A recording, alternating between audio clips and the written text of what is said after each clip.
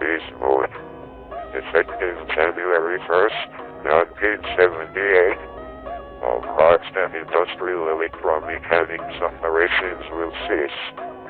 Please contact your assigned account representative for account transfers or contract settlements.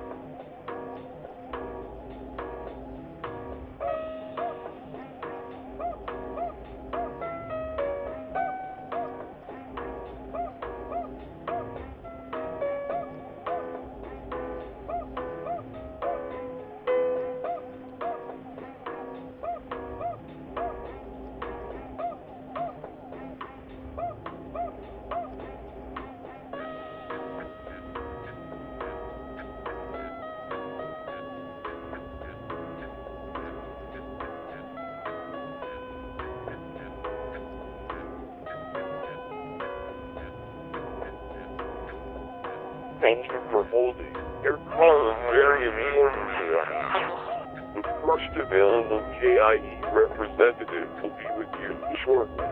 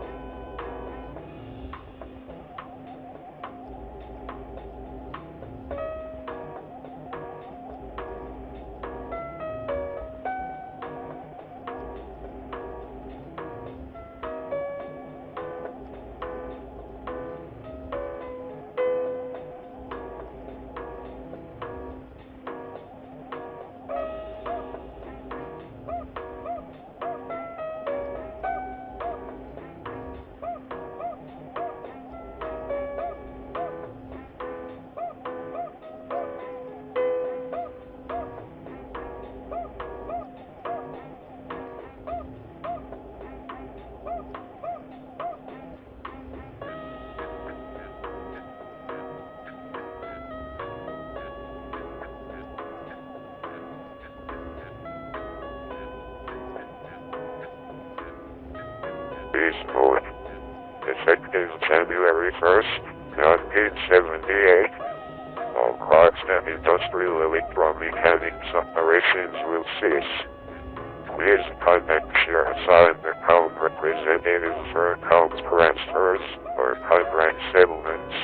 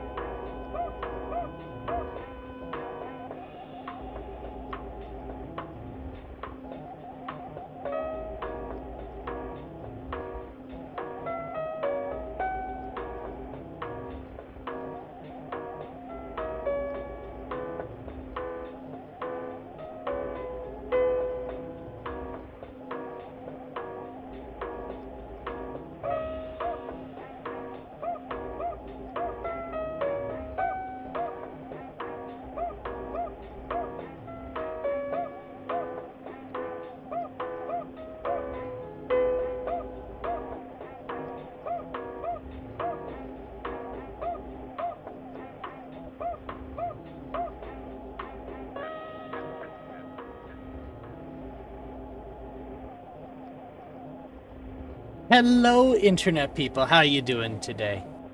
You doing good? I hope so.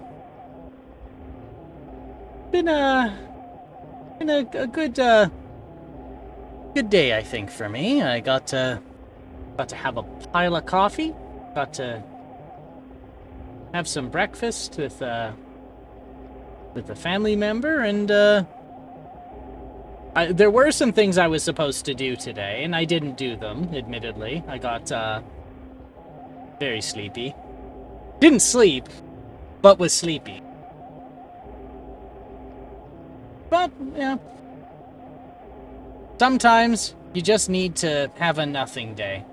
Even if you don't plan for it. But, yeah. Actually, no, scratch that. You know what I did do? I got the Sega Saturn ready for the last leg of this challenge. So, segueing into that, I do actually have some sad news. This is the last platform I have for this challenge. I haven't been able to procure any new platforms yet, and I'm torn as to whether to continue using an emulator or not.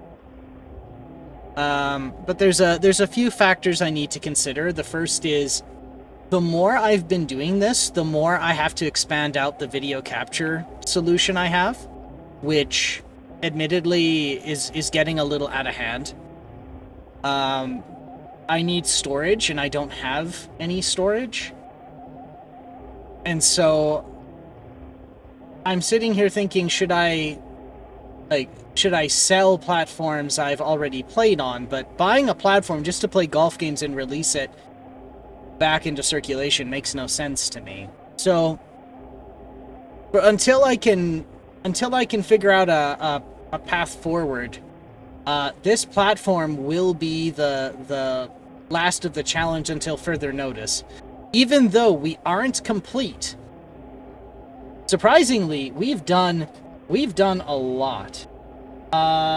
We've got the Amiga, the Super Nintendo, the NES, the Commodore 64, the Nintendo 64, the Dreamcast, the Saturn, the Game Boy and Game Boy Color, Game Boy Advance, the GameCube, the PlayStation 2, the Sega Genesis, the original Xbox, the Atari ST, the Atari 8-bit line of home computers. Yeah, that's it, and that comes to... Alright, so line 331 minus... we'll take 30 out of there for good measure, because of white space and headers. 1, 2, 3, 4, 5, 6, 7, 8, 9, 10, 11, 12, 13, 14, 15, 16, 17, 18, 19, 20, 21, 22, 23, 24, 25, 26, 27, 28, 29, 30, 31, 32, 33, 34, 35, 36, 37, 38, 39, 40, 41, 42, 43, 44, 45, 46, 47, 48, 49, 50, 51, 52, 53, 54, 55, 56, 57, 58, 59, 60, 61, 62, 63, 64, 65. Okay, 66. So we have to subtract 66 lines from 331.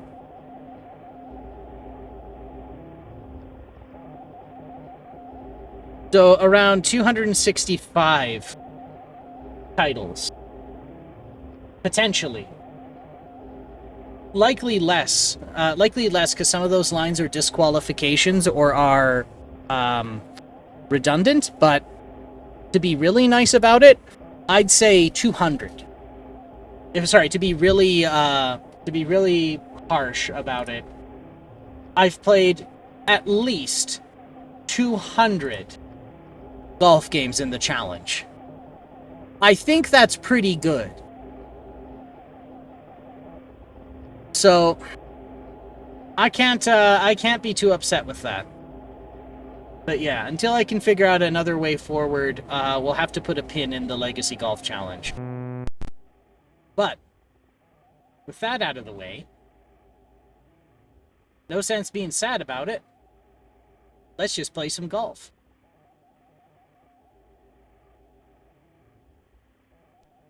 So we'll fire up the Saturn. Beautiful.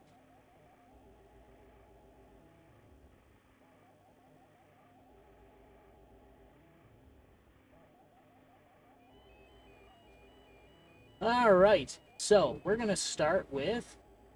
Actually, I think we're going to start with getting the background music on.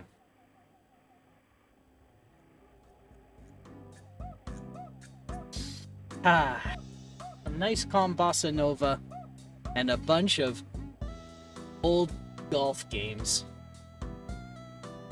How else to wrap up a Sunday? Pretty good, I must say. Alright, so we're going to start with Actua Golf, because it's, well, it's on the top of the list.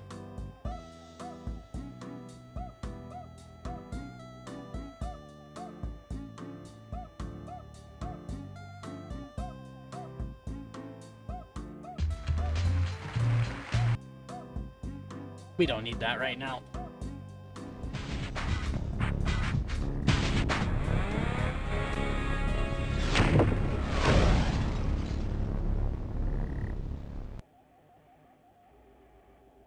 That's it. All that for just the guy swinging. Oh, no, there's more.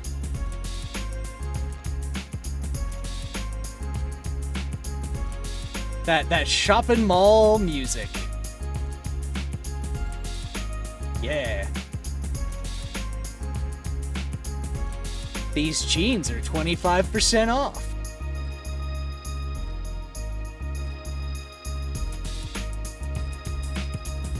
Two t-shirts for the price of one? That's almost as good as 50% off. Oh, cut off.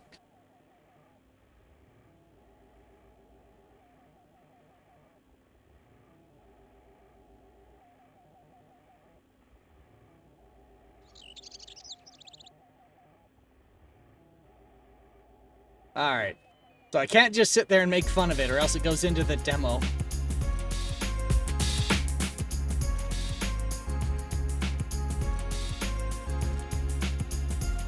It's a bit loud. There.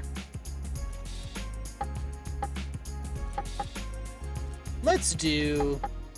Yeah, we'll just start, I suppose.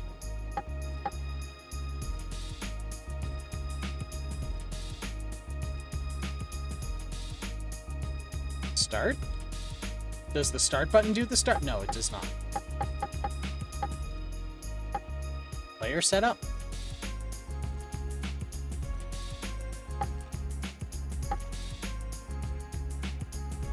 Okay. Okay, so suddenly C is to select, huh? Alright then. Loading practice.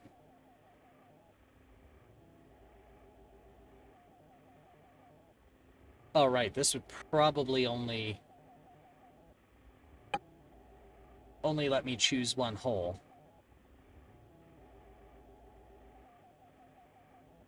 Well, we'll see in a moment.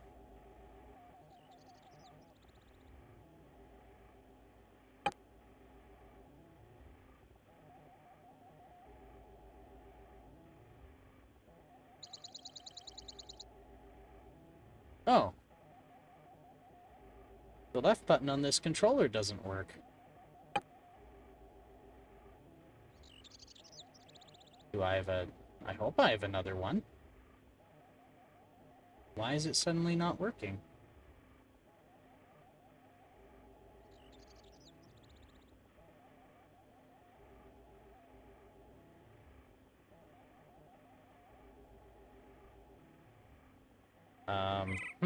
Let me check if I got another controller. God, I hope I do, or I'm gonna be... This is gonna be embarrassing.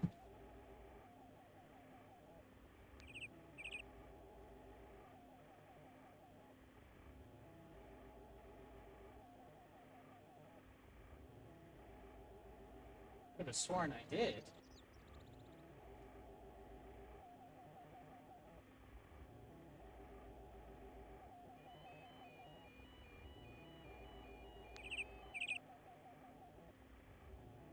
Oh, man.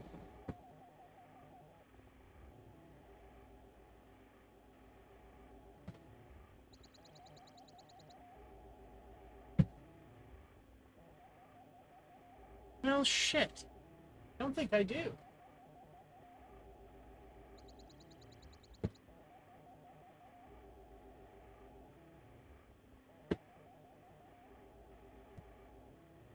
I could have sworn it was working a moment ago, so maybe it's...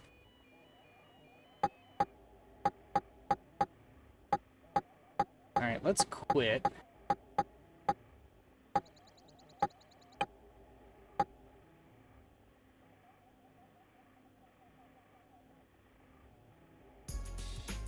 Could also be the contacts are a little dirty.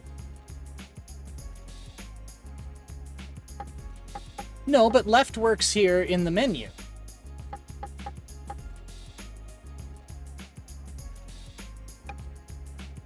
Stroke play, match play, skins, 4-ball, foursome, AMA tour, pro tour, practice, stroke play. Okay, so left works here. So why didn't it work in game?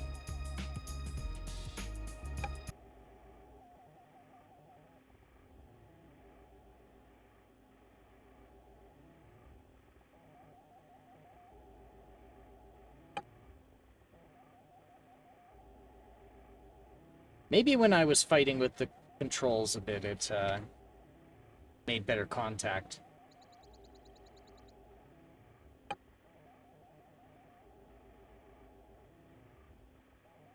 Oh yeah, now it's working. Okay, so it was probably just bad connection on the controller board.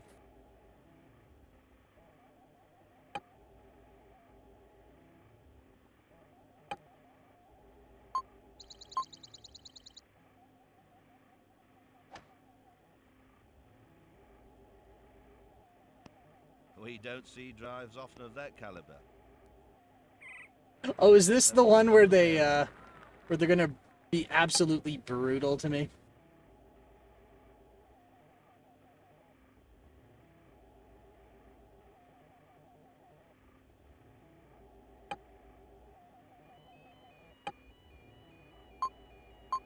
Oh, that's gonna be rough.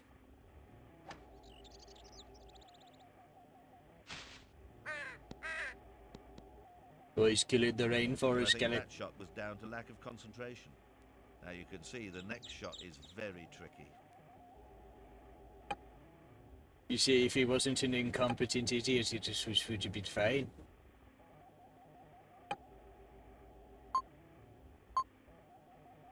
But now he's here, suffering. Oh, look at him. Ball's Look on at the him. fairway. Look at him flailing like a buffoon.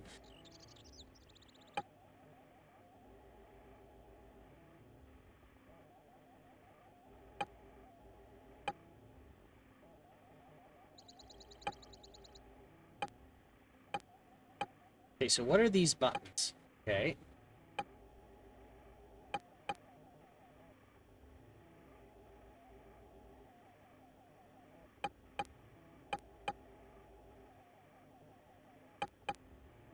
Okay, so what lets me choose my club?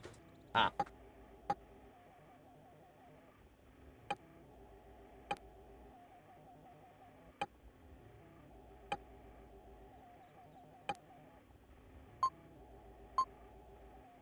And flop out.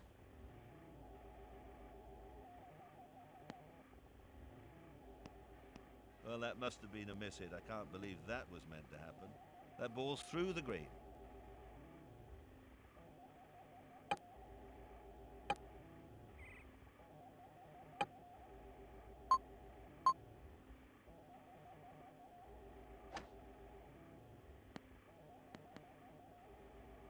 Well, that was a good attempt.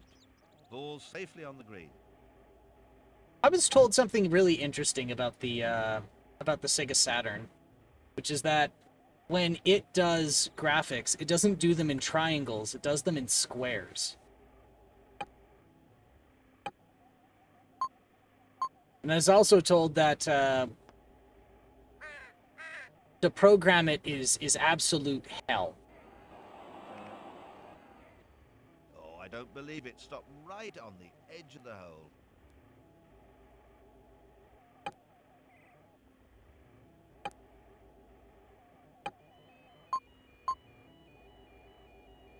Oop. And it's in at last. Player 1 finishes with a triple bogey, 3 over par.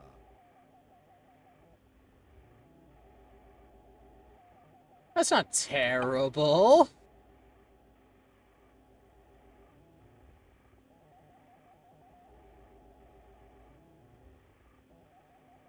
Now, I'm curious. Yeah, you can actually see the squares. So now I'm curious, does doing this in squares offer any, like, real benefit? Or was it just one of those things where nobody knew which solution was best? Because at this time, I was, like, almost solely in the 2D. When people were playing games in 3D, I was still playing 2D stuff. And admittedly, I kind of got into video games very late. So, what else? What other platforms, I wonder, or any 3D video, any computer system that did 3D video, I wonder which ones did squares instead of triangles.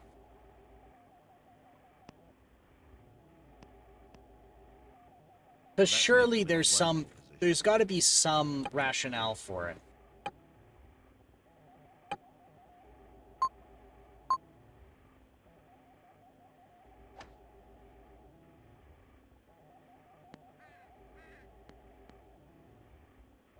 That shot was so sweetly struck. The balls ended up on the green.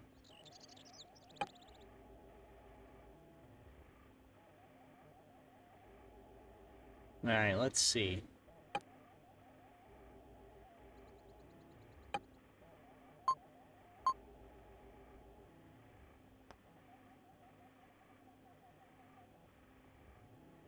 Yeah!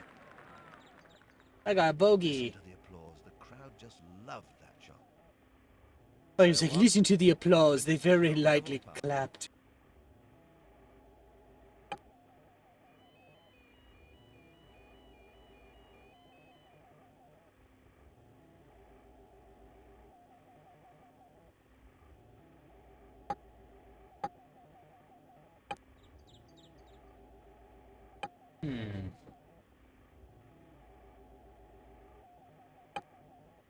And there. Pow. I guess it's now dead quiet. So turn the music back up. A long and forceful drive. Yes, that's perfectly placed.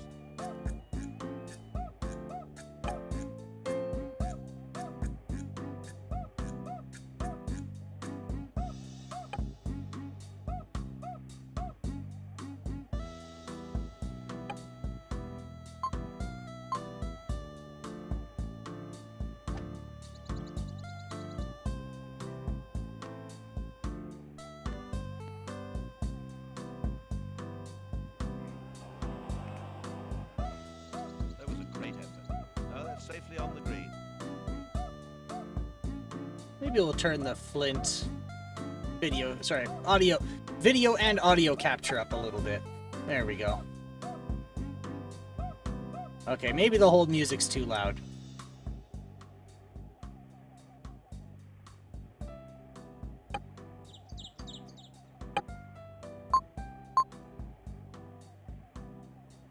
Oh, it's gonna curve like a son of a bitch.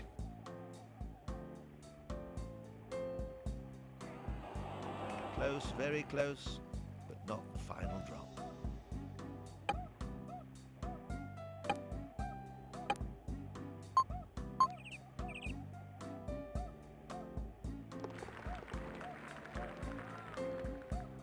And it's down. Player 1 has finished this hole with a birdie. Wait, I got a birdie after fucking that up? Holy shit.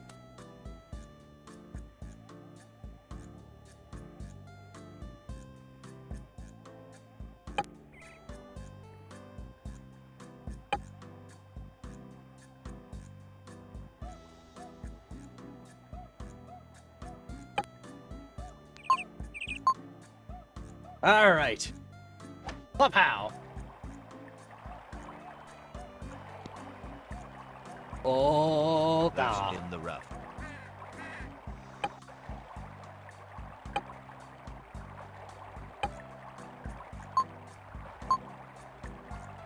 And pop. Well, wasn't that a nicely placed shot? Ball safely on the green. He seems less vicious in this.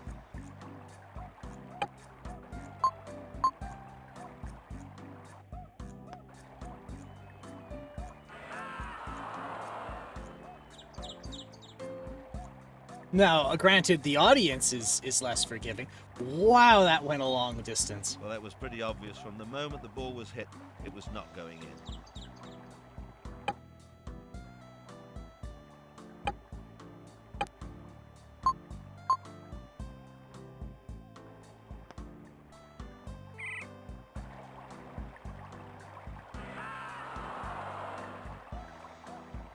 Oh, that's just too hard. Like, oh, it's just too hard, and not the fact that it's like, yes, he's just completely fucking missed it. Just completely fucked it. Yes. And it's in at last. Player 1 has finished his hole with a double bogey. My achievements come out in the wash.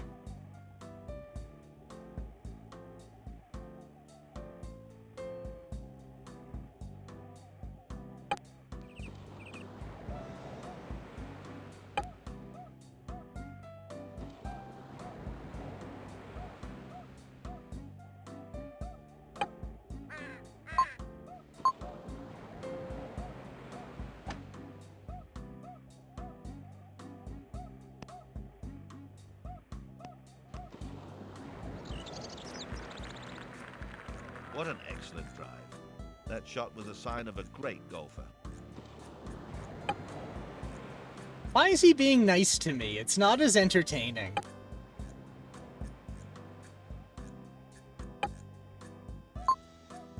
I just want a golf game where the announcer's just like, oh my god, it's this fucking asshole. Well, there he is, walking like an idiot, because I hate him. That was a very confident shot. I don't know why you're being so tough on them. Shut up, Kelly! Up on the green. Yay, golf again! Hey, Sunfall, how you doing? You doing good? I hope so. Yeah, things are getting a little under control again. I went from migraine to technical problem to now. So things are Overshot the hole. somewhat under control. And how are you? You up to good mischief? What platform is this? 3DO. This is the Saturn. Oh, that was so close. I wonder if the 3DO's got some. That was my next guess. Well, was it because it draws 3D graphics in squares instead of triangles? Like, does the 3DO do that too? Or is it that it's choppy as hell?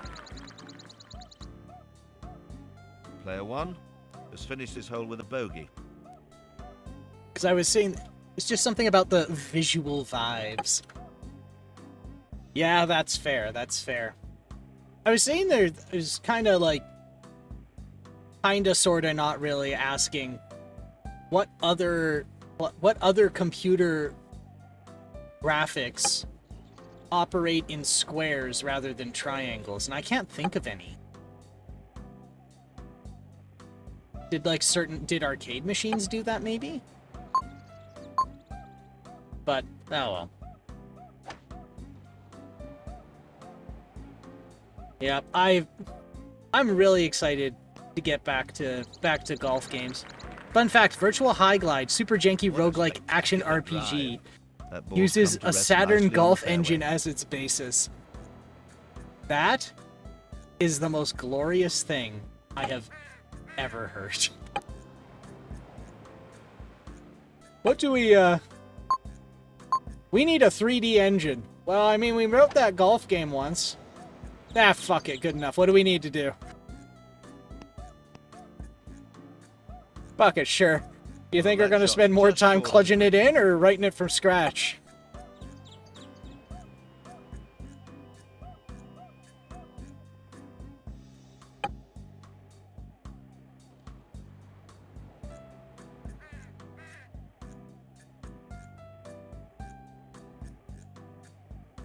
Would that mean that the main character is the golf ball?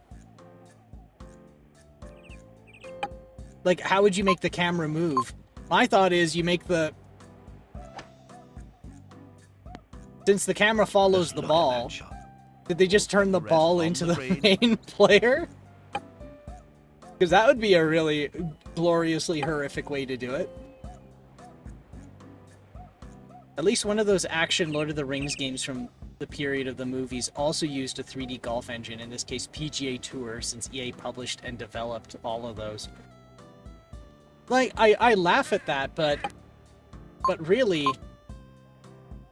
all of the physics and everything you need are already there. Like, you did it all for the golf, for the golf ball. That was so being able to, like, throw a grenade, approach was needed there. Or like ragdoll a guy, you already have like most of the stuff there. Yeah, for the EA one, it was specifically because it could render relatively expansive areas with slopes. Terrain generation. I didn't even think of that.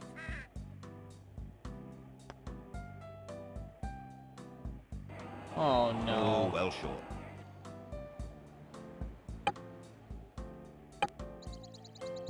Yeah, but I'm in a bit of a bind now. This is the last physical platform I've got. And it's down. So I gotta figure out what to Player do. one has finished his hole with a double bogey. Do I start switching to emulators, or like what do I do? So honestly though, I've run out of places to physically store these consoles.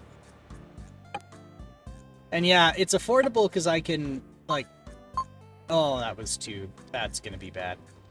It was affordable because I would get one that was, like, broken down or, like, nobody wanted because it was butchered or smashed or something.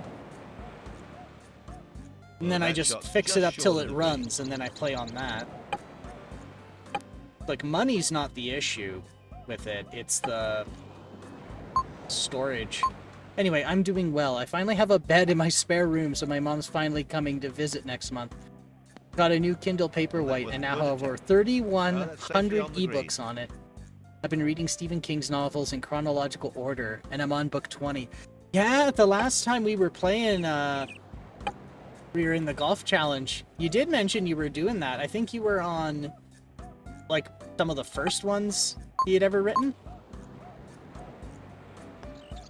But that's great that you're settling into your new place. All right. Yeah! Oh, and it's in. Yes, it's in. Player one has finished this hole level par. Well, thanks. I appreciate it. Oh, yes. Sometimes I play all right. Now, I was pretty sure this was the game... I love my new Kindle. I use it a ton every day. Yeah, you had mentioned they had a new algorithm for spacing the words out to get it more information dense. As for games, I think emulation is just fine. Yeah. I might consider doing it.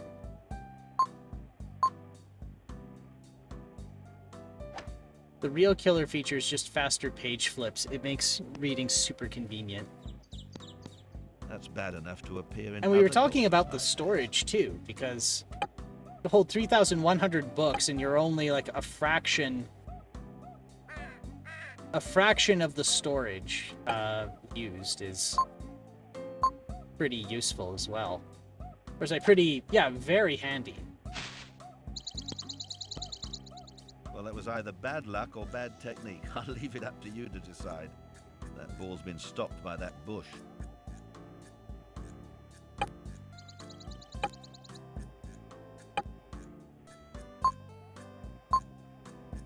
No, wait, hang on. I think Well, you couldn't get much better. I than didn't that. play the Atari 2600 yet, did I? Okay. We have a little bit more time left. I have not done the Atari 2600 games yet. I think it's only got like 2 though. That was a great effort. Ball safely on the green.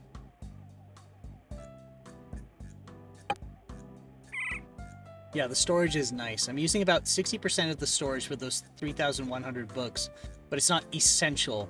There's built-in delete books you haven't touched in a while option where it removes the actual ebook, but leaves the stub. So as long as you have Wi-Fi, you can re-snarf any game. Any book, yeah. Book, not game. I was like, wait a minute. I knew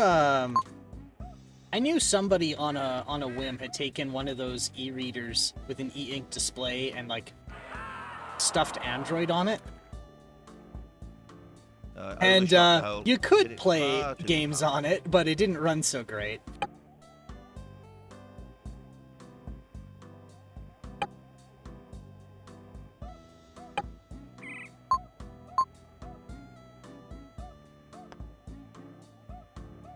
Oh, yeah! What a great finishing shot. Player 1 has finished his hole with a double. Very bogey. nice.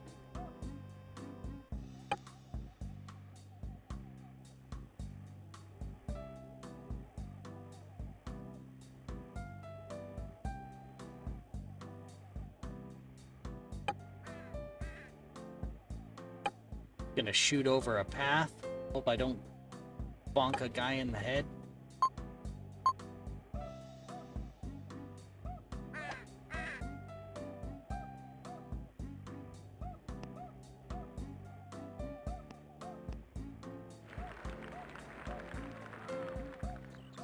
Now that was a crucial drive.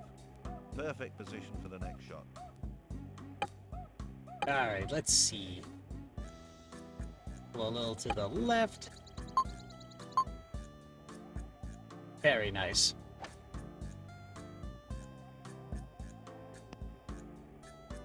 How's the computer holding up? That shot was so sweetly struck. Ball's Well, it's come to not rest on the cooking green. anymore, which is nice.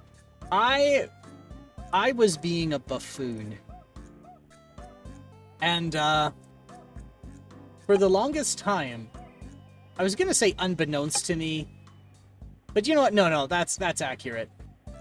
I've been sitting here thinking to myself, huh, these new processors, they run pretty hot, don't they? It was like averaging 60, and one thing I do know about like the latest generation of AMD processors is It's just too when, short. if they're at 100% load, they'll automatically clock themselves up, which isn't a new thing, but what is new is AMD decided, if you're at 100% load and it clocks up, Player 1. it will just Finish keep this hole with a clocking birdie. up until it hits the clock roof or it heats up to 95 Celsius. And they're like, yeah, that's fine. We engineered it to run at 95. I was like, okay, fine. I'm not happy about that, but whatever. So for the longest time, I thought, oh, well, these CPUs must just naturally run hot. Then one day, it was particularly quiet, and I'm hearing some bonking and rattling, and I'm like, what the hell is that? What power? And I look around, and like, well, I think it's coming from my computer, but I can't hear it, because I have hearing damage. Oh, perfect positioning. I have hearing damage from previous work. So what I did is I bought, on a whim, once, because oh, that's going to be bad. Just because I felt like it, and the price was super cheap. I bought a mechanic's stethoscope, and I start poking at stuff in the computer, and what do I find is that rattling is coming from the pump of the cooling pump for my CPU. And that's when I realize I've had a dead CPU cooler for probably, I don't know, months to maybe even a year, and had no idea. Well, wasn't that a nicely placed shot? So I bought a new one. Now it's like running at damn near ambient.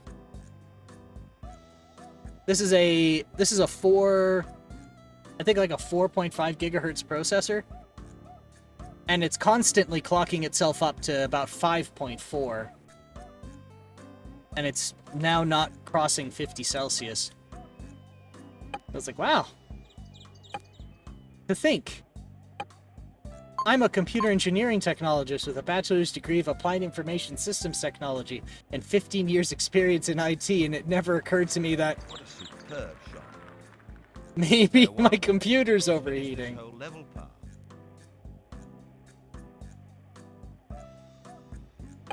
But I guess it reinforces the idea, or reinforces my my opinion that being a subject matter expert doesn't make you immune to problems related to your subject matter. It just lets you know how fucked you are when it happens and how stupid you are that you didn't catch it earlier.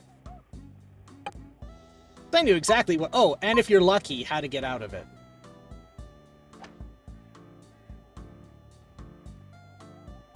We don't see drives often of that caliber. That's nicely on the fairway. Speaking of which, I think the last time we were on the challenge, I was ranting about my stupid technological journey to get RAID in my computer, in my main workstation. That was a very confident shot. Great technique. And No, that's safely on the green. the saga doesn't stop, and it's just getting funny now. And it's going to continue to be funny so long as I can afford it. Which is the big thing now. Oh, that's going to be bad.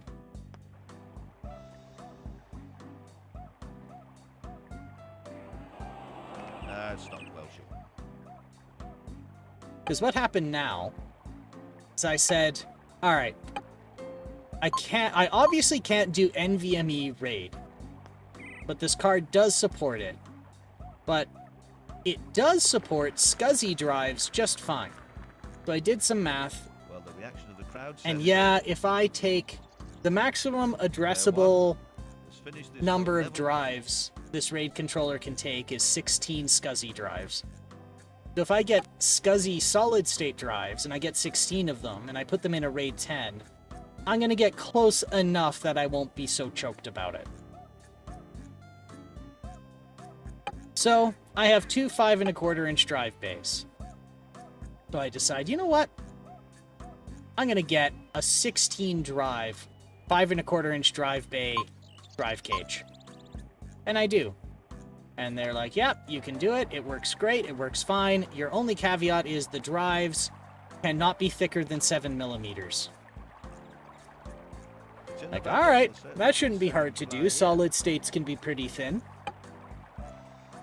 So I buy a pack.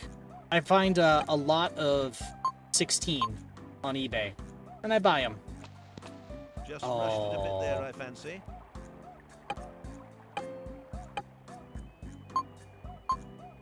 So a lot of 16, 400. What happens if Oh. a shot is hurried and not thought through? Okay. Third time's the charm. Balls come to rest on the green. There we go. So I found this lot of 16, 400 gigabyte solid state SCSI hard drives. They should work just fine. I buy them, they come, I plug them in, and I go, all right, RAID card, give me a RAID 10. If And that it had goes, been I a little can't. harder, it might have gone in. It goes, I can't use these.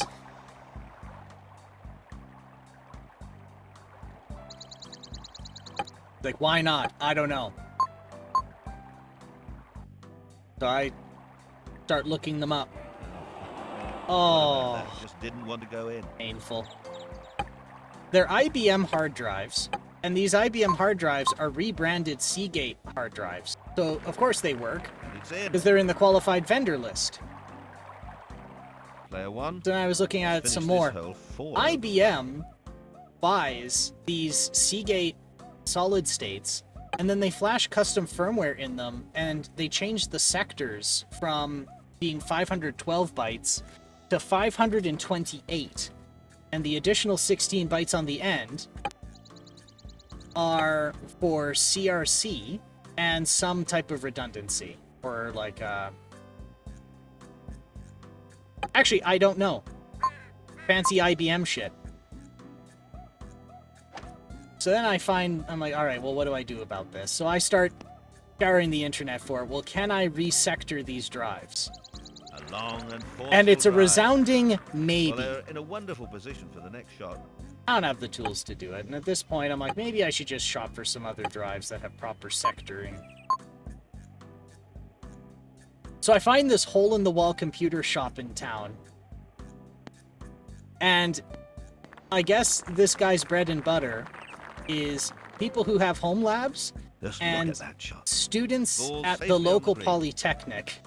So I call this guy, and it's the owner. I'm now talking with the owner, and I'm like, hey, I got hard drives that are... Why did he do that? What? So I called the guy, and I'm like, can you resector these drives for me? And he's like, why do you have these? Well, because I bought them. Oh, no. Oh, no. Oh, look at that. Went right round the lip of the hole. So he's like, well, why do you even have these? I'm like, well, because I bought them. Like, where did you buy these? eBay. And he looks at them. And he goes, these came out of a mainframe. Like, I don't think I can do Look anything at with that. these. Went right round the lip of the hole. I go, all right. Well, what do we do? And he's like, well, we could try and reflash the firmware to be Seagates instead of IBMs, but we And run it's the in risk of at bricking them, last. and it's going to be like 10 hours of Player labor. one has finished this hole with a bogey. All right, well, how much do you charge for labor? And he's like, $80 an hour. Like, no, we're not doing that. So then I'm like, well, do you want them? And he's like, well, we could keep them for R&D. I'm like, okay, yeah, keep them for R&D then. Fuck it. I can't use them. I can't sell them back. I can't make the guy take them back because it was my fault.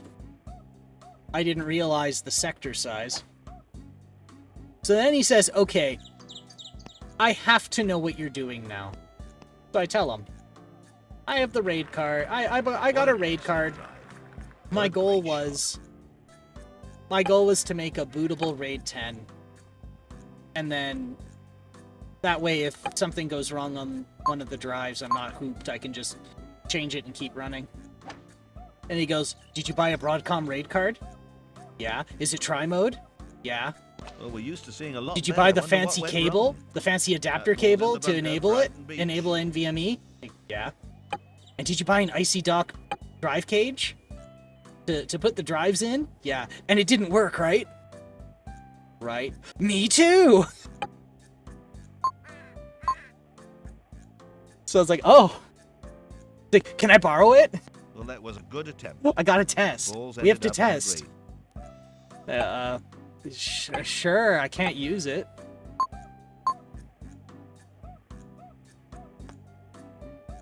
I was like, well, I mean, my plan C was the SCSI hard drive. So it's like, all right. If you let me troubleshoot, Close enough. if you let me troubleshoot, I'll give you a discount on SCSI drives. Like, now it's a deal. And it's down. Player 1 has finished this whole level. And that is so far my stupid fucking journey on these raid, on getting raid on a PC. But that's actually not where it ends. Because on Friday, on Saturday, I took some time and I decided to look up this tri-mode special cable, special comms thing that Broadcom is doing. We don't see drives And these off of icy that dock, caliber.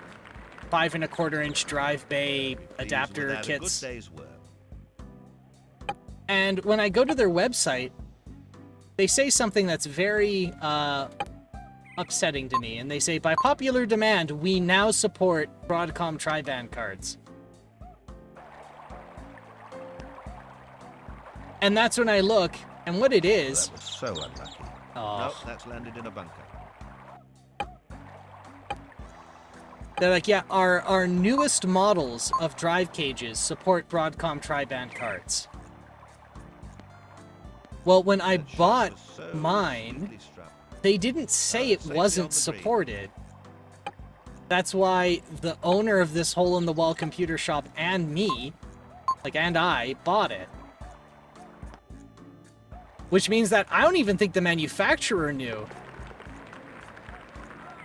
So, I haven't had the heart to tell him Simply yet marvelous. that Player 1 we finished both his have whole to level. rebuy drive cages, and the problem will go away. And that should hopefully be the end of my stupid fucking journey to get raid on my computer. And that'll be pretty cool when it's done. Even if I am gonna be a little bit salty about it.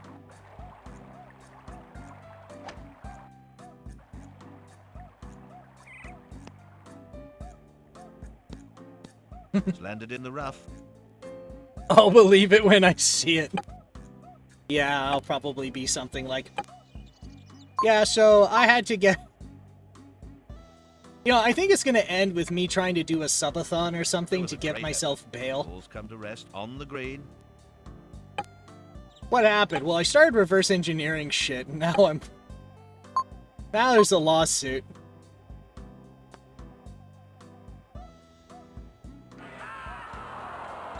God, that one guy, he just screamed in touch-too shock.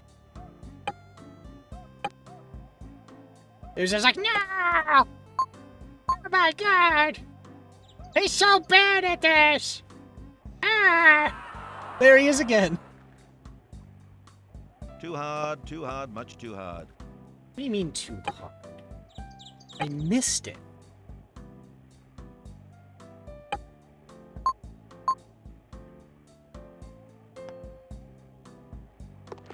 There we And go. it's in at last. Player 1 has finished his hole with a double bogey. So what's the name of this particular game? This one is Actua Golf?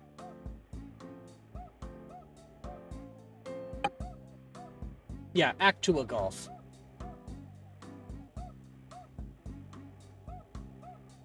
Well, we got an ad break coming in about 5 minutes.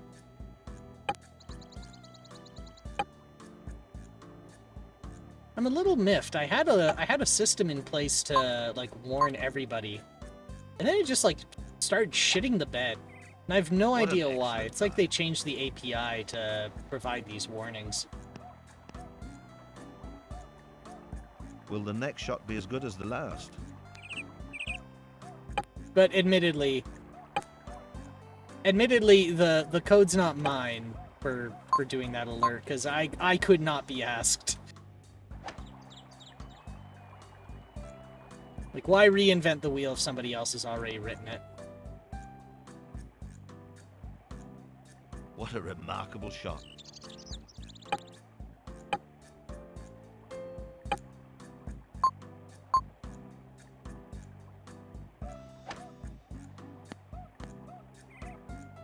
Well, wasn't that a nicely placed shot?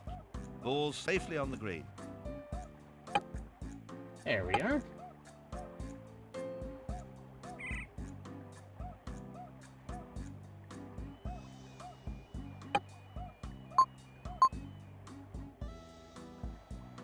Boop. Good attempt, but it didn't disappear. Oh.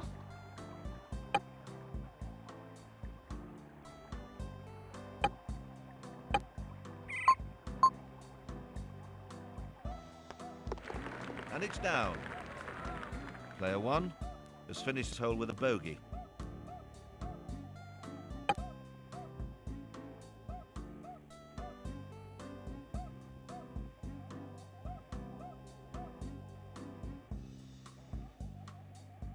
All right.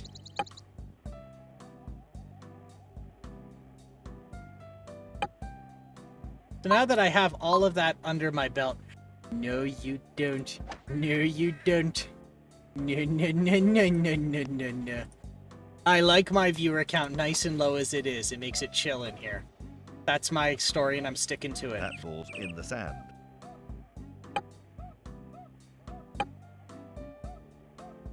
I wonder if somebody actually has, like, just documented exactly. Looked as if it was going to be good. Exactly how it works.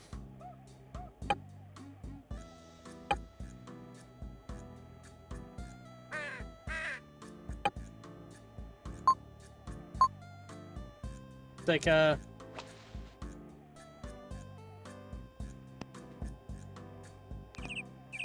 understanding how it works from front to back is probably a pretty useful way to figure out, you know, how to dismantle it.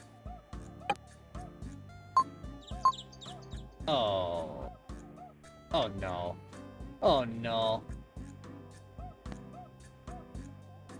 If anyone said this hole was easy, well, they're sorely mistaken. It's in the bunker. We'll certainly see sand fly here. I don't know, but I could almost swear that in ports of this game, the announcer was a lot meaner. And I'm sad that he's not, because it was funny when he was just a dick. That ball's on the fairway.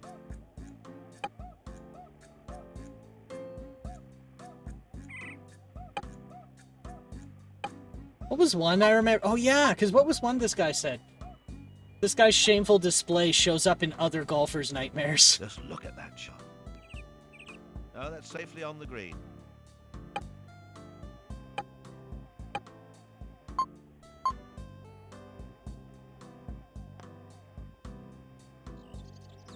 Oh. Just all not right. hard enough. Let's see if I can sink this in the next 30 seconds.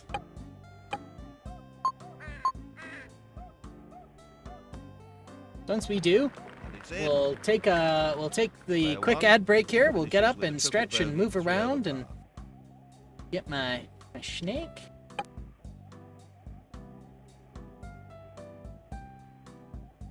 Yeah. Hey, look at that. That's 9 holes.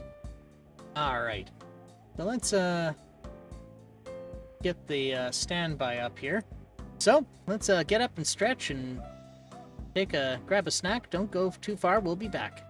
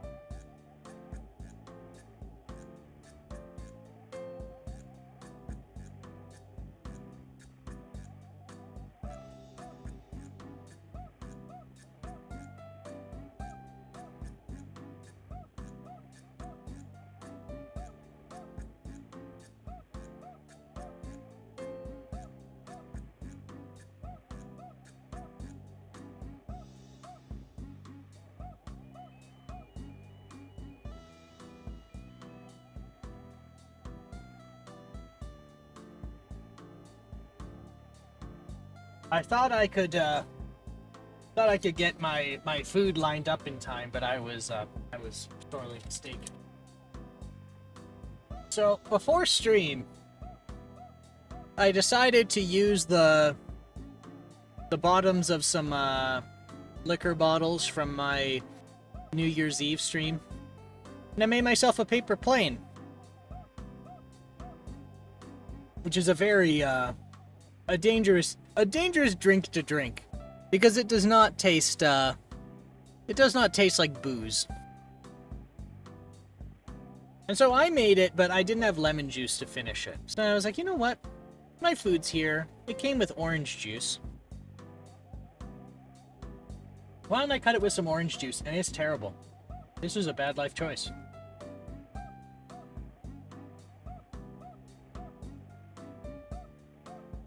Ah, yes. So what I'm gonna do, I'm just gonna have a little dunk of my food. Mm-hmm. I was sitting here thinking, what is it a fella can do that I don't have to have a fork and knife for? And the only thing I could think of was chicken tenders and onion rings, which is probably like, yeah, I know that's like some kids meal shit, but hey man, sometimes some kid meal shit and a cocktail that can knock you off your ass is what you need.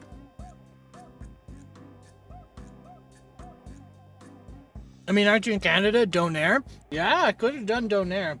Oh yeah. The place near me, I'm a little scared to get Donair there because the last time I did it, the meat smelt off. So I got shawarma there instead, but that's a So I get shawarma there instead, but the shawarma requires fork and knife. But you're onto something. I think it's high time I give them another chance. But yeah, there's a Donair place kitty corner from where I am.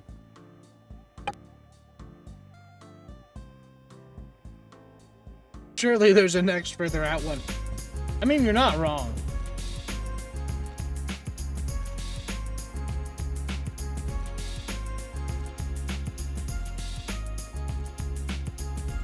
Wait, did I play all 18? I thought I just did the front 9.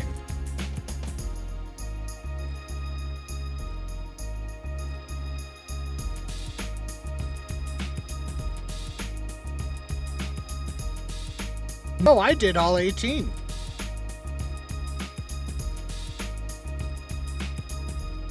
Well, shit, that was one done in 1 hour. Look at that, we're on time.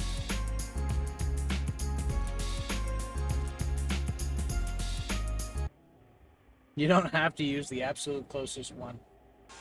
You're not wrong. You're not wrong. There's many a place to get Donair.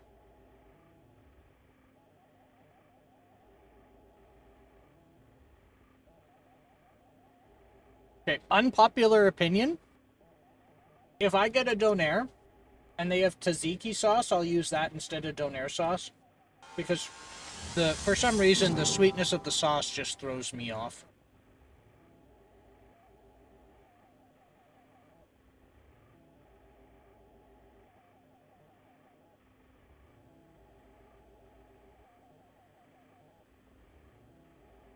Hyper Golf, the Devil's Course.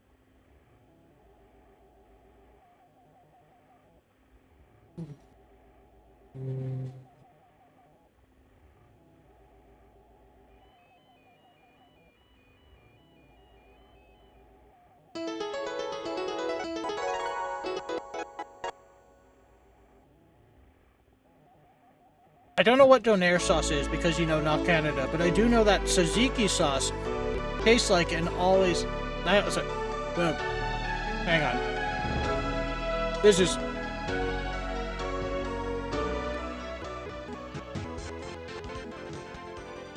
Oh, it's grumpy.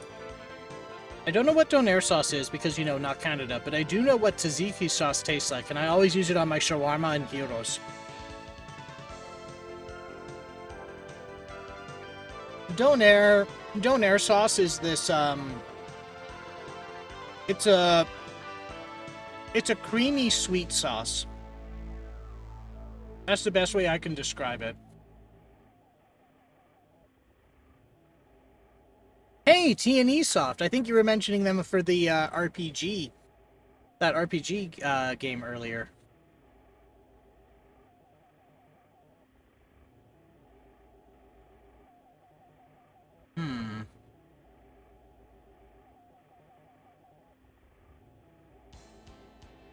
Wasn't that Virtual High Glide? I didn't specifically say and mention T&E, but yes, this engine is what Virtual High Glide uses. You know who I learned that one from? There's another VTuber who does a lot of video game golf. And his name's Professor Bloom. And I've once in a while seen him play golf. One of his like go-to golf games is on the Saturn.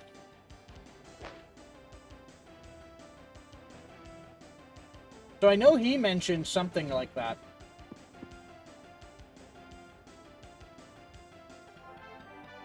So my memory got jogged when I saw T&E Soft and you mentioned the golf engine.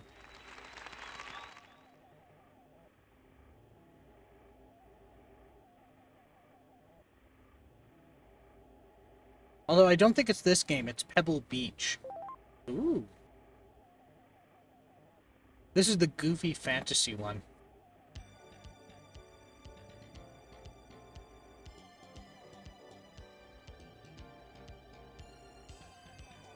I remember playing the Super Nintendo version of this, and when I first started, and I remember it quite vividly because if I turned the camera too fast, the cartridge shit the bed.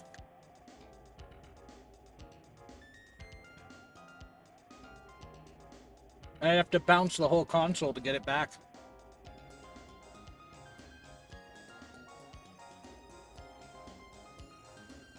Alright,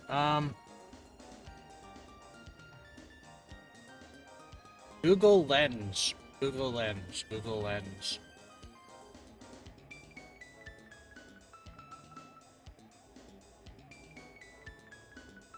Change, lens.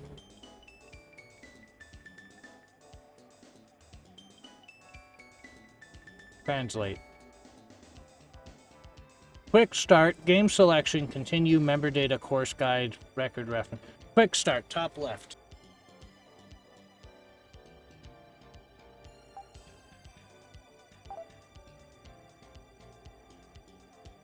Player 1, Alan.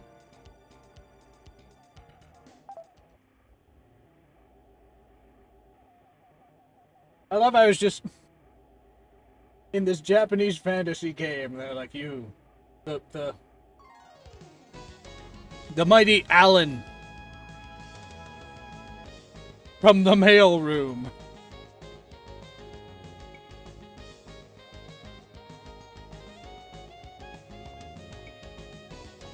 Actually, no, that sounds like an awesome game.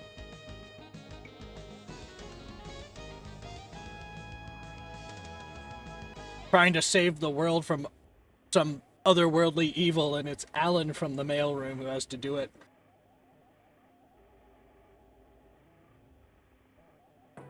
What skills does he have? I mean, he's really nice, and he's really organized. I mean, those are some skills.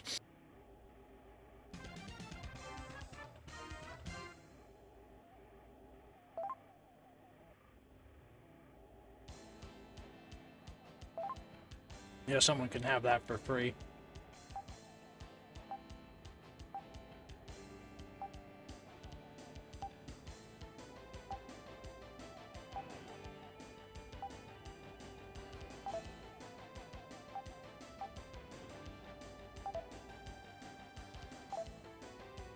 All right.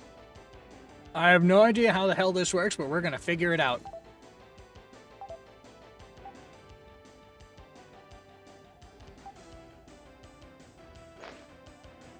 Wow, they put a whole video of Alan swinging.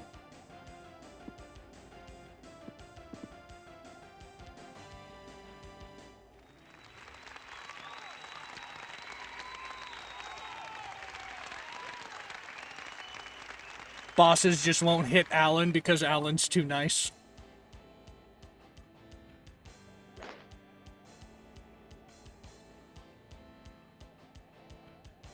You can just go through.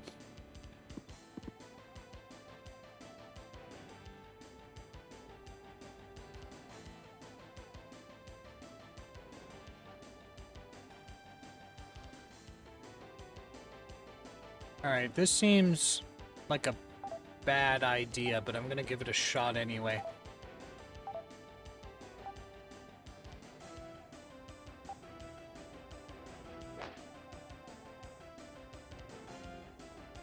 No, that worked.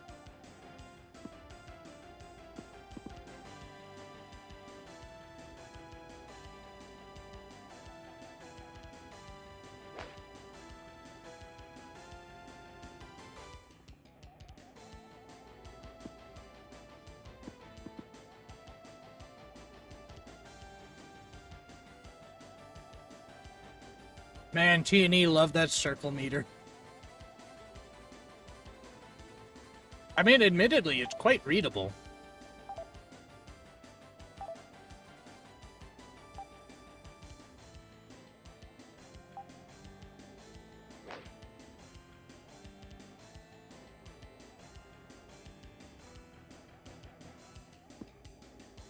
Oh! What happened? Oh, wow. You hit it. Now hole it out.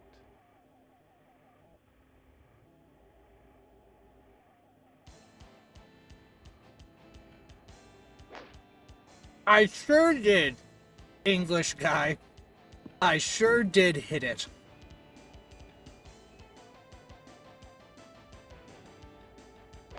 Are you doing match play rather than stroke? I don't know. I did, Google Translate just said quick play. So I did quick play, and I guess it put me into match.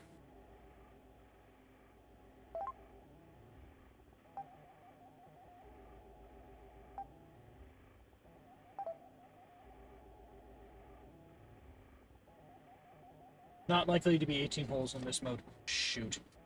Well, that's fine. I'll finish this hole, and then we'll go back to the menu and figure out what's what. Oh.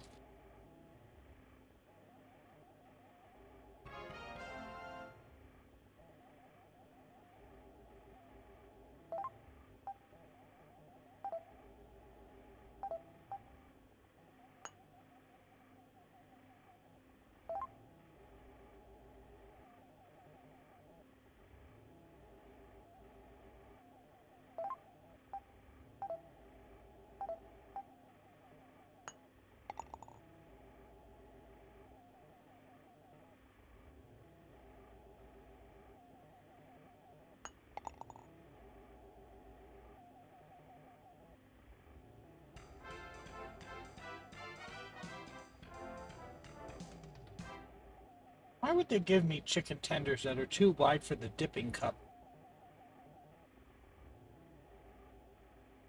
This is important, everybody. I'm sorry, but I have to get my last chicken tender and all of the dip.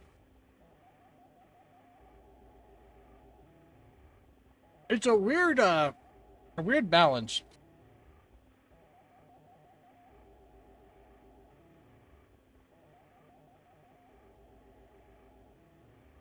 Zero, 1, 2, and 3. Oh, that's how many rounds you've won. So it is match play. Yeah, I'll bounce it. Fuck it. I'll bounce it and we'll start over.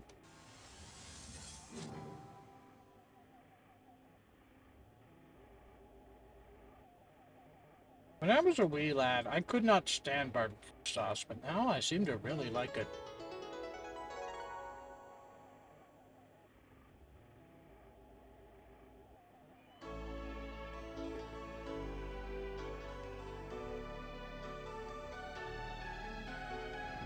Oh, well, my bad. Too late now. Don't worry, we'll double check it.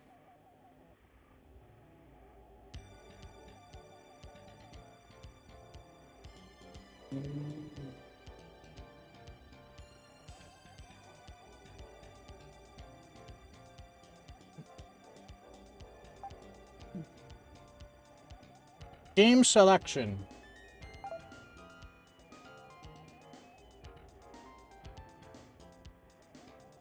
Come on. Translate. Translate, you.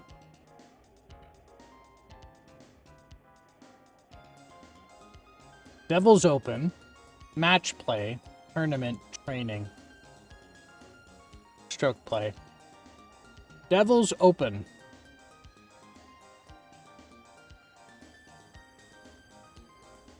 Row 3, column 1. Thank you.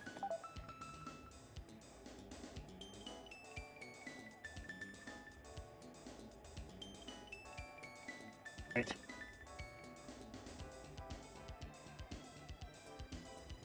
Player.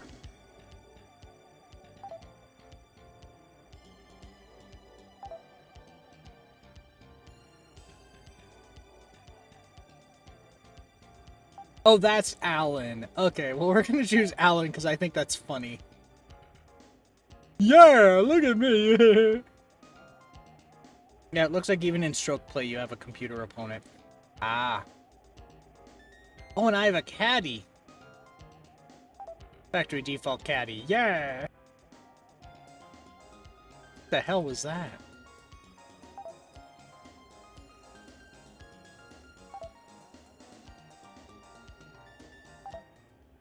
Golly.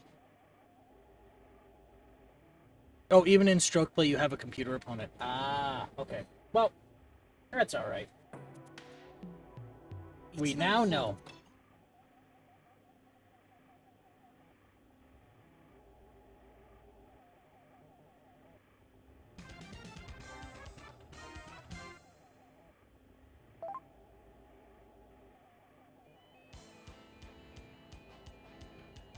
These onion rings are a little underdone.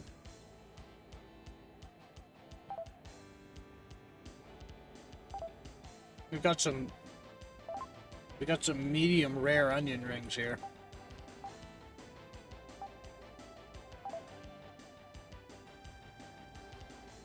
Like, lordy, I'm picky about my onion rings.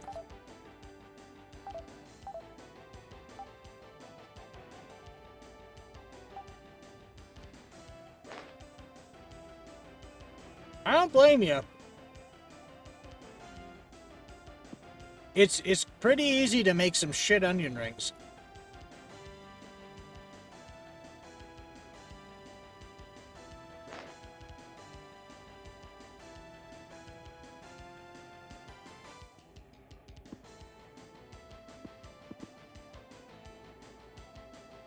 That son of a bitch outdrove me.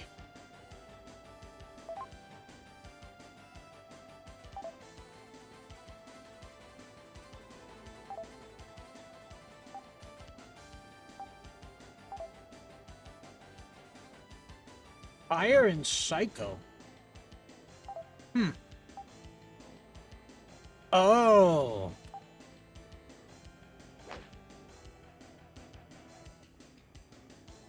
They got some.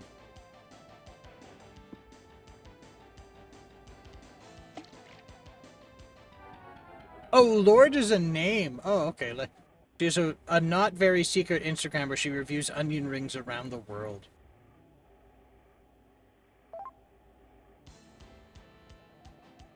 Yeah, big pop star. No fooling. You can see just how disconnected I am with the world.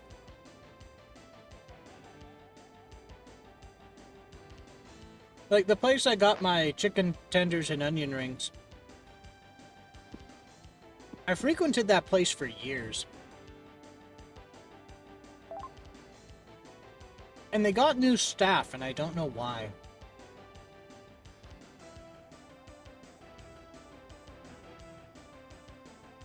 But it shows, because these onion rings are undercooked.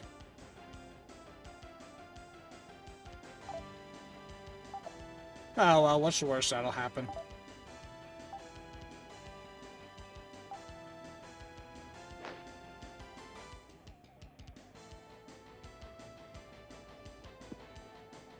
Ping!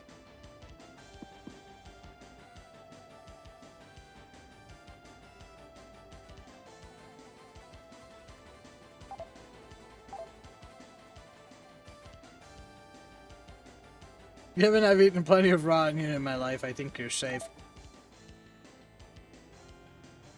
I heard many moons ago, and I bet you it's bullshit, but undercooked wheat could give you something if you're not careful. Oh well. My self-preservation mechanisms aren't working right now anyway.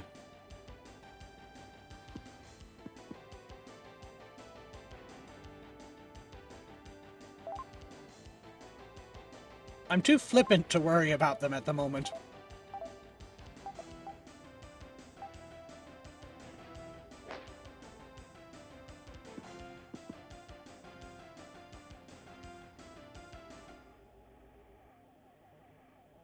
That sounds pretty ridiculous to me. Undercooked egg, maybe? Salmonella if the eggs are shit?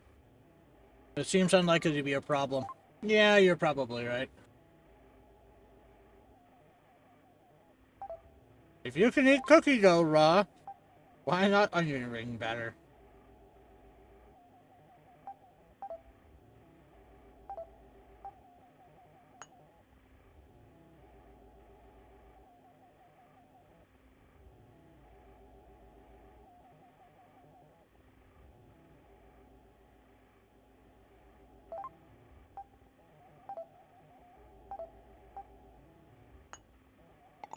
Yeah.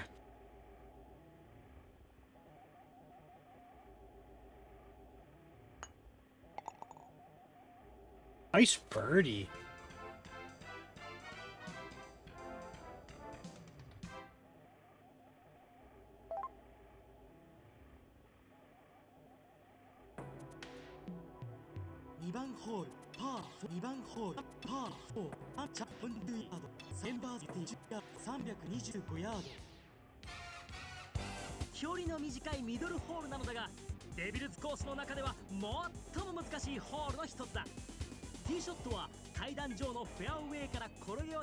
They sound very excited to talk about it, and I'm cutting them off. Uh-oh. Oh, we're good.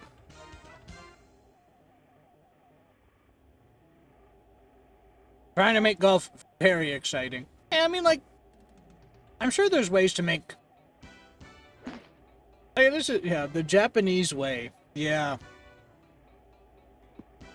I know, I've always subscribed to the idea that if you're simulating golf now, you can do some crazy fun shit with it.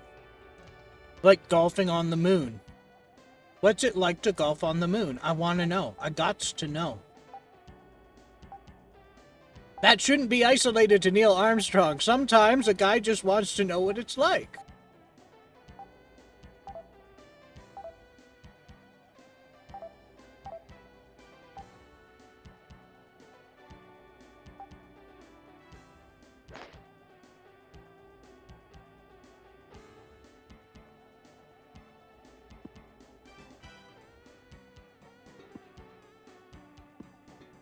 Uh-oh. Wow, I really goofed that one.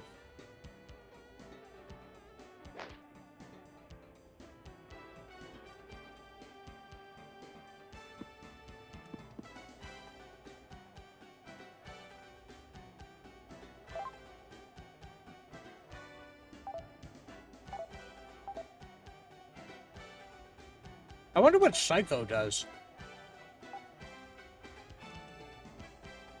Well, I fumbled the controller, so we'll never know.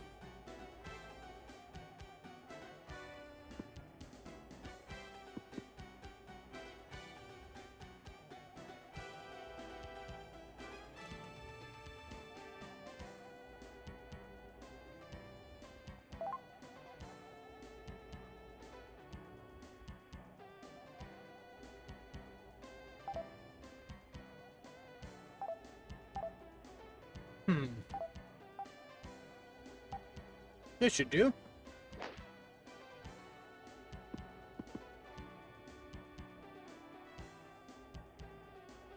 Well, fuck me, I guess.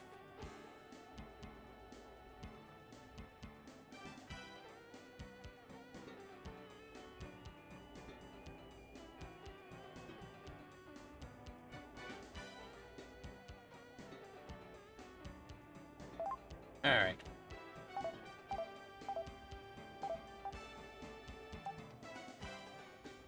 Wow.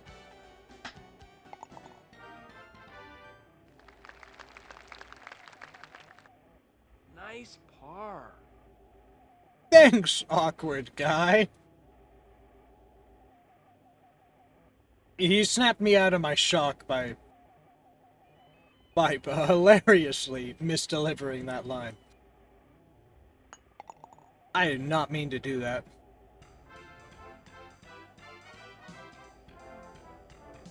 Nice par.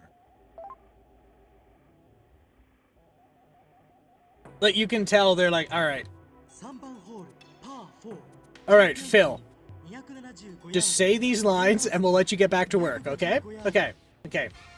Here's what we're gonna do, alright? The people who you're saying nice par to, they don't know what English is. They can't say it. You're gonna have to be real articulate. Yeah, I know it feels weird when you say that, Phil, but you have to say it that way.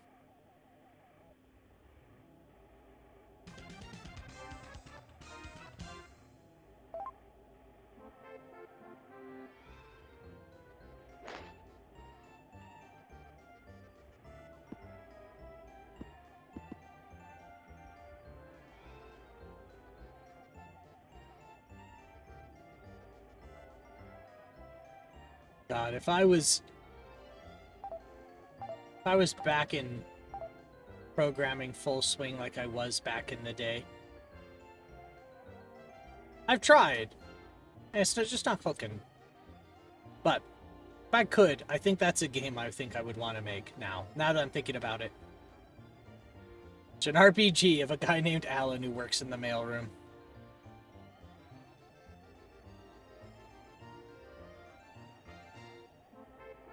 Won't you save us from the evil dragon? Dude, I just deliver shit in the mailroom. Leave me alone.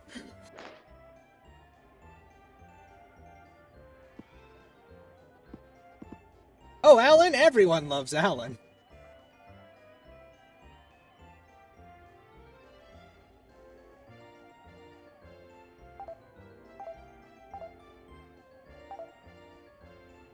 My liege, we will not touch the Alan. The man known as Alan. He sent my mom a get-well-soon card once. Uh-oh. Oh, no.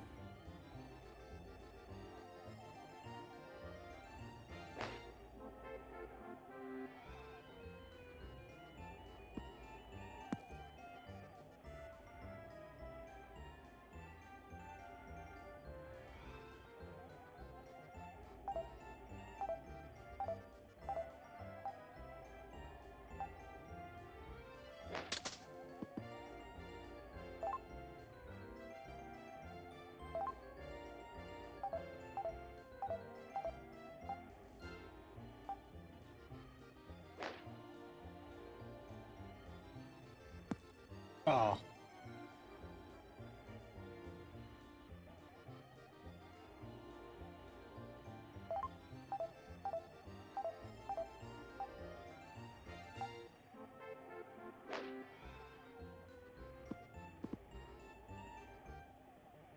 Good recovery. Thanks, awkward dude. That was a good recovery.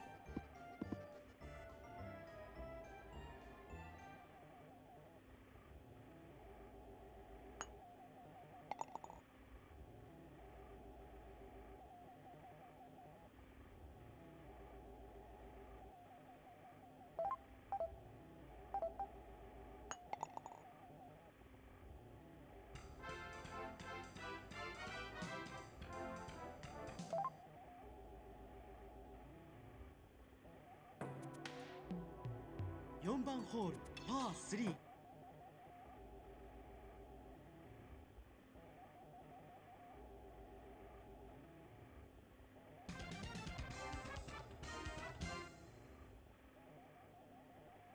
I think I need to redo the capacitors in here.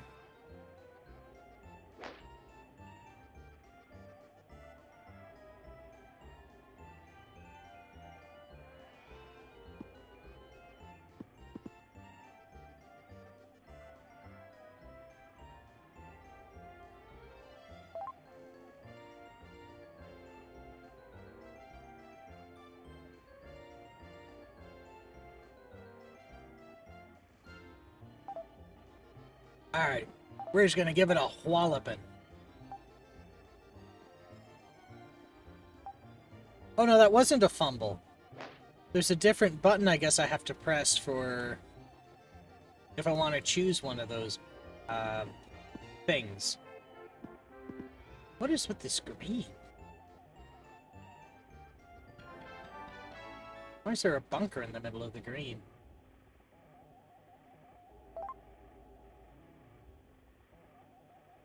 Son, trying to get the lay of the green is useless. I don't know why you're doing that. You're completely screwed.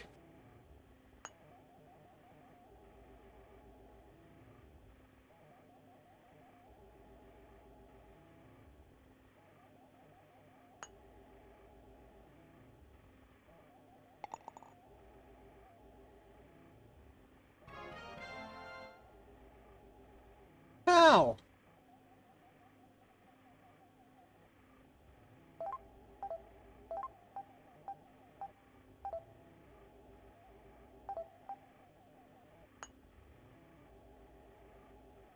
Womp.5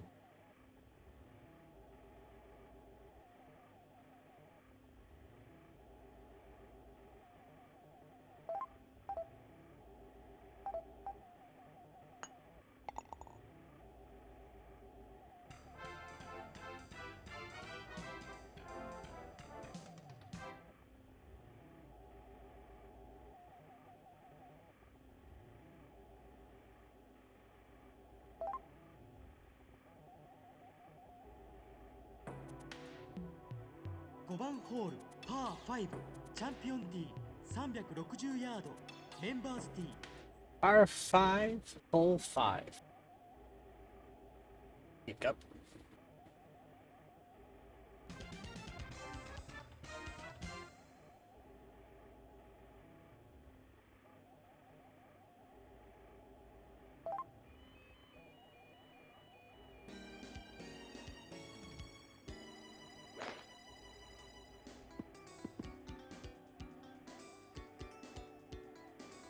Ooh, look at it roll. How did he do that?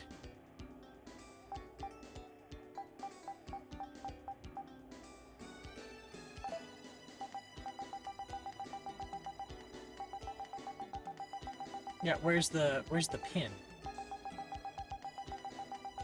Oh, that's what the yellow arrow is. So that's the pin.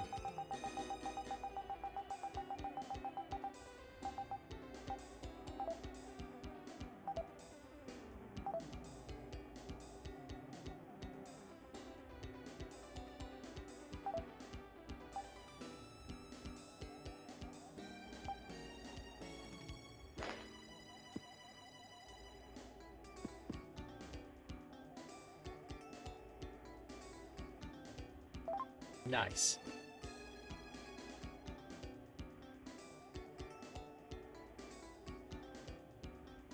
Not nice at all.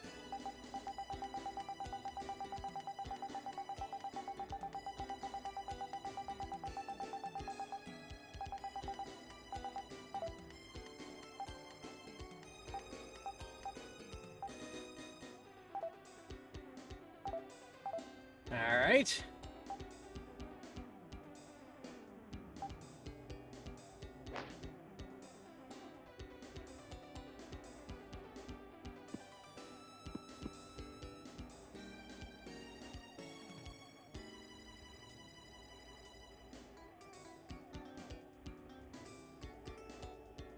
All right. Something tells me this isn't going to work and I'm going to regret it.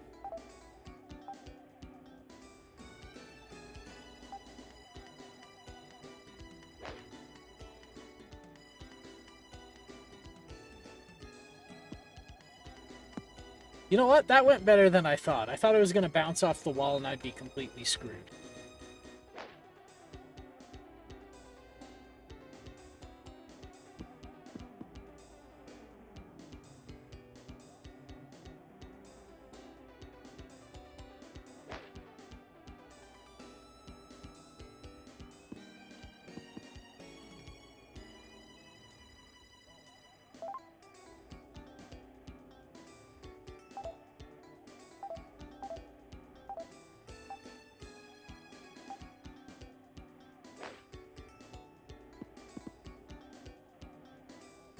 Very nice.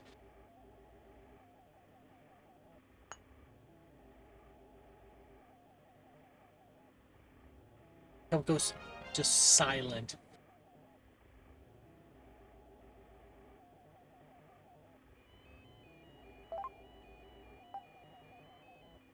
Oh, it went silent for me too. Now it's just awkward. I'm left to my own thoughts again. Those are never fun.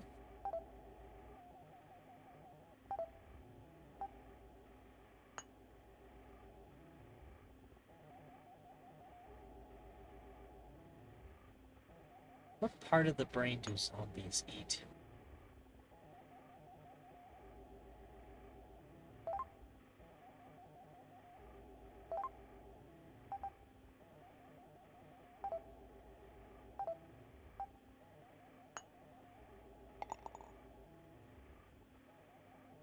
Who were the first people to impose taxes?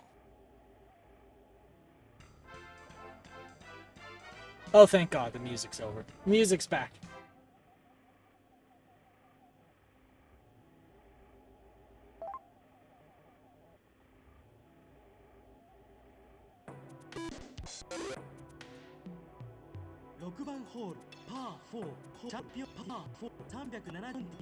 Yeah, that, yeah. Yeah, that sounds like... Yeah.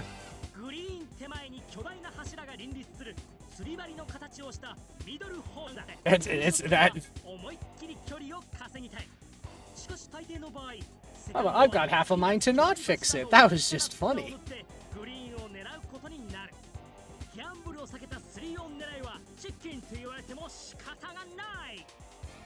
Wow. Amazing.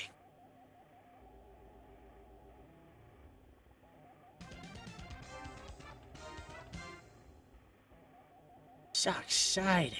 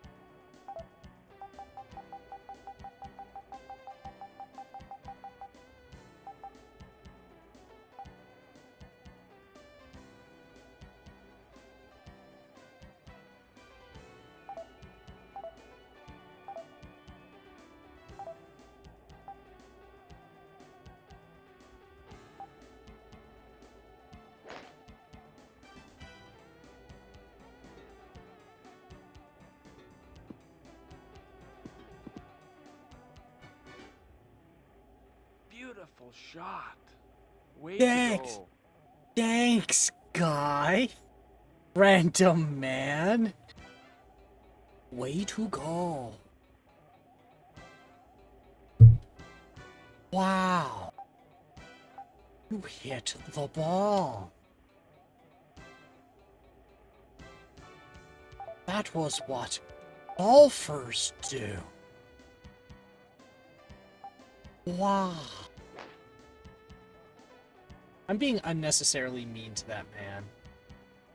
He was being nothing but encouraging, and I'm just being a jerk. I deserve that. I was being a bully.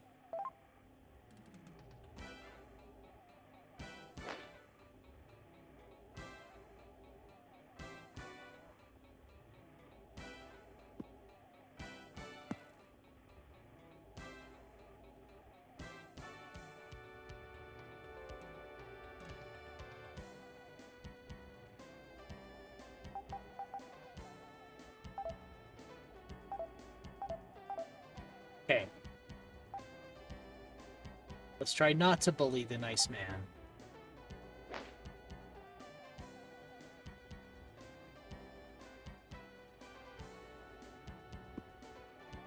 Oh my god.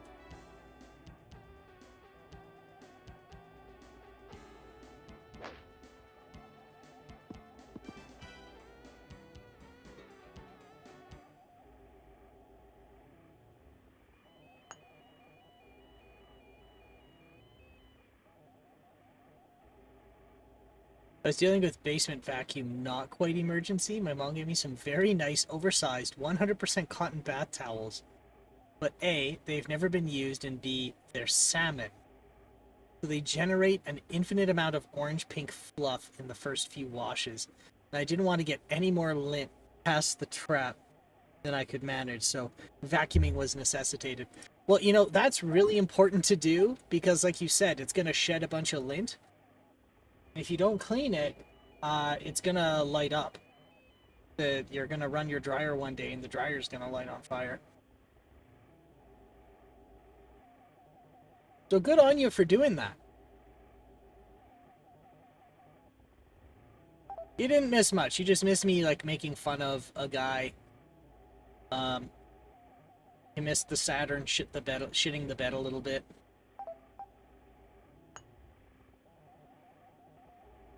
Nothing really. Nothing really, you know. You didn't miss a story. It's all good.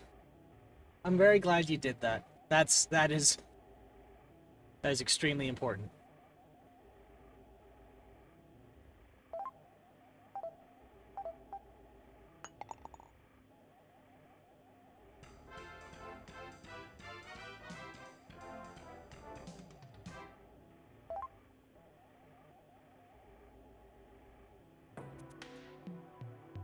Seven ホールパー4チャンピオンティー410ヤードメンバーズティー390ヤード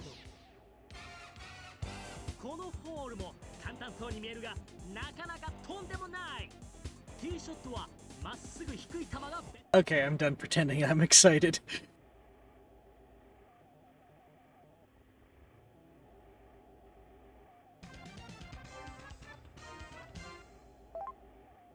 I clean the lint trap regularly, of course, but for these towels, I cleaned it out once halfway through the drying cycle, and then again just now at the end. It's so much fluff. Yeah, dangerous levels of flammable fluff.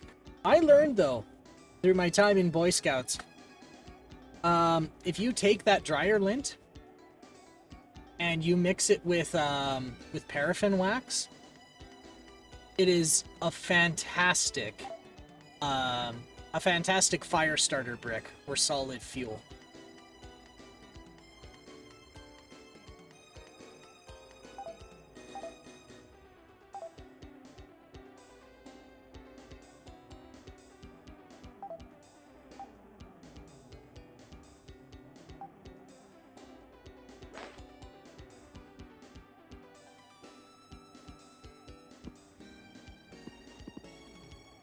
Yeah, like just melt a bunch of candles and stuff the lint in there. Then you cut it up into little bricks or cubes. A dangerous amount of flammable fluff is my favorite early 2000 punk band.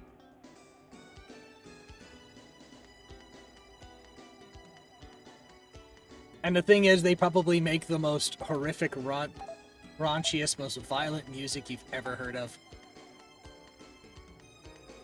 I know there was the meme for the long time, Ellipses, and then there was Clown Party. Because you'd have all of this, like... Because there was this one death metal band called Clown Party, and their font was balloon, like, balloon animal style. And they were up on a poster with all these other death metal bands who have that, like, spiky, wiry... thorny font that you can't read. So you have all of these, and there's just somewhere in the middle, you have Clown Party.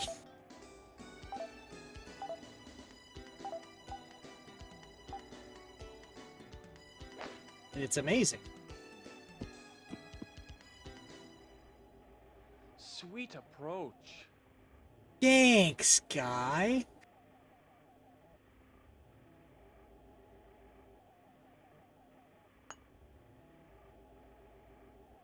You hit the flag. I sure did. I'm getting the hang of this game. I think I like this one.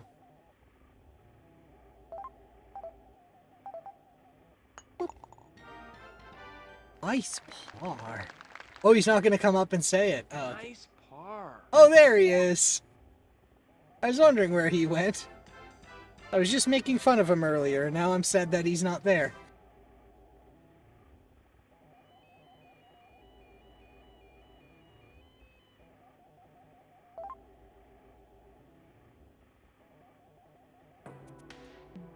Which is apparently made of iron.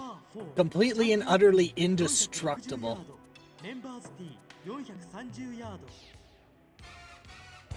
ここは中央に川が流れる距離のあるミドルホール。2種類の攻略ルートがあるが、どちらも一筋縄ではいかない。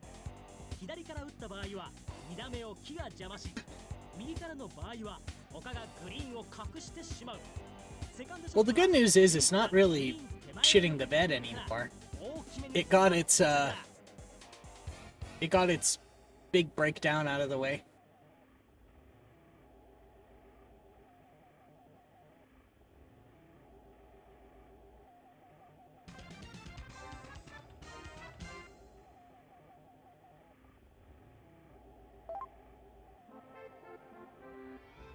Back in the early days of Windows, like early NT era, so like Windows 2000 and XP, I used to tell people, if you install a computer from scratch, it hasn't really fully broken in and been made yours until you suffer at least one immense, like, terrifyingly unexpected, nonsensical system crash. Like, so bad that the blue screen of death doesn't even come up properly, like shit the bed bad. Because once that happens, it just starts running, it just started running fine again. And I had that with like maybe 4 or 5 other people who I helped in the past. So I'm like, look, that computer's not broken in. Windows isn't broken in until it immensely shits the bed at least once. And I shouldn't say I still subscribe to that idea, but...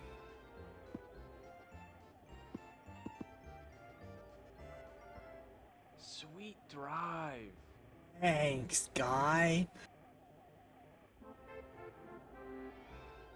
I just think that guy's so immensely high. Bruh. That ball was like in the air.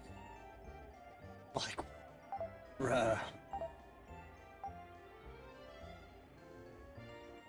Do you ever imagine just like how hard it is to like hit the ball?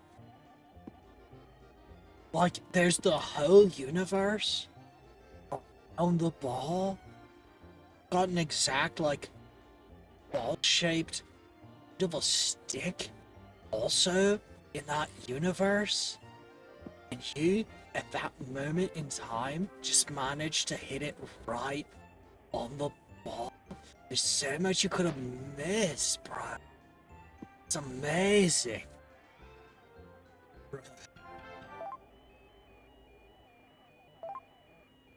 Shit's cray.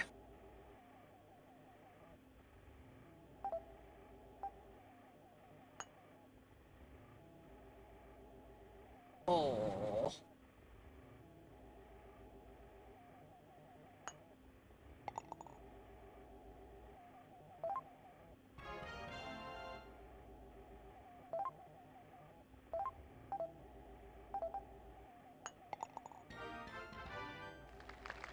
Do you think grass feels pain? Nice par. Thanks, guy! Well, I mentioned this before, but this fancy mistake laptop of mine constantly crashed at first until I figured out the problem. The mode switching between the NVIDIA and Intel GPUs. Oh, that shit. When I was doing IT for a house builder, I made it really clear I did not want a dual GPU system. I wanted to get the sales and marketing team desktop replacements. and I had a manufacturer that makes them. It's the one that I have my old laptop from, and it's Eurocom, which is this Canadian company. And this thing's got a desktop CPU in it and a desktop GPU in it. And how they got the desktop GPU in is they found a manufacturer who does GPUs for industrial systems. Because there's a form factor called PC 104, which is like the old industrial PC standard. And the standard is you have an expansion bus as a pile of stacking connectors on one end of the board. And your board, you can do, aside from that, you have two classes. You have the computer, and you have an expansion. And your only rules are, so long as the PC board is actually a PC, and you keep it within 104 millimeters by 104 millimeters, it's PC 104. Sorry, 104 millimeters by 104 millimeters. It's PC 104. Well, by that extension, did he get on the green? So, GPUs for the PC 104 specification, they have to make them. Somebody's got to make them.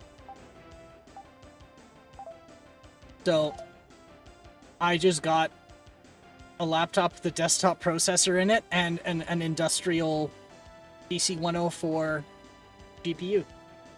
And it works okay. I think I mentioned this before, but this fancy mistake oh, sorry, same message. Sorry. But I did that just to avoid that type of... Why did it putt? Did I choose a putter? Am I insane? Am I not paying... Okay, I'm not paying attention, but... Try that again.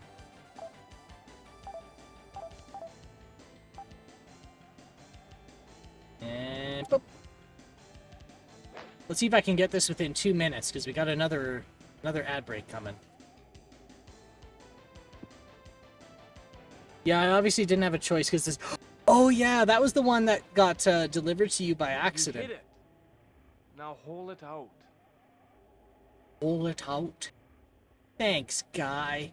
I sure did hit it.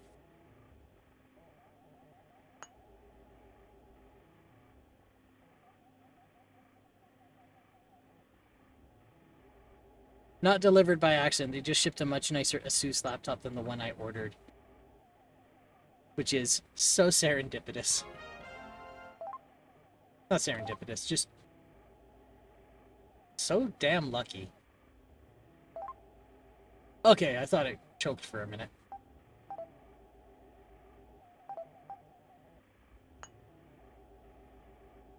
Oh.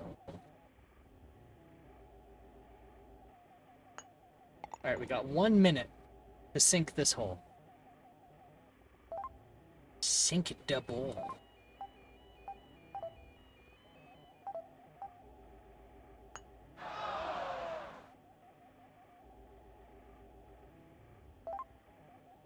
That actually startled me a little bit. I wasn't expecting that.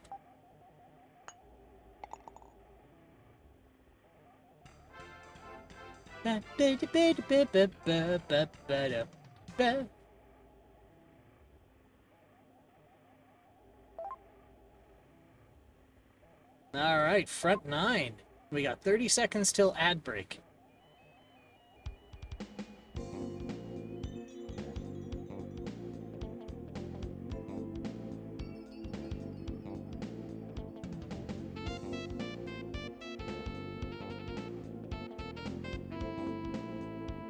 Wow, there's a pyramid and shit.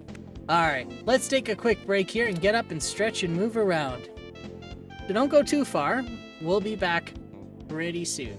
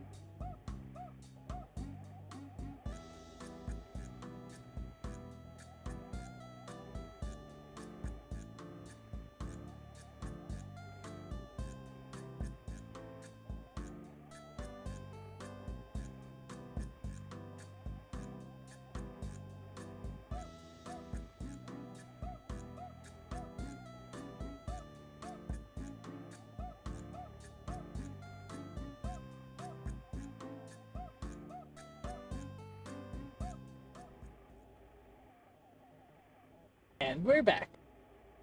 Yes. Have a nice break. Have a nice shine of water. Do your best. I will, game. Uh-oh. Oh, no, it's going. 10番ホールパー5チャンピオンティー550ヤード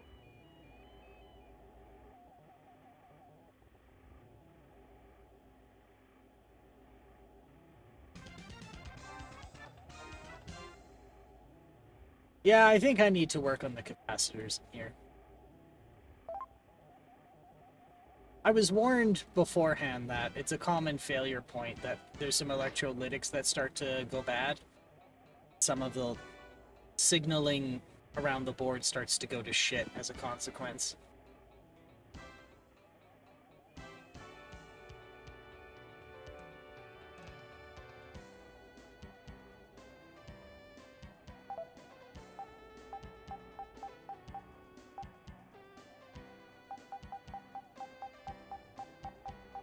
I remember this actually being an argument amongst all the old guard for the Commodore 64s, because people are constantly told to change the electrolytic capacitors, but nobody changes the ceramic ones. And this was a big argument because it was almost like another rendition of the meme that, oh, well, DOS isn't that old. It's only 20 years old. Not 20 years old. It's 2025. We stopped using it. We stopped using it in the consumer market in the 90s.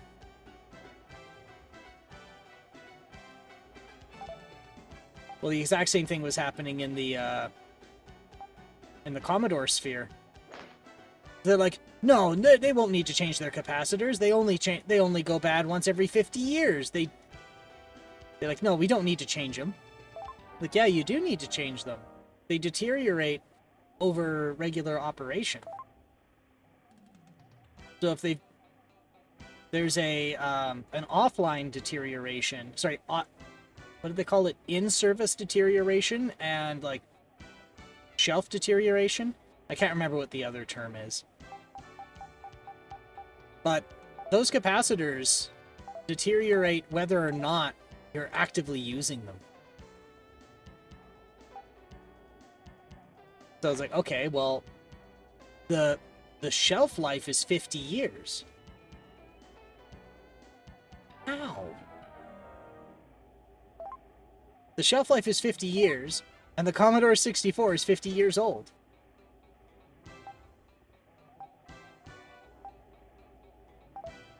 So, technically, every Commodore 64 in service has bad ceramic capacitors in them. Because if you bought one brand new old stock, it would still need those changed, because it's been 50 years.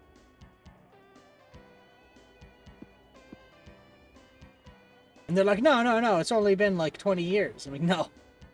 2025, my guy. Like watching people in denial about being old. I don't know how to tell you this, but you are old. I mean, presumably the late era ones were manufactured later, so it's only 40 years old rather than 50, but your point stands.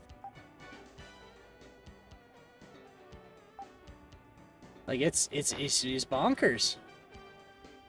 Oh, no. I tried to risk it for the biscuit, and I didn't get no biscuit.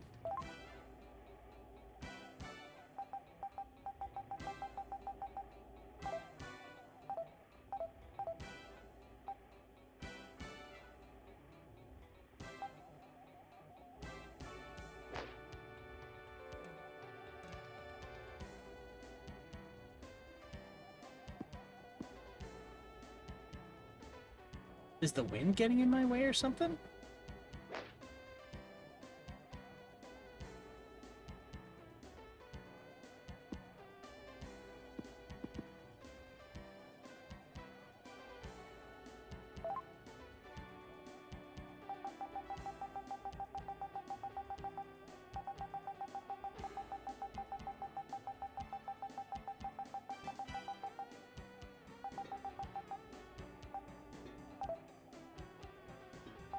Hey, I might be able to hit under this tree. Maybe.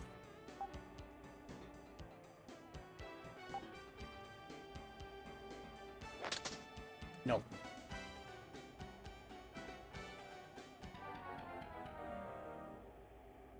Boy, I am just completely goofing this one up.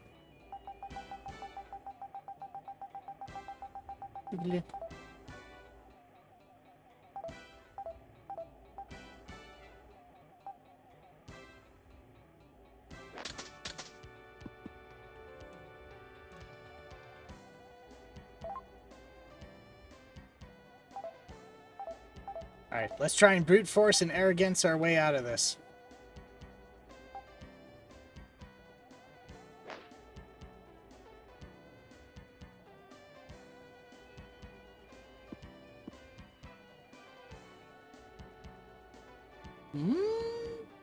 Sometimes it works.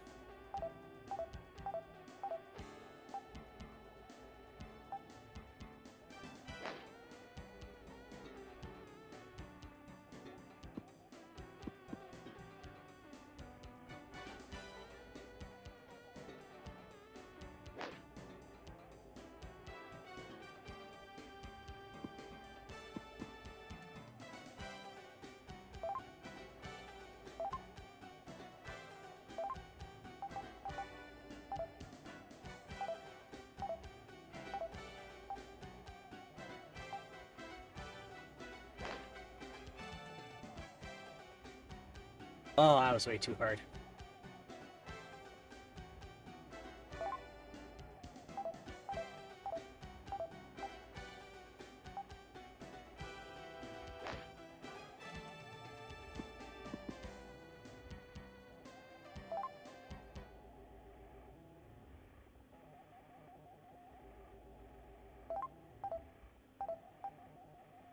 Bunk. Oh.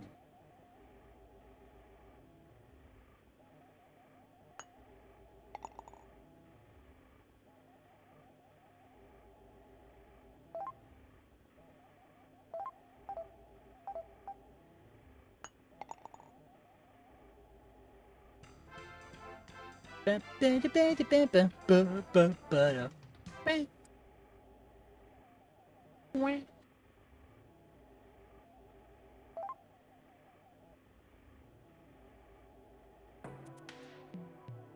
11番ホールパー4チャンピオンティー380ヤードメンバーズティー350ヤードこのミドルホールはホール全体に It's just a course full of fucking pillars. I don't know how you got on this island, but you're stuck here now. 柱の真正面から次を打つことになりかねない。柱にぶつけてパチンコを楽しむのもいいが We couldn't figure out how to make the island floating in the CG, so we just put it floating in an island in an ocean of sand.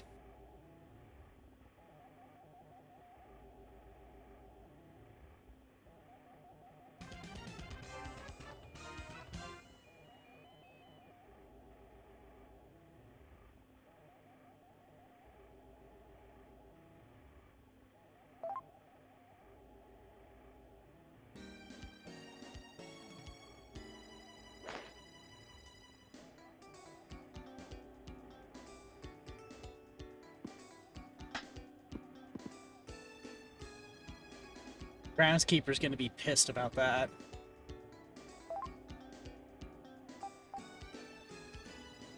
Hey, one of the columns fell over. Fuck.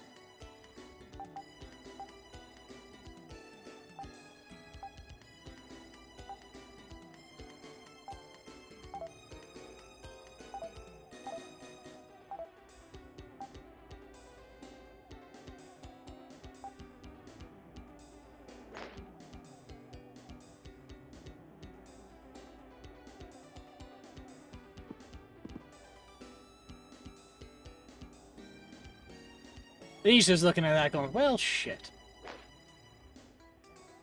Ooh, he shot over it. Very nice.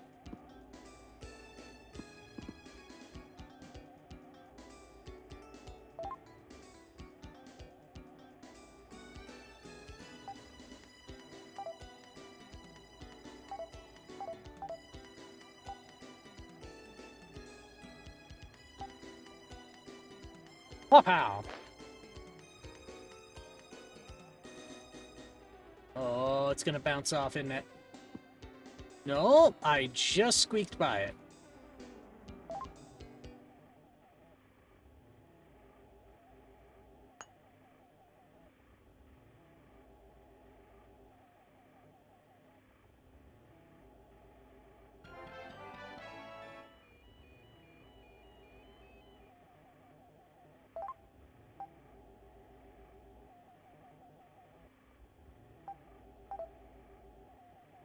Hmm.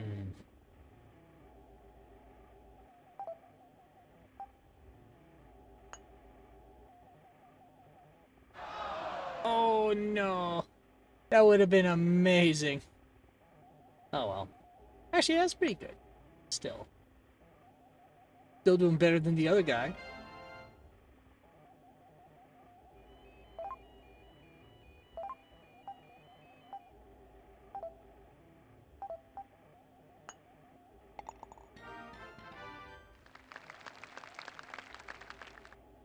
Nice par. Thanks, guy.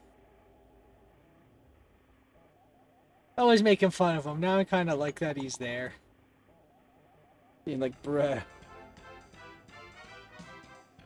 You got it in the hole, bro. I'm so proud of you.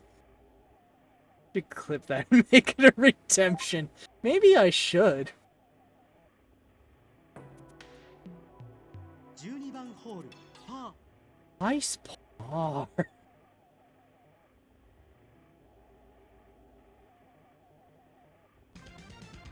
I mean, it's Sunday appropriate, if nothing else. That's true, it is. We had some, like, nice recovery.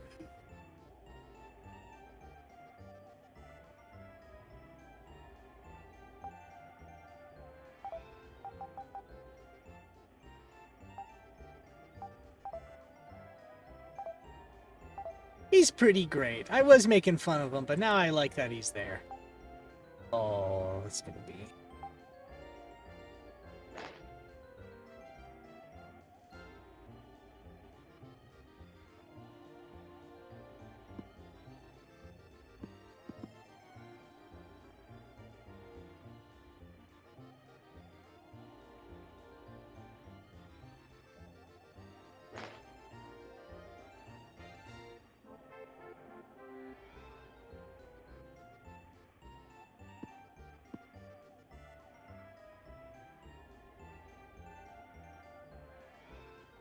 Well, you know, that'll give me some practice in DaVinci Resolve.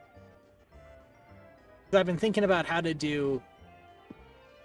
I need a better solution for video editing. Sorry, I don't need one. I want a better solution for video editing. Because I don't really do a lot. But I mean, I did make all the little animations you find around here. I mean, admittedly, a lot of it is just tech bashing. Or like, bashing different footage together and putting effects in it. Capturing weird shit that I find. Or cause. Mainly cause.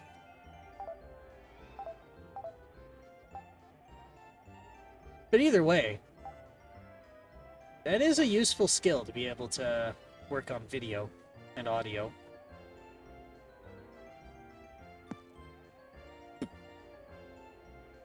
What a great effect that is. Just...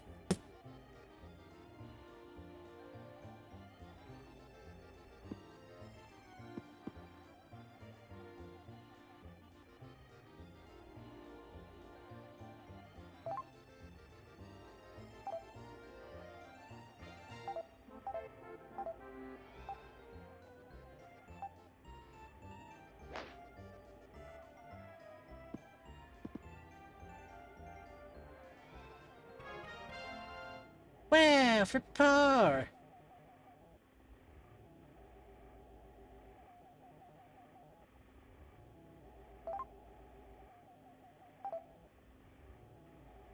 Right, I'm 81 feet away. Oh, maybe here?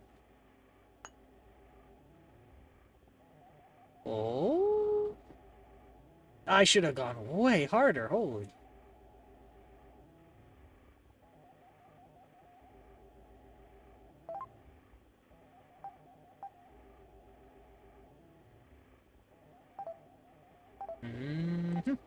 That's a bit too hard. No, actually, that would have been okay.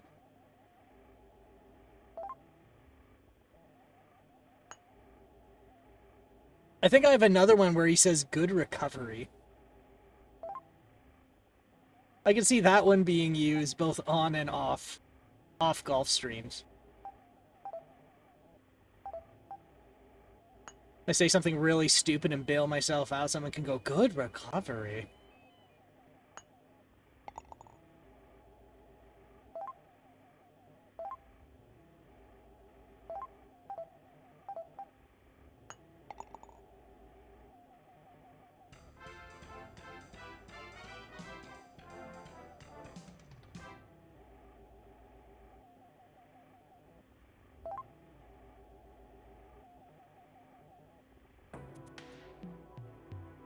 番ホールパー3チャンピオンティー170ヤードメンバーズティー160ヤード I have a soft spot in my heart for the hot shot golf ladies. Nice on.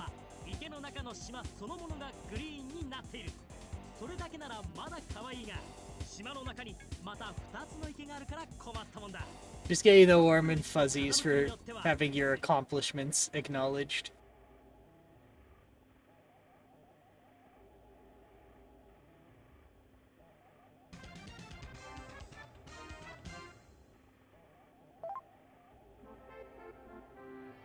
I like how he always just looks with frustration and disappointment. My opponent, Dolly. Can't see the floating islands. -3 out of 10. Can't believe this shit. Even the Super Nintendo port of this had the floating islands. Can't believe this. You think I'm an idiot?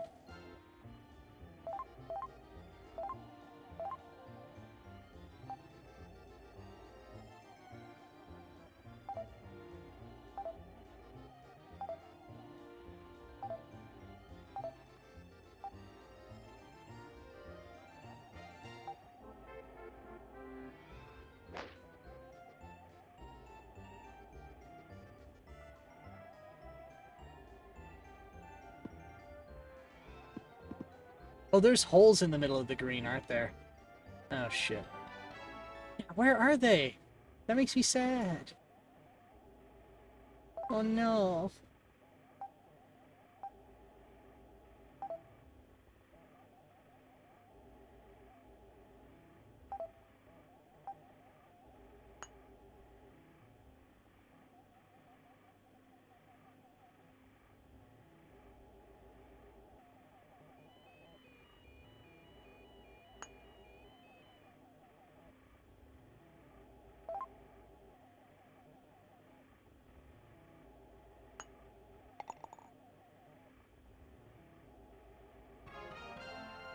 Or par. Wait, are those the floating islands? God, I wish I got that drawing plugin for OBS. One of the guys who writes the shader plugins I use, he wrote another one, and it lets you draw on the screen, and I've been meaning to get it. Oh yeah, center background. Yeah, they put in 2D textures like it's the like the trees.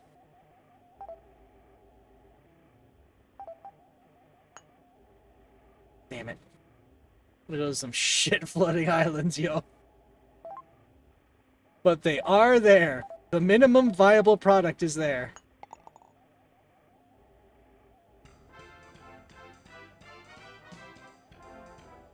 Well, fine. I guess it's -1 out of 10 now. The floating islands are there, but they're shit. 14番ホールパー4チャンピオンティー350ヤードメンバーズティー340ヤードせり出した崖の間を抜けていく快感のミドルホール。 We don't know where we got these statues, but we put them here. フェードボールで攻めるのがベター。それでもカップを狙えない位置に落ちてしまったら We made a golf course in some ancient ruins. グリーンは奥に Surely we haven't defiled a 深いバンカーもあるから place of extreme importance to humanity. 得策だ。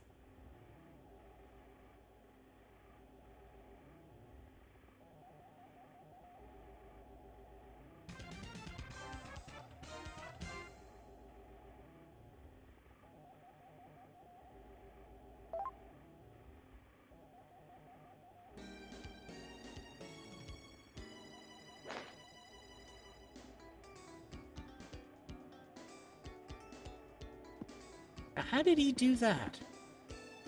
Oh, with the circle gauge. Right. Adoy.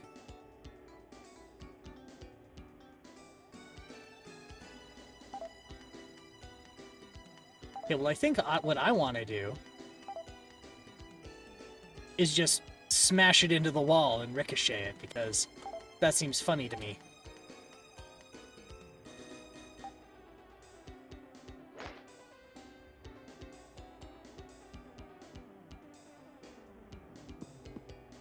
Oh, I accidentally did better than he did by doing the exact same thing he did. Lucky shot. Thanks, guy.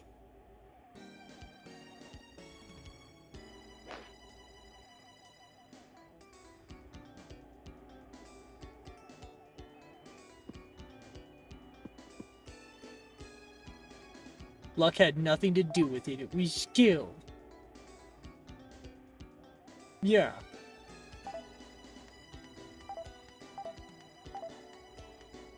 I'm just being a goober. That was just complete luck. That was an accident.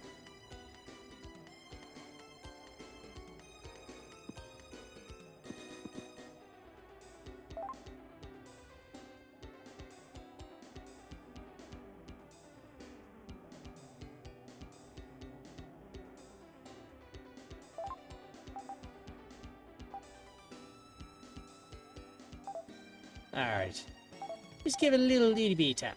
Just a little tiny tap. Just a tiny tap. That's not a tiny tap.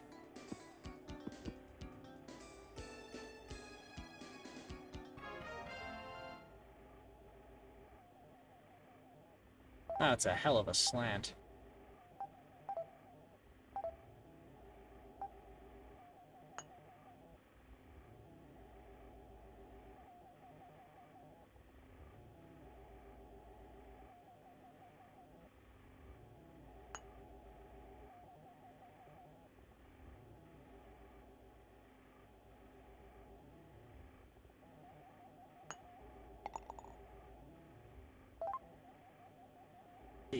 So he got par.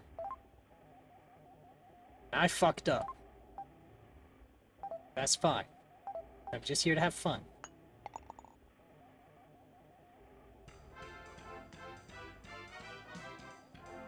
$28 over par versus Dolly, who has 3 over par.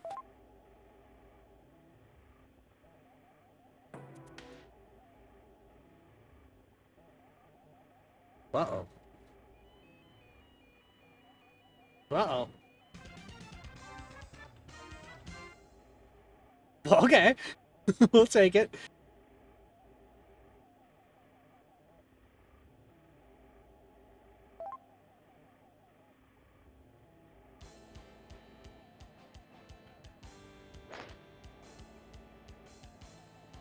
Collecting ebooks of mid-list authors is quite interesting. Often their oldest books are out of print and never had official ebooks made, so it's fan OCRs or nothing. And often they're currently out of print, but at some point in the 2000s, one of the big publishers briefly had an official ebook. So it's shadow library copies or nothing. This isn't a problem with either the fully indie authors who self-publish on Amazon anyhow, or big names, where every book is available because money. Interesting.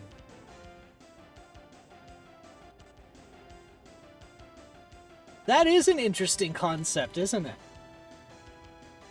Where only the best of the best only the best of the best authors still have their books available, and those who didn't even try still have theirs. But that there's this notable gap. That is super interesting to me.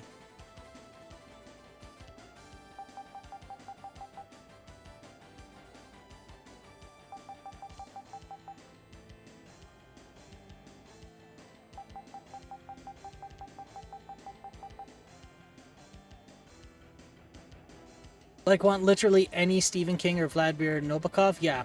Fucking trivial. Want early 80s cyberpunk by people who are not William Gibson? Good fucking luck.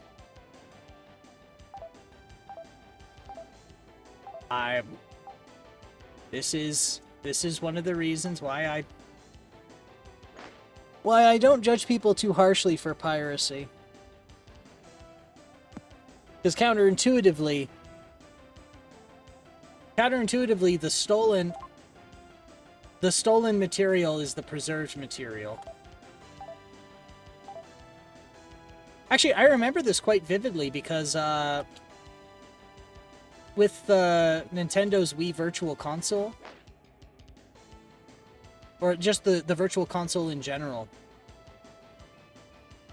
Oh, fuck. In the lava. Not fishing that out. I remember in the Virtual Console there was some controversy, which, I say controversy, but in reality people were just kind of laughing at Nintendo. But the headers of some of the ROM files in the Virtual Console were defaced by pirates. Because the only copy, I guess the copies that Nintendo put into the Virtual Console were pirated copies of those games. So then, well, why is that? Well, because they were the only ones who had surviving copies. Nintendo wasn't keeping track of the source code. The people who made those games didn't keep track of that source code. They dumped it all. So the only surviving copies were the stolen ones.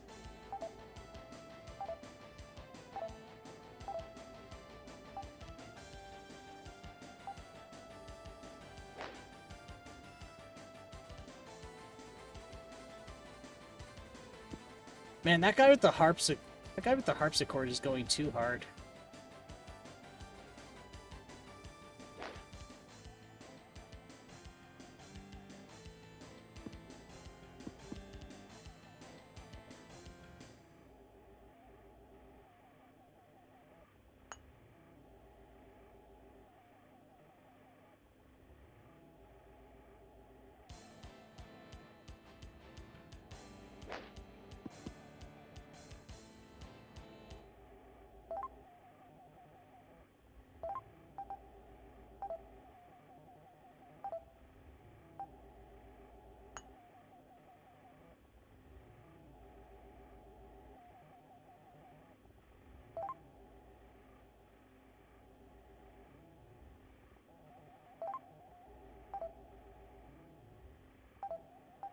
Oh, that's too hard.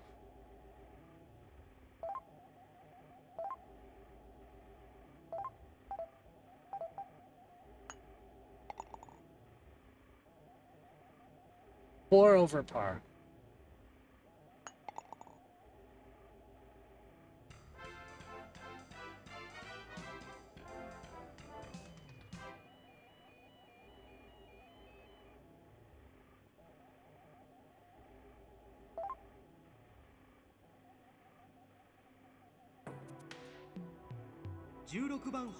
My ebook edit foo has gotten a lot better too. I've gone from just looking at the best version I could find to making sure it's the best version, then compressing the images losslessly, getting rid of ads, and even directly editing the CSS to fix paragraph spacing and other things to my liking.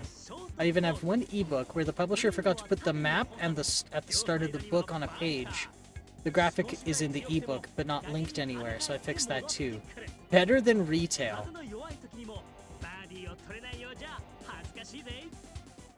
You're very close to just being the ebook librarian. And that seems like a pretty cool thing to do.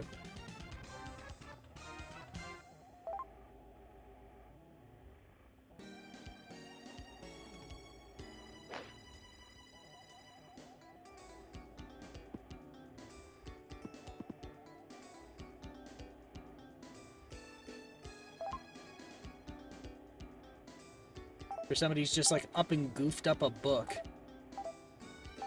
And you're able to just go in there and fix it yourself.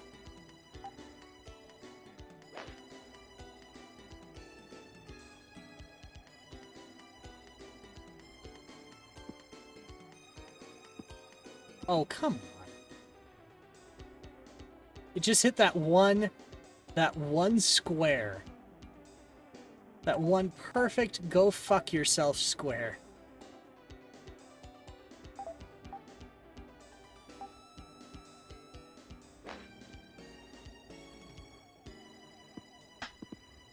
Ooh, Sweet approach. thanks, guy.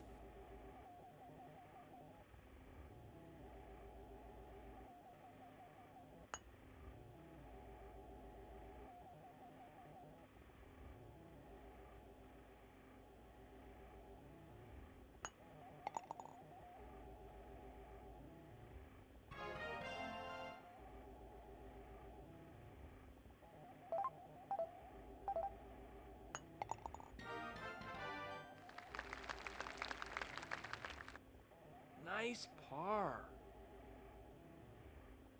Yeah, there have been different trends over the years, particularly as regards to spacing between paragraphs. I like it just a tiny bit bigger than between line spacing.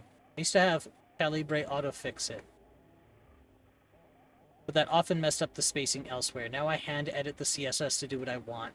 This is one of those places where there only being 5 major publishers really helps. You learn what each one's workflow requires. Oh my god, you've gone into this far more than I thought you have.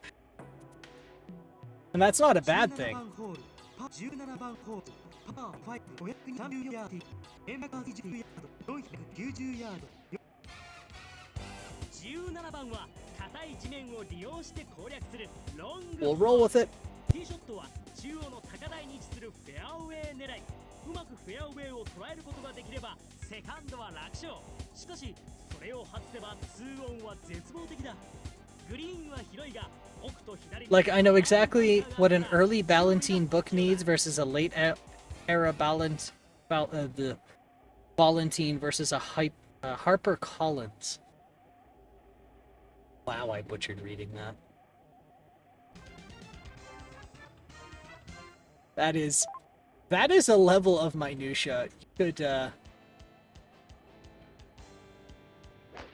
I think you've accidentally cultivated a skill.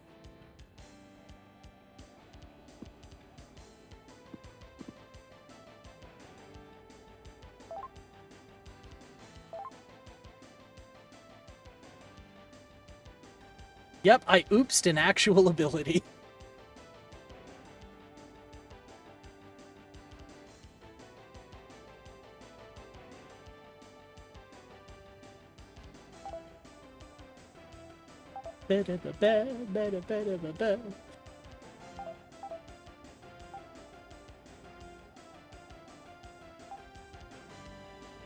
Plopow!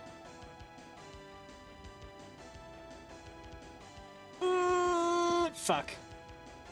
Oh. Oh. Fuck. Oh. Nope. Wait. Yep. Nope. Fuck.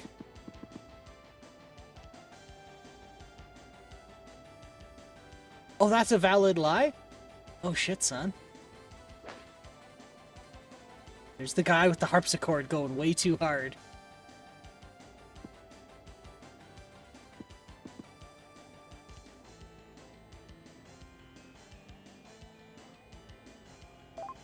You know what that reminds me of? When I'm weird YouTube videos, sometimes I go down a rabbit hole of weird ones. There is this French fella, and he rebuilt a barrel organ, and then he crafts his own punch tape to run it. Wait, did I just ricochet that on? That's pretty good. And so he makes his own stacks of paper ribbon for music. And he chose Michael Jackson's Bad. And for some reason, it sounds amazing.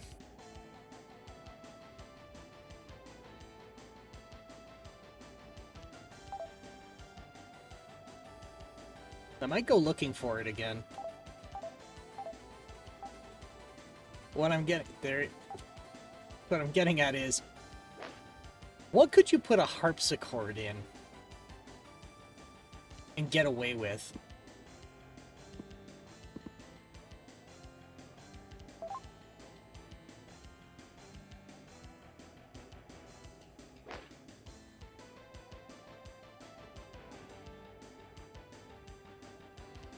This isn't hard rock, is it? No. It's not metal. Or maybe it is metal. Maybe it's just MIDI metal. But would you put a harpsichord in metal? I mean, they're doing it. They're obviously getting away with it.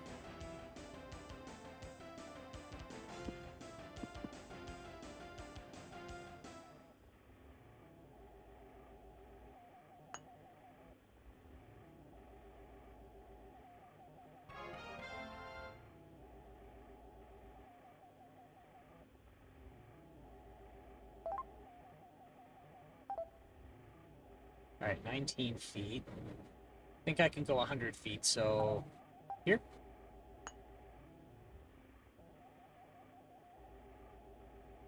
Shoot, so close.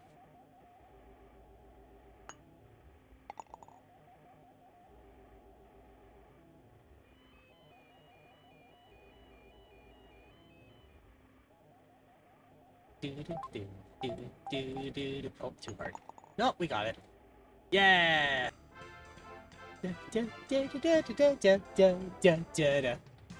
Oh, we're almost done the second hole. Sorry, 17th hole. We're the second last hole. Next is the last hole. Brain, please. 18番ホールパー4チャンピオンティー410ヤードメンバーズティー380ヤードさあいよいよデビルズコースの最終ホール一発逆転怒涛のミドルホールだ風がフォローの時はやや低めの弾道でコンクリート上のフェアウェイ突端と We have a temple and we have a big fucking rock. ジャンプうまくいく Wow. 400ヤードをものともせずにワンオンが可能だ I can't help but miss this era of video editing.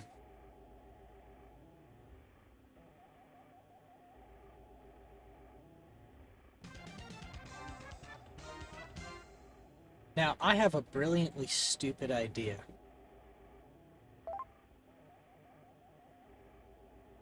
Alright, Dolly, you stand there and look judgmentally at the green. What console is this? This is the Sega Saturn. And it is mostly holding together. It is mostly keeping it together. And I'm very proud of it. It's doing a good job. It's doing its best. It only shit the bed once. And it was marginal 5 times.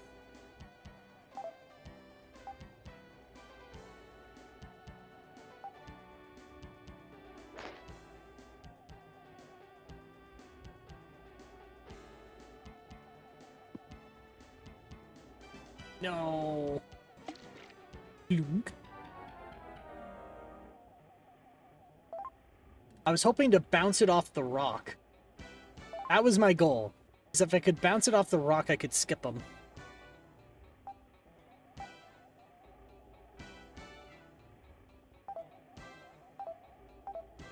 And how you doing, Puppers Dog? You doing good?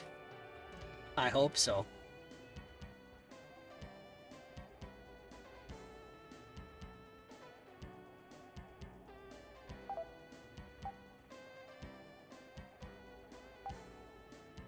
I'm doing good tonight. Oh, that's good. I'm glad you're good.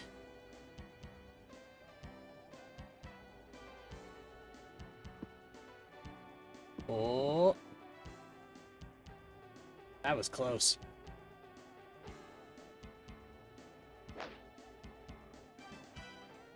Started banking off to the side. I was worried for a minute.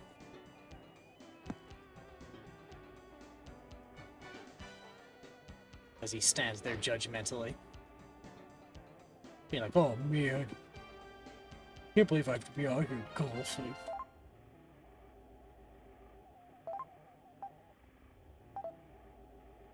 Alright, 34 feet. Maximum putt, I think, is 50. Sorry, 100, so middle is 50. Here. That was terrible.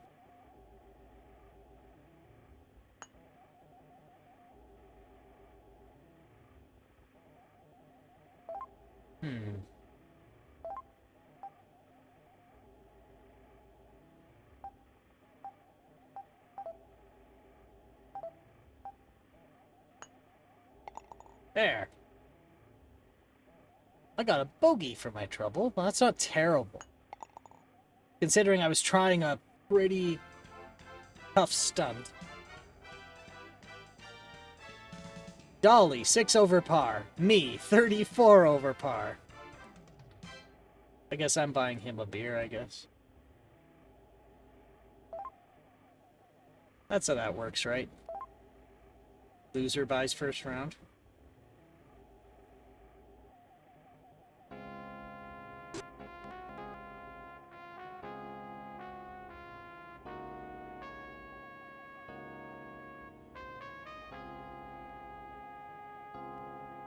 $6.34.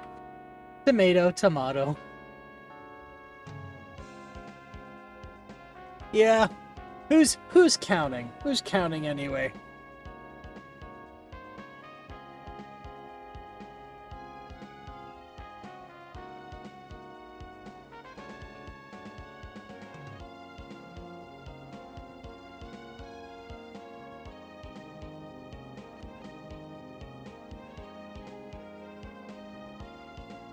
It's struggling. It's doing its best, though. Alright, so that was Devil's Course.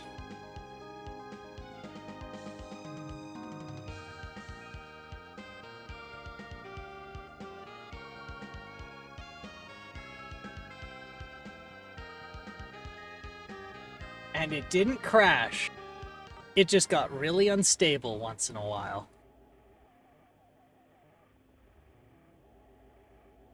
1995 T&E Soft.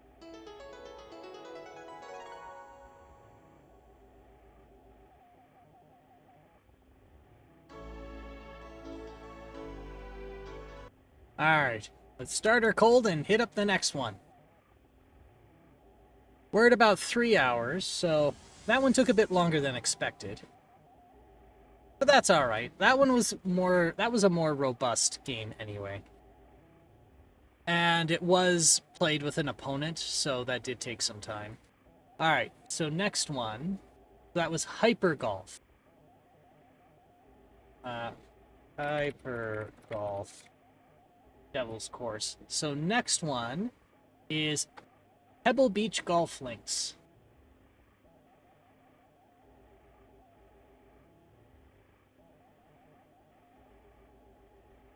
And let's go. Let's start our cold and see what happens.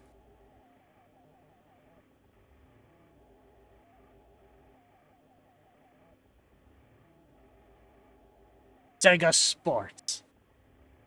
Sports ball. Yeah.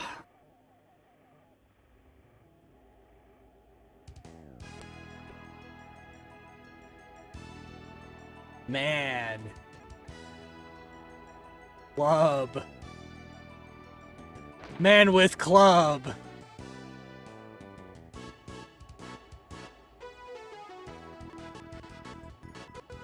Oh, there it is.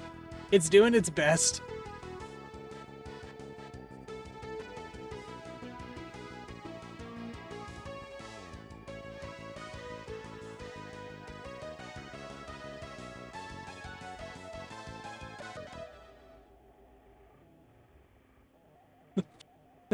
I'm sure this man is very famous, but it's just funny seeing this middle-aged man blankly staring back at you.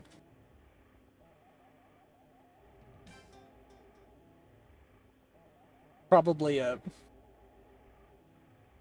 some super famous man who's made immense contributions to society, and I'm just sitting here like an asshole making fun of him. Alright. Select game.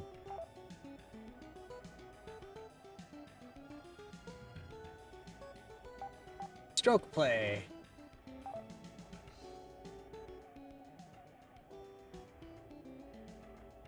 Craig Stadler.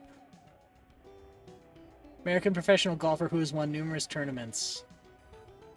Professional career. personal life. Very popular with the gallery, Sadler is affectionately called the Walrus for his portly build and ample mustache. Okay, well, I'm not, I don't feel like such an asshole. United Airlines had a promotion for its frequent flyer miles, in which any member who flew the airline at all 50 states in the United States within 50 days would receive free first-class flights for 1 year. Stadler was one of the 78 who completed the challenge. Yeah, well, yeah, because he could afford to do it.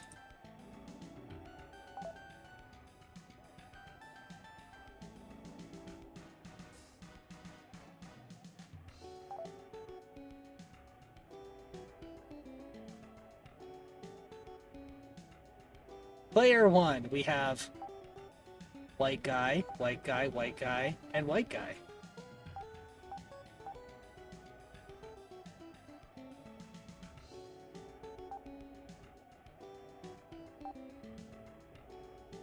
Bottom is a white lady, thank you very much.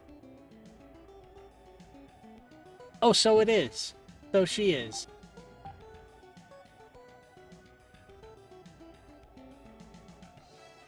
Well, now I feel like a dick. In my defense, I'm looking at this in like a really shrunken, probably less than a quarter of the screen. Like it's shrunk down here, but also I'm looking at the OBS screen, which is a quarter of my monitor. I'm just digging a bigger hole for myself. Let's get moving. Ah, why not? We'll go with the lady.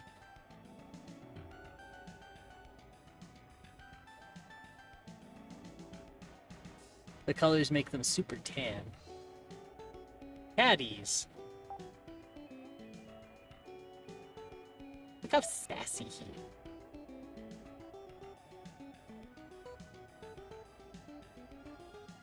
Player 1, handicap 36.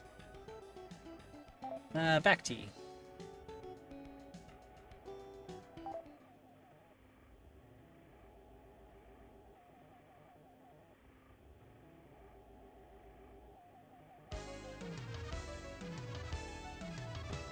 Hole number 1. Back tees, 373 yards. Middle tees, 338 yards. What if it's... Yeah. Pebble Beach is a short but relatively difficult par 4. It's a must to get the ball in the fairway, which usually can take a long iron or a 3-wood. If you're in the rough, it's impossible to get the ball in the green on your second shot. You have a bunker in the front left and a Now bunker on the right, which you must avoid. For those of you who are a little bit younger in the audience, you're going to notice there is a shadow of a helicopter, because that's what they used before drones. So I'm sure you can imagine just how annoying it would be to be a golfer trying to do your putt with a helicopter overhead. Because the it's really distracting. Also, if they're too close, it gets really windy.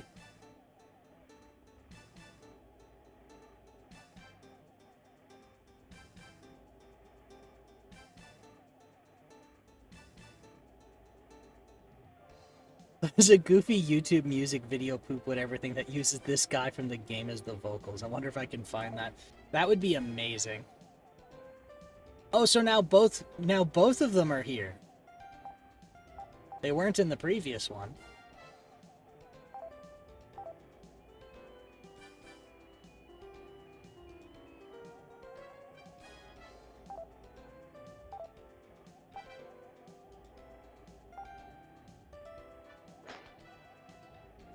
Whap!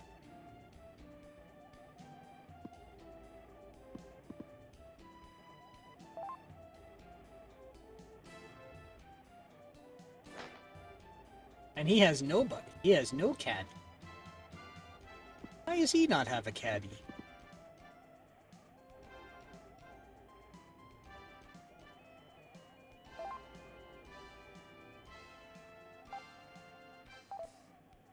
Give me one of those weapon sticks, Sam. Here you go. I just teleported in my hands. It's fine.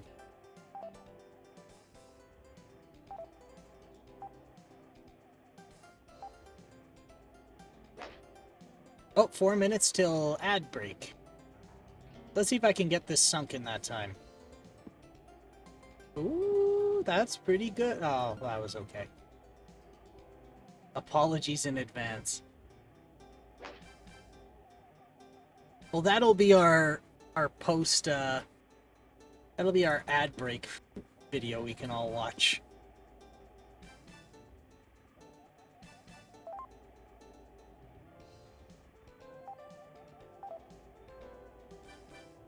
It's worth pulling up in a gap, yes.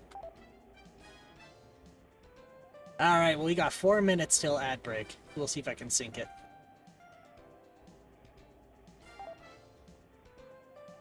Boop, boop, boop.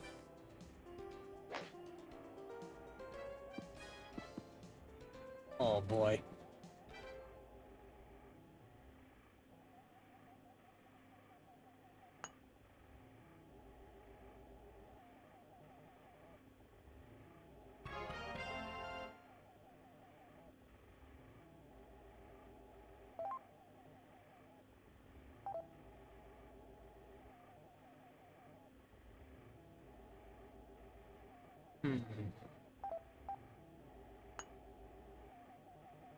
No.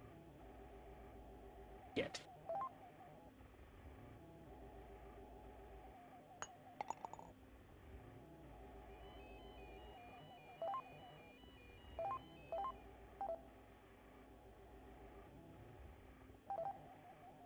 Bunk.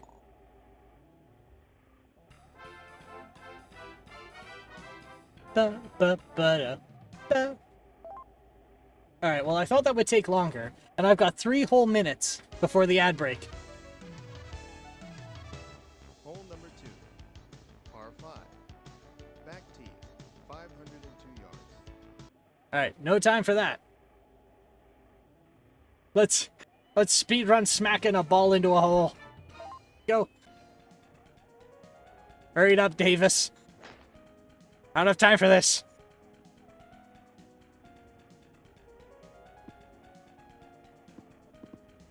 I'll get the caddy to beat you up, come on.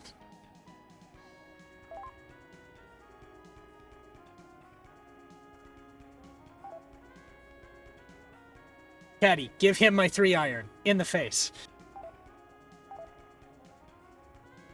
And then give me the 1-wood.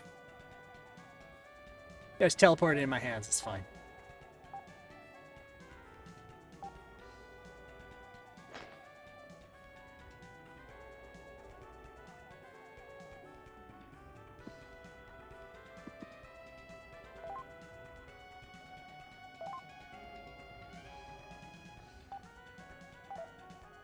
Five iron's fine.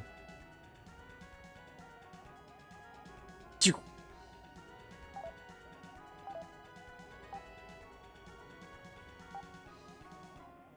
1 minute 27 seconds. I think we're gonna make it.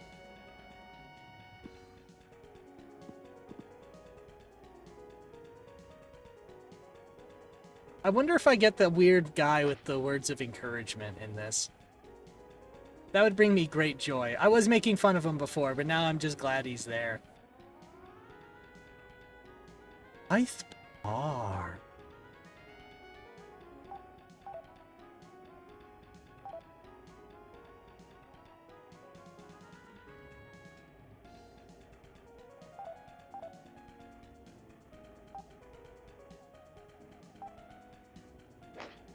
"40 seconds.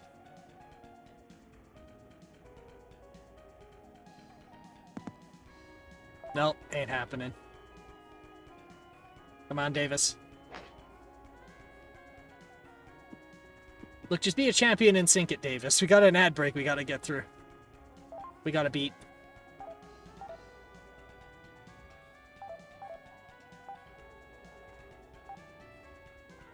"13, 12, 11, 10, 9, 8, 7, 6. Shit, it's not happening. Alright, we'll take a break and we'll be right back. See y'all soon.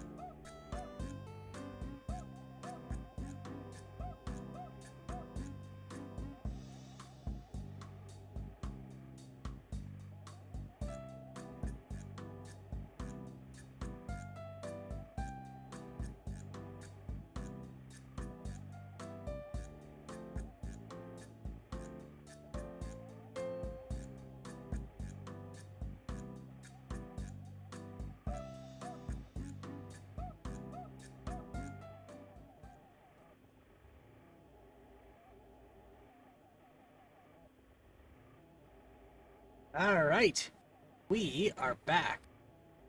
So let's make this putt. Did you watch the video? I did. Yep. That was good. That was good. That brought me joy.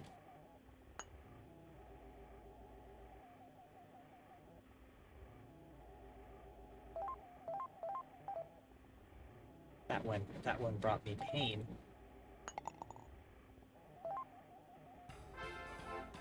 Da da da da da da da da da da.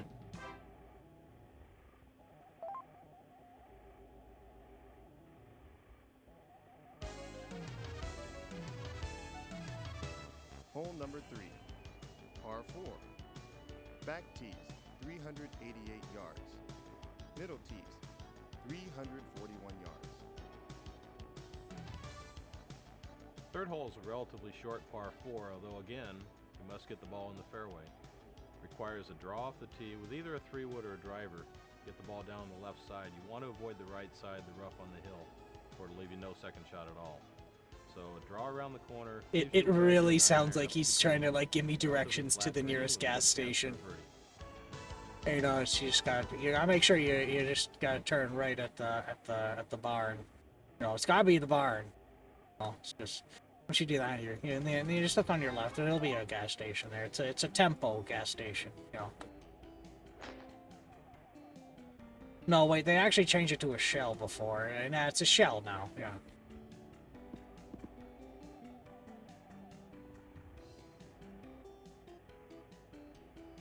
Watch out for Douglas, though. He has a shotgun. He like really likes to use it.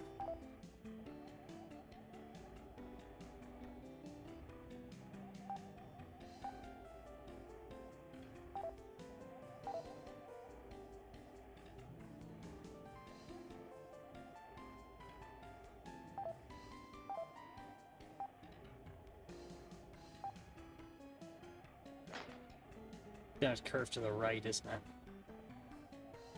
Shit. Okay, well, it's not horrific. Like how she's just sitting there going like, well, shit. Fuck. This is just fucking bullshit. Yeah, give me the club. Just give me the club. Fine, just give me the.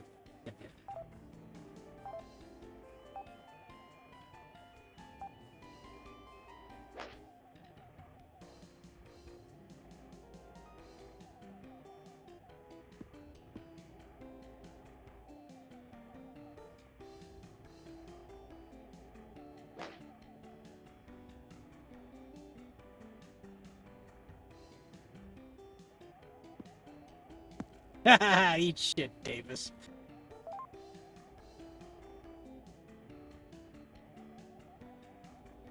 I am not sportsmanlike at this juncture. Okay, 110 yards. This is 51 yards. I'm in the rough, so I gotta go a little bit above 50%. Oh, but the wind is really hard. Okay, so maybe I actually have to go 75%.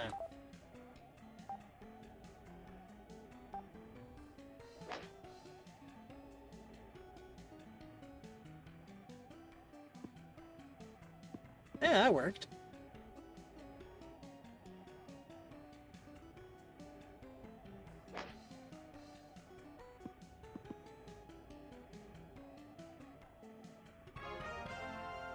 Now, I don't know if I like 3D geometry defined by cubes or triangles better.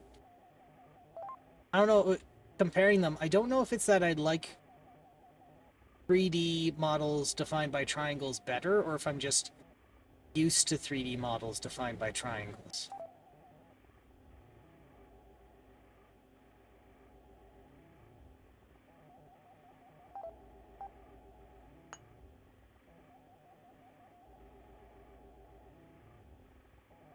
But, like, it was really obvious in the bunker. That's why I brought it up.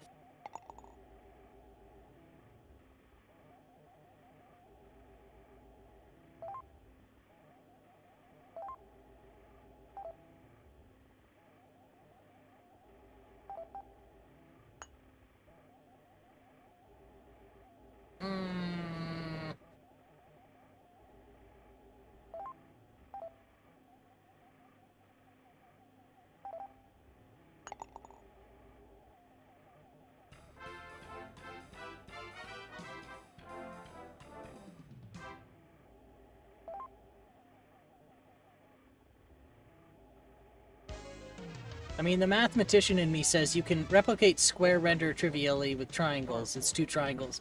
And can't do the opposite, so triangles are clearly superior, but that's a technical point, not an aesthetic one. 303 yards. Yeah, like, you can Fourth hole, reproduce the that shortest same par four on the design. golf course. Like, that same aesthetic.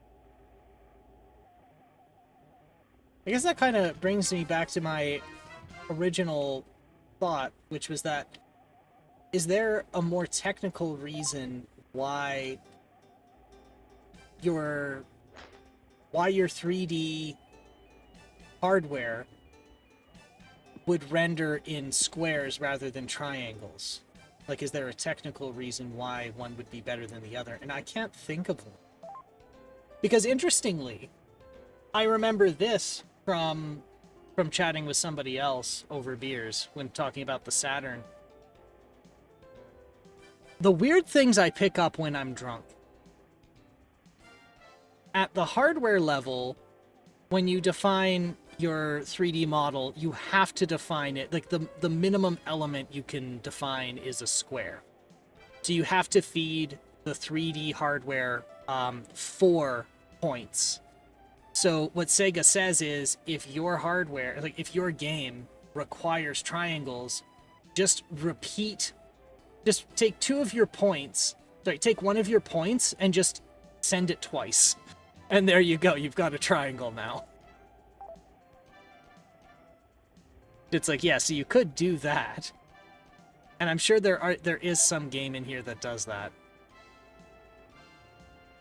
But it's like, if you have to make that exception and just tell programmers, look, if you need to render a triangle, just send one of your points 2 times, and then it becomes a triangle. It's like, so then that means there's enough of a demand for you to do it in triangles that you should have done it in triangles. So why was it in squares?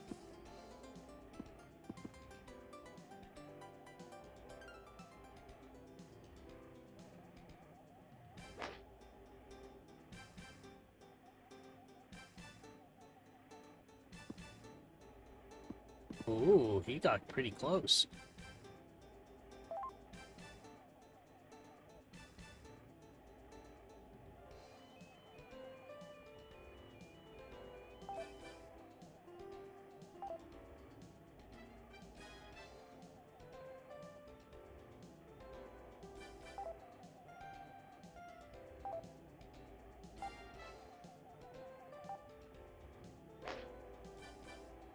The wind should correct for my goof up.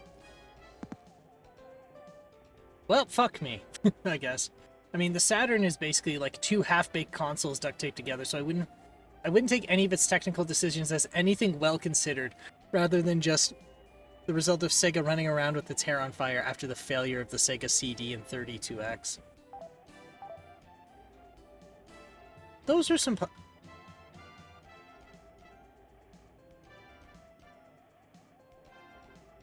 Were there golf games for those?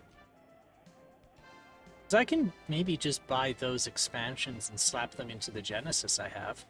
No, can I do that? I bought the 2nd generation of Genesis. Alright, well, either way. That's a later issue. That's a future problem. That's a future me problem.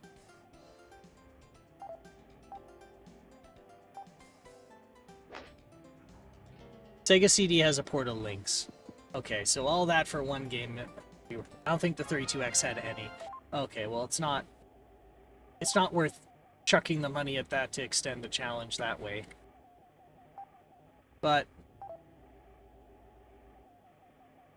still something I should consider.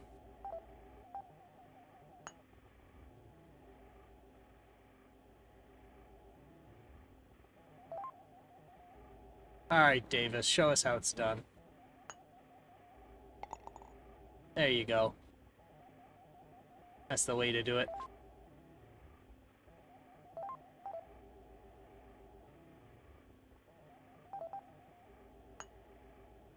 Are you fucking kidding me?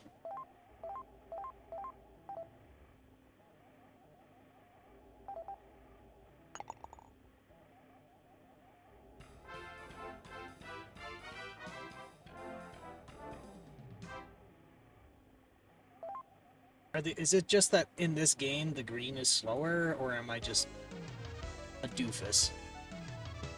Hole number 5. Par 3. Back tees, 166 yards. Middle tees, 156 yards.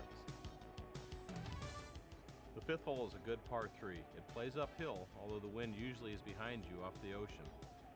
The idea is to take enough club to make sure you get to the green, for the tendency is to be short with the hole playing uphill. And there's the Get helicopter. the ball on the green, make 2 good putts on a fairly undulated green, and come away with a good par. Uh-oh. Okay.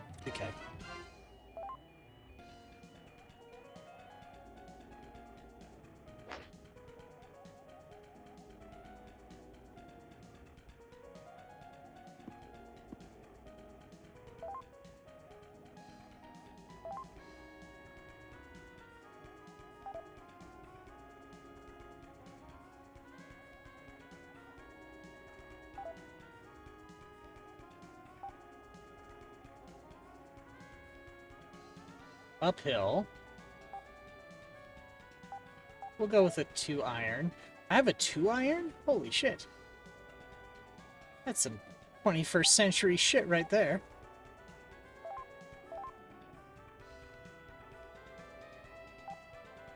Gotta do this to compensate. Oh, there's a JP only one. Dynamic Country Club. Oh shit, okay, I don't think I grabbed that one, so I might as well... For next week, I'll remember to grab it.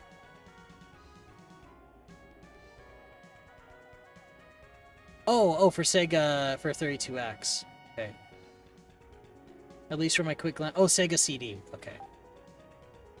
Alright, well, I don't think that's enough justification to get a Sega CD. I don't think there was a lot of games for the Sega CD, to be honest. So it's probably not a sound investment.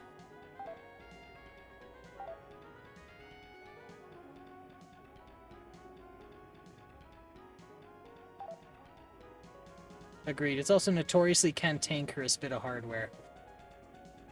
And I'm an electronics butcher, so having a cantankerous unit like that is probably a bad idea.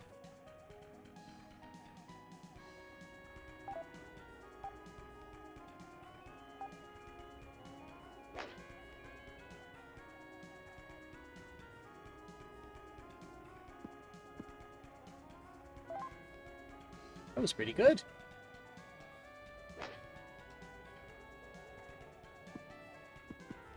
Oh, get banned.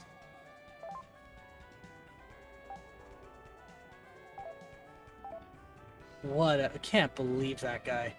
Can't believe that guy being good at golf and shit. Like, who the fuck does he think he is being good at golf? Oh, sorry. Alright,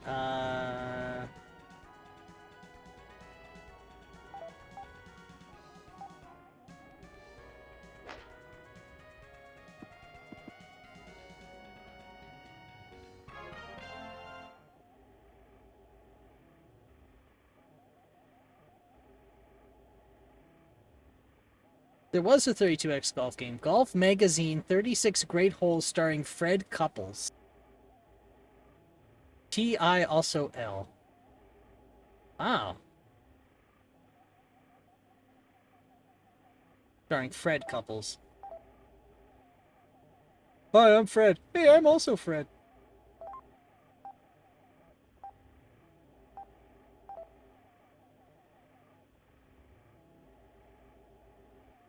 These are our co-hosts, Fred, and Fred. Hi.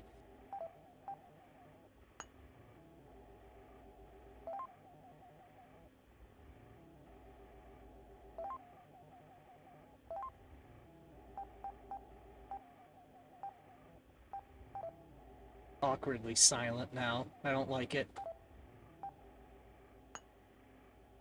Oh, great. Are you dating yourself by doing a take on a new art bit? I support this. Sometimes a guy just Sometimes people get the weird things I do and say.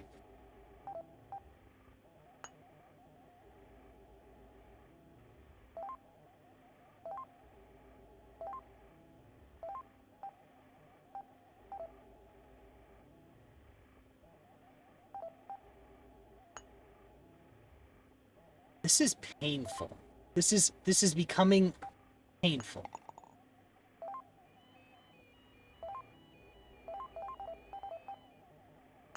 Thank you. 4 over par, because I keep putting around that fucking hole. Hole number 6, par 5. Back tees, 516 yards. Middle tees, 487 yards. Yeah, this hole's fucked up. I don't know how you're gonna do this one. Although the 6th hole is about the same yardage as number 2, it is definitely a 3-shot par 5. The change in elevation is about 150 feet from where you drive your ball to where you place your second shot up top with a good shot to the green. The idea is get the ball in the fairway, carry a long iron or a 3-wood up top where you're going to have a wedge to the green with a good chance to make a birdie. I'm just waiting for one of those advisors to be like, I don't know, man, just hit the fucking ball. Just, the hole's right there. Just go there. Just drive it there. Dude, come on. Well, you see, you got the club that goes a long distance. You should use that one.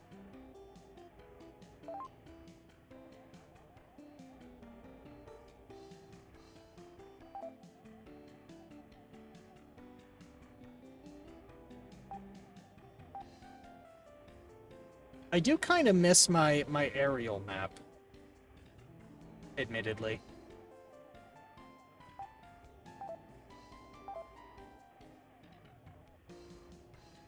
It's just something funny when you're subject matter experts like, fuck dude, I don't know.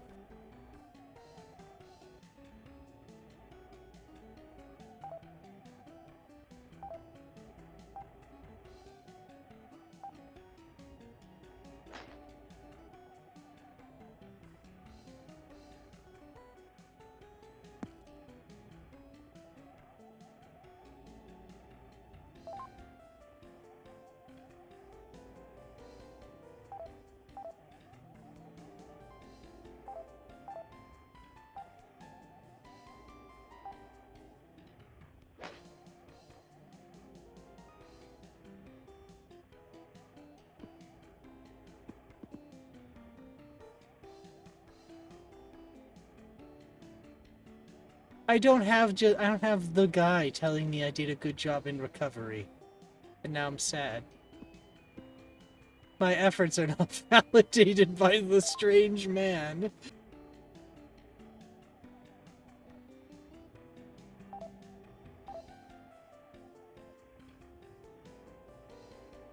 I'm now reminded of the kids in the hall bit. 9 Karens agree.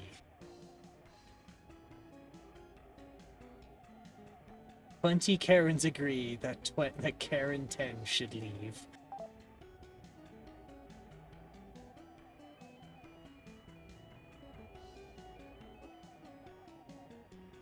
"17 Karens agree that raisins should go into..." Oh yeah. Anyway, I want to find that one again. Karens agree.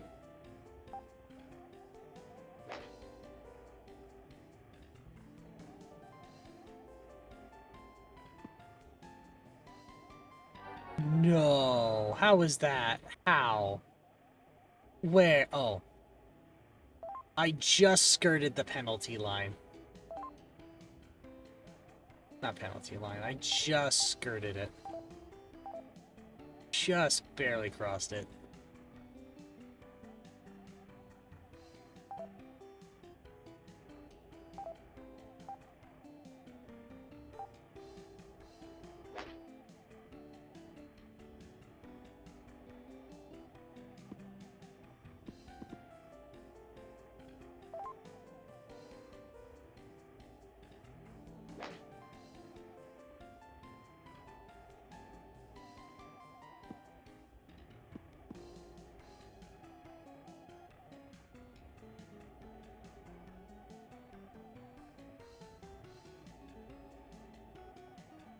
Oh, 30 Helens, not Karens. 30 Helens.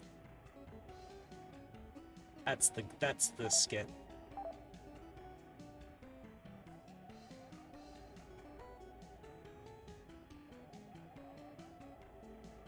Alright, so it's 55 yards. Pitching wedge is 110 yards.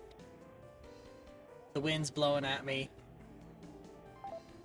So here should be fine.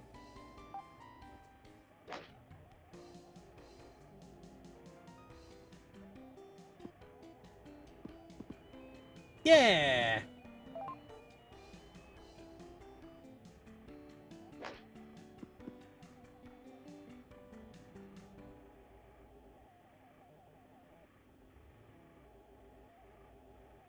I like how just the MIDI just stops. You can practically feel all of the invisible, what is it? Invisible audience in the game just staring intently.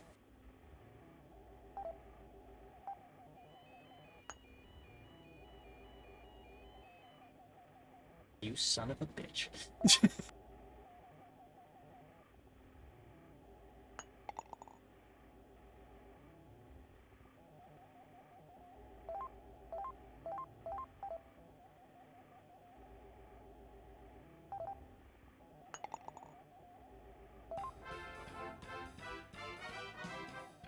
So Davis has -1, I have +13, and we're not even halfway through.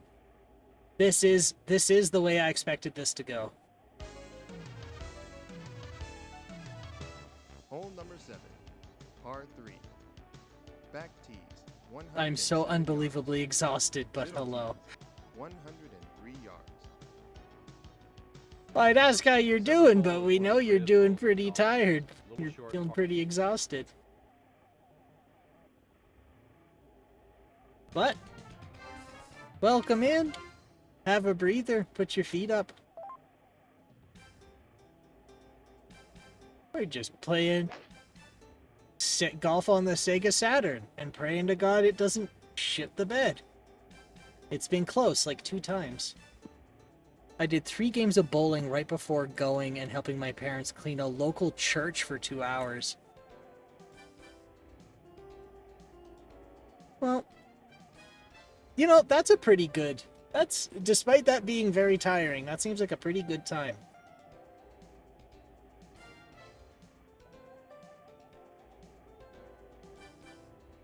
Bowling and doing stuff in the community? The bowling is, yeah.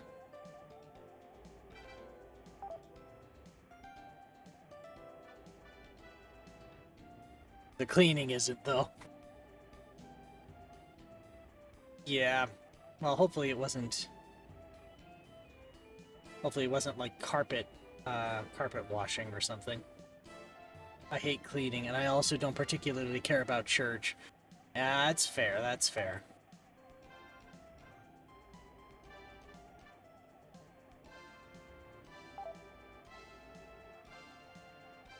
Okay, 107 yards, 101 yards, and I'm way up on a hill, so I should do this.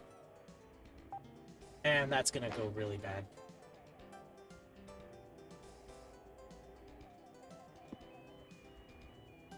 Look at that beautiful pixelated shrub. Just poking in at the corner. Hey buddy, how's it going?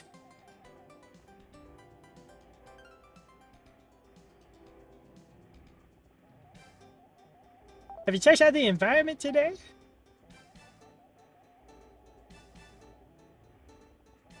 But it's money and money we need, so...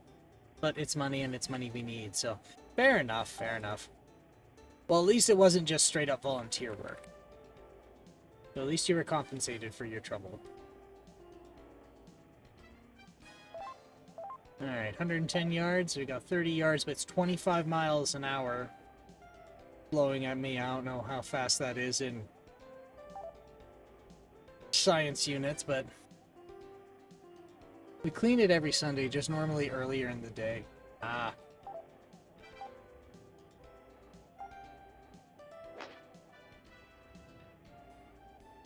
Yeah, it worked out pretty good. We had to go get a new puppy today, though. So we did them both back to back. Oh, you got a puppy! A little pupper. Little doggo.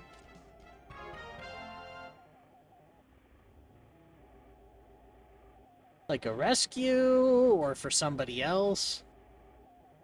3 new puppies in the past 2 weeks. My God, you're having an army of dogs. That is a lot of dogs.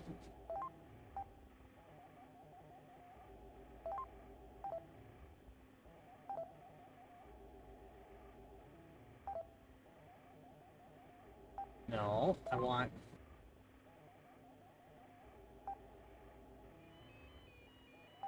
There. That should do. Okay, 26 feet. Here.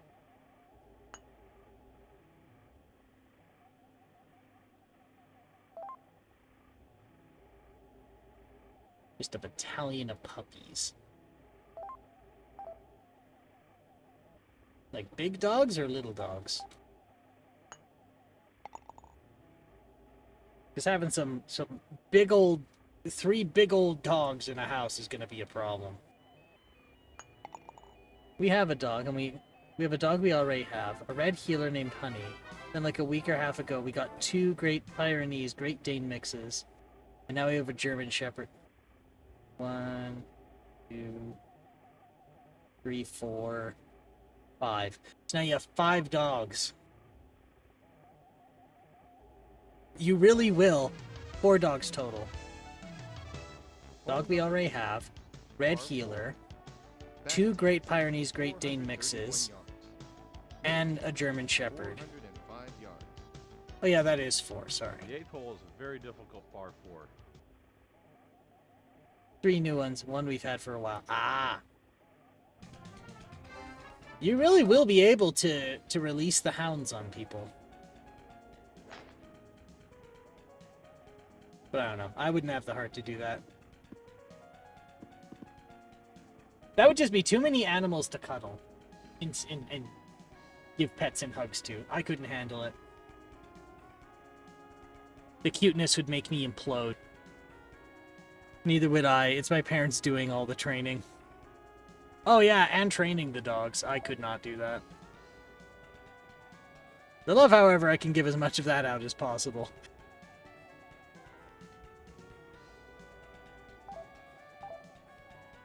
Sometimes you just gotta give a pup a hug. Pets and snacks. And sneak it bacon. When its owners aren't looking. No, don't give them human food. Like, no, I'm giving them human food. You can't stop me.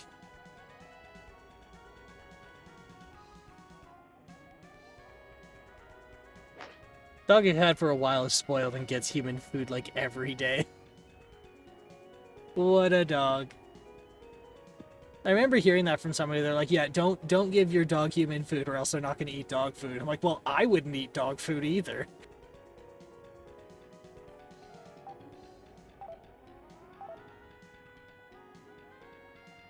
Doesn't affect her health because we give her a small amount.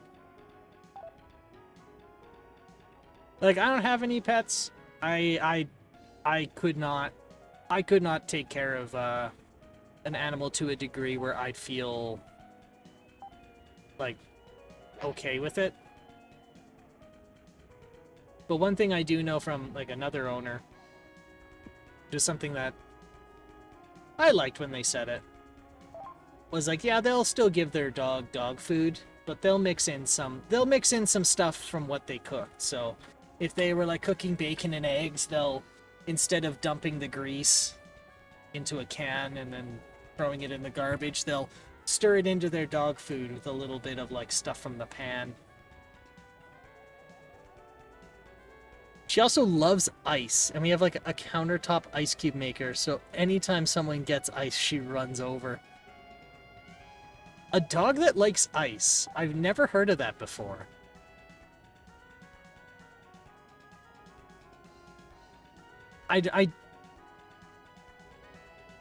She just likes to munch and crunch on them ice cubes. It's like, I would think a dog would dislike it because of how cold it is.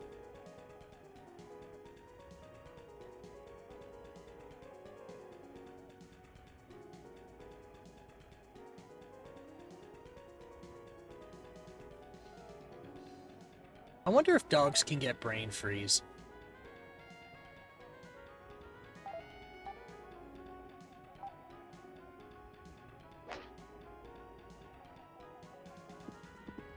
Because, like, one of the reasons I just don't go ham on ice is actually two reasons.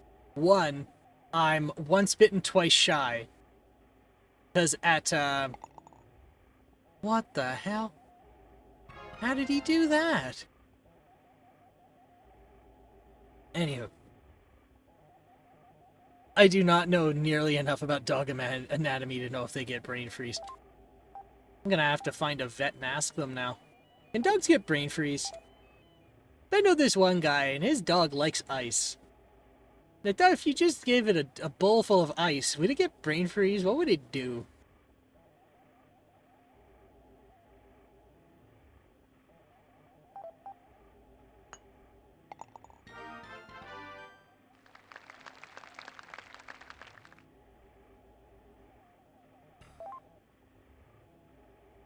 Where's that? Oh, yeah. Yeah, but yeah, we don't do anything special to our dog food because our cat also eats the dog food. Back tees. So you have a dog that eats ice and a cat that eats dog food. 439 yards.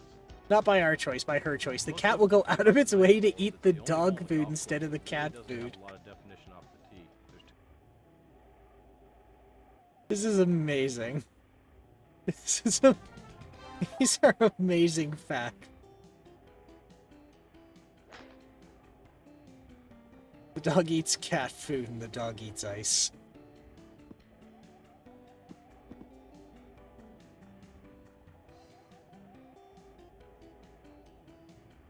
They like it because it's high in fat. Oh. I did not know that.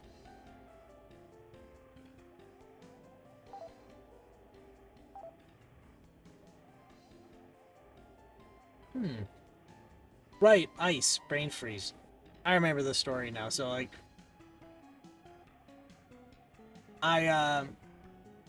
Once bitten, twice shy. I am super wary about consuming like frozen stuff. Because when I was going through high school, there was this summer competition. Some like team within the high school made. And one of the competitions was they called it the brain freeze competition. And they called it that because it was competitive eating of slushies. So you were given, they made this deal with like 7-Eleven, and you were given like four or 6 or 8, I can't remember because of the brain freeze and how bad it was, cups of slushy, and you're supposed to knock them back as fast as you can. I won. But then I learned that you can injure the pulp in your teeth by freezing your teeth really bad. So at that point, it's like, I don't want to chew on this ice. But I do. But I don't. But I do.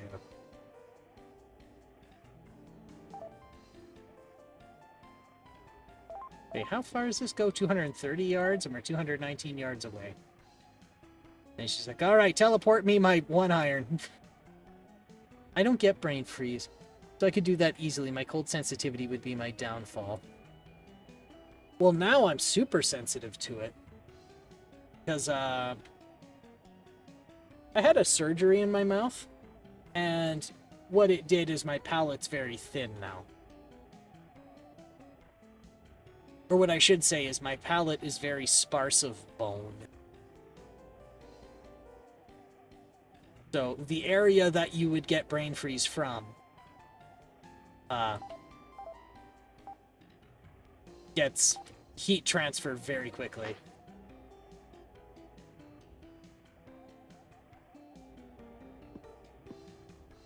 Like, if I knock back a cold water too fast, I get brain freeze now. Which is sad, because I used to love cold stuff. That sounds like a nightmare to deal with. Eh.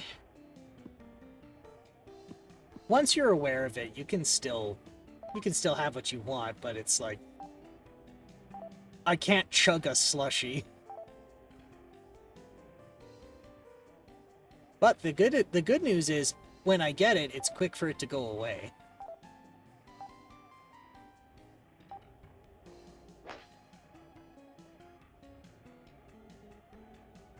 Better to enjoy the slushie anyway. Yeah, that is exactly it. It's like, I can just get a small slushie now because I drink it really slow. And I just get something that I know is going to taste really good instead of just getting a giant slushie and mixing them all together. I could be like, I really want lemonade. And just have a little sippy sip of the lemonade. But there's one I never quite understood.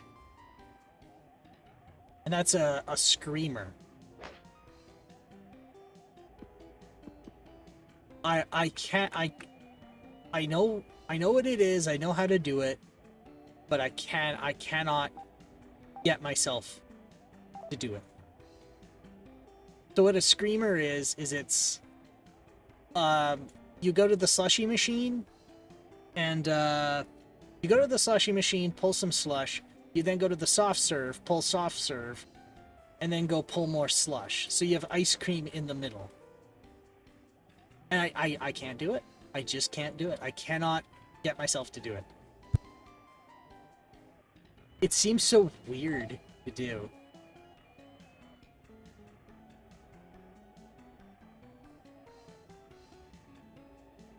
That sounds like it could end up really gross too. Well, what I'm really scared of is if you did something like lemonade and then you made it a screamer with the ice cream curdle. Because, or if you get like Pepsi or Dr. Pepper, you've just made frozen pilk.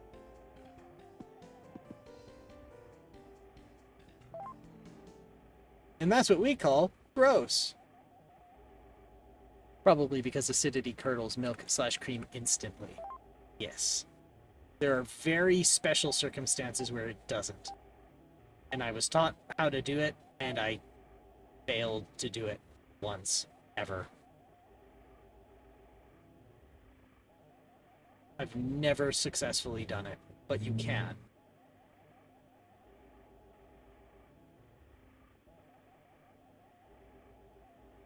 It's in certain degrees, of course.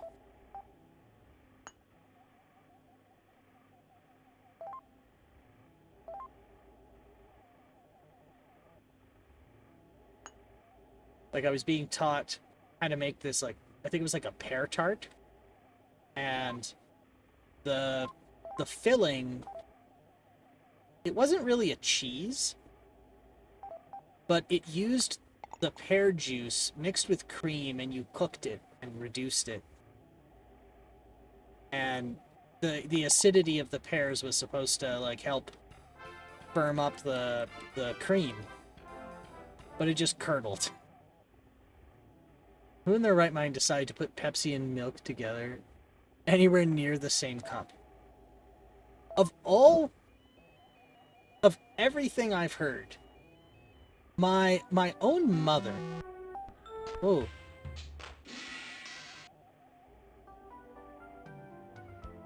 Okay. Okay, it's holding together. It's keeping its own. Scared me for a minute there. I thought it was gonna shit the bed.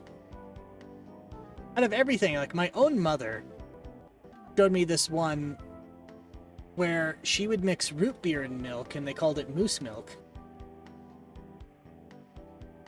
And I had it once, and I didn't know how to tell her that I disliked it with every fiber of my being.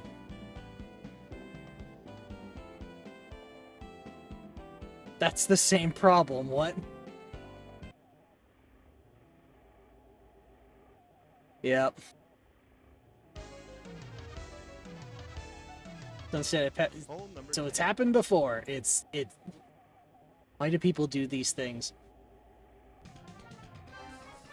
Like, as much as I'm mortified at the idea, I can understand it because a lot of food pairings were experimentation. Like salt in caramel or salt in chocolate.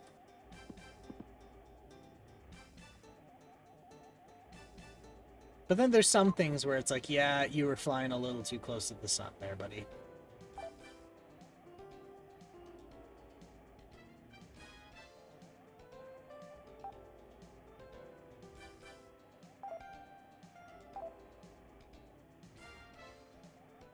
There's some things that it takes like one shred of thought and you can think, oh yeah, that would be absolutely horrible.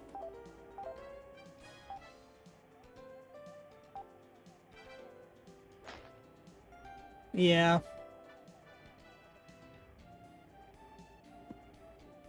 But then I think of cheese. By all accounts, cheese should not be a thing. Because it's just rotten. Somebody had rotten milk that turned solid and was like, yeah, this tastes pretty good. And then they refined it into a food item.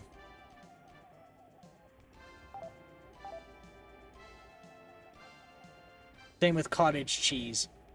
Like, who thought up cottage cheese? That's even closer to just being curdled milk. Actually, funnily enough, speaking of like odd food combinations, when I was still living at home, I had my mother used to make rhubarb strawberry pie, but she said something that really made my hunt for this pie impossible, which is she said it was rhubarb, strawberry, and French cream pie. I learned many years later that what it was, and what I was actually meant to look for, was rhubarb, strawberry, and sour cream pie. Because some baked goods use sour cream, which you wouldn't think would be good in baked goods, but in a pie, it's amazing. But she called it that because she knew if she said sour cream, nobody would eat the pie. I think I might throw up.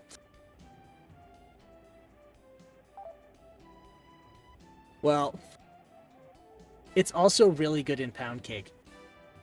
A really good depression meal. I hate sour cream with every fiber of my being. Ah, that's why. Okay, probably the worst person to bring it up to then. Oh man, I do like me my sour cream. So I learned a quick snack from my own grandmother. And it's my depression meal.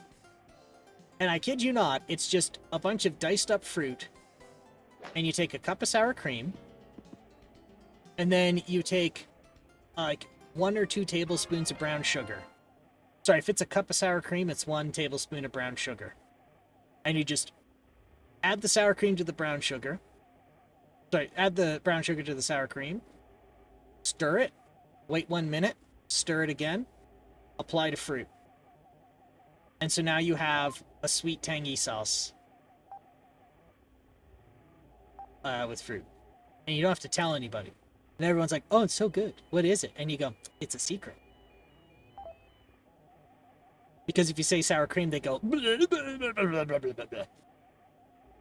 I'm normally not very picky, but when it comes to anything you find in the dairy section of the store, I get very picky. I mean, it's justifiable, right? Because dairy is something where if you screw it up, you can get someone very sick. So I could see people being super sensitive about it.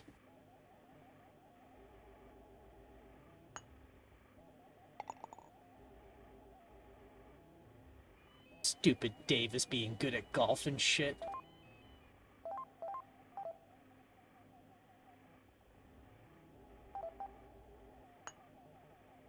son of a bitch.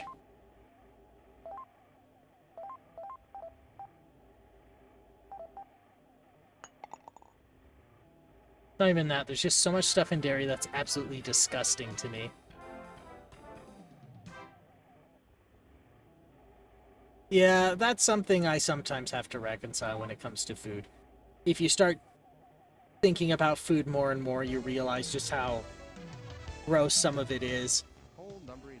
You kind of question why you're even eating it. Back tees, 384 yards. Middle tees, 374 yards. The tendency on the 11th hole is to drive it to the right. The tee sets you up over there, but you'll be in the rough. You want to keep your drive over to the left, just right of the fairway bunker, which sets you up with a middle to long iron into the green. Very short green, but make sure you carry that bunker on the right. You need enough club to get it there in your second. I just hang a left there at Old Man Jenkins' barn, and you just keep going straight. You'll eventually get there, you know.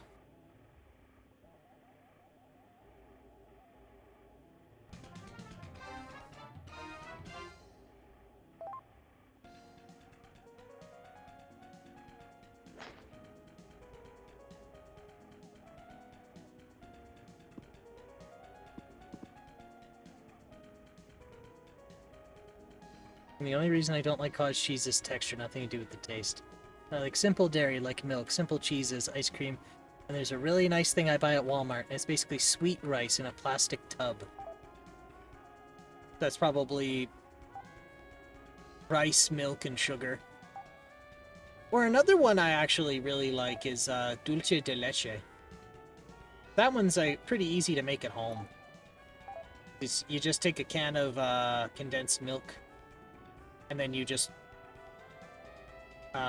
simmer it while it's in the can in a pot, and it'll caramelize all the sugars in the milk, and you get a creamy caramel sauce. It's called arroz con leche on the package. It's apparently Mexican rice pudding. Yeah, dulce de leche. You know what? Oh, I visited a family member in Toronto about a month or so ago, and they took me to a local taqueria, and absolutely delicious. But I was chatting with the owner, and the owner's like, "Hey, I have a dessert here. For like $5, you can have a bit of it." They're like, "Well, is it the lemon pie that's on your menu?" He goes, No, I don't make desserts. These are someone else's in the community. I just pay them to make it.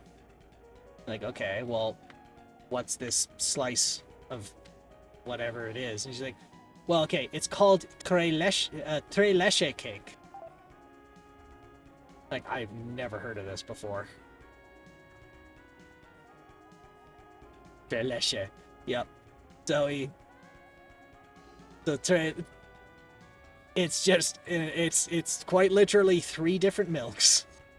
A really dense... Mexicans just know how food works, man. They know how to make good food.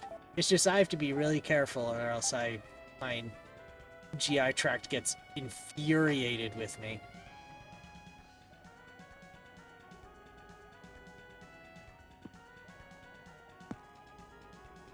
I get wrecked.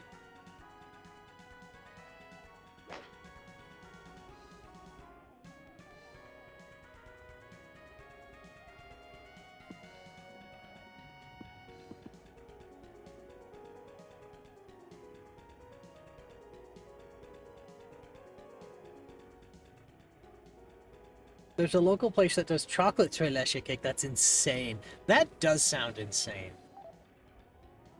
That sounds like I would derive immense joy from consuming things there.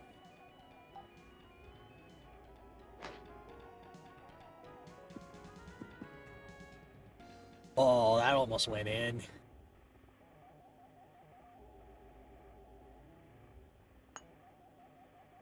I need to go to the Mexican store we have in town, see if they have that.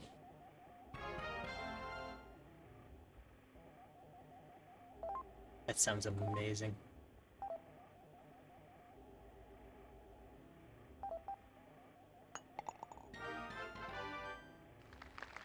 Do I have somebody telling me I had a nice par?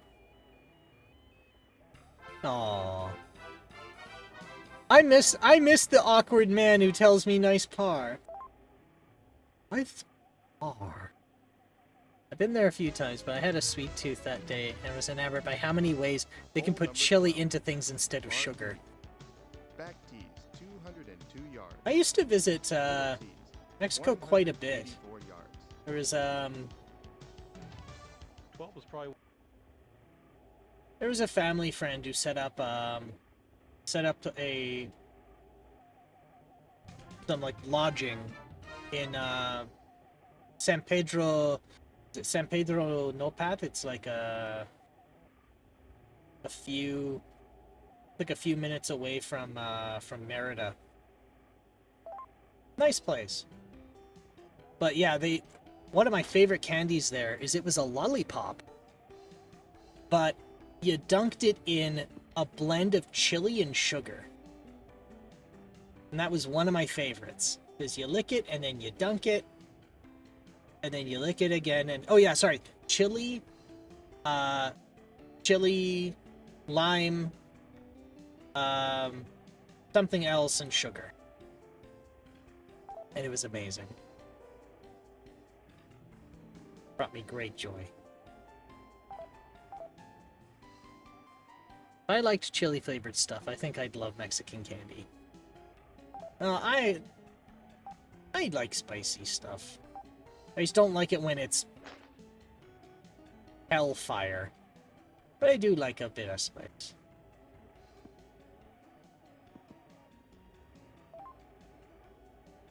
Alright, so we got around 2 minutes 45 seconds before it's another ad break here. Oh shit, we already hit the 4-hour mark. Alright, so we'll be finishing this, and then we're gonna be wrapping up for the night. But yeah, we're almost done, so...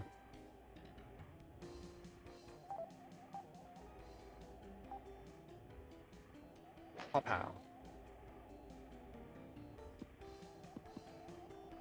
Ooh. Lindt makes a ridiculously good chili chocolate bar that's very reasonably priced. That son of a bitch. I can't believe him. He just chipped it in from there.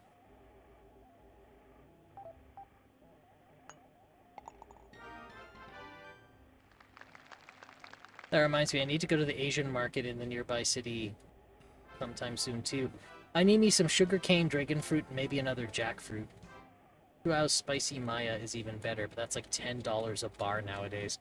Yeah, that's a tall ask. That is the little treat you get for yourself once in a while. Hole number 13, par 4. Back tees, 392 yards. Raw sugarcane is so good, just cut it up and chew on it. 73 yards. I don't think I've ever had sugarcane.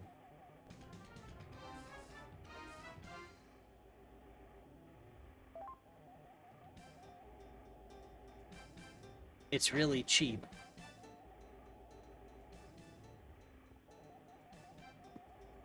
I wonder what process I could do at home to refine sugar from sugarcane.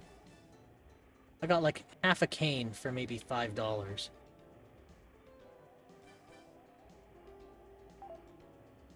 Like, I know it kind of flies in the face of getting sugarcane to be like, now how do I turn this into sugar?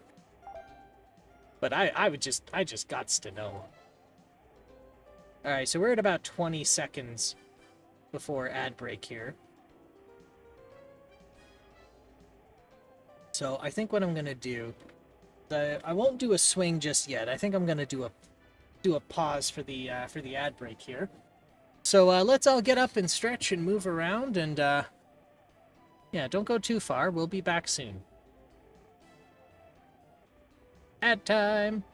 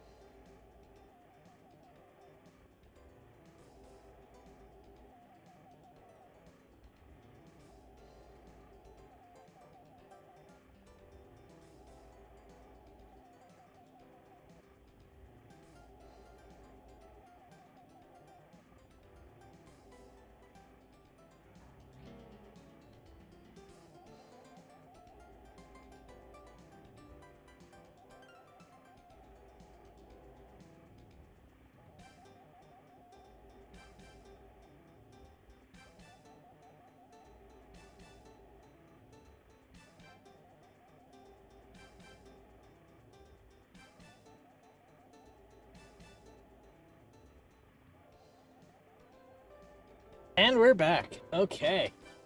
It is time for more golf. Alright, so I think last we left it, we just need to give this ball a walloping. That's not a walloping, but that'll do.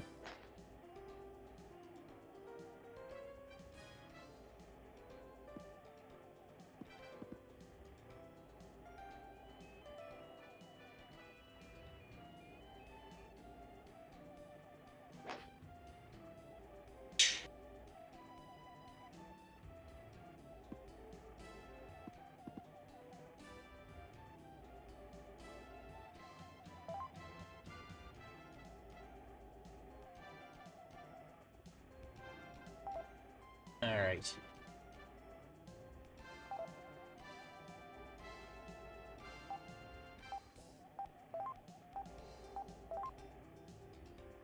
I hate that I have to aim first.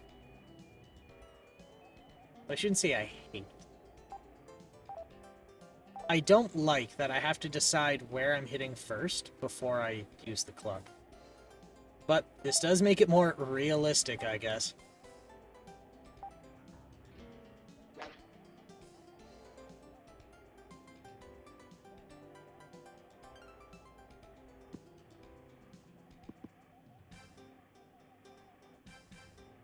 Damn it. Damn it, damn it, damn it.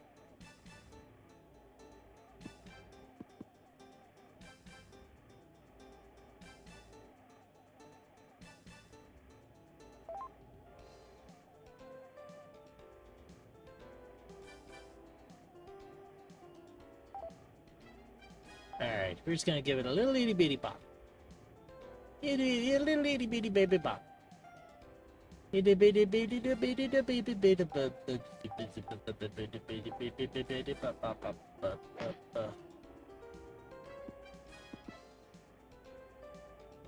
I deserve that.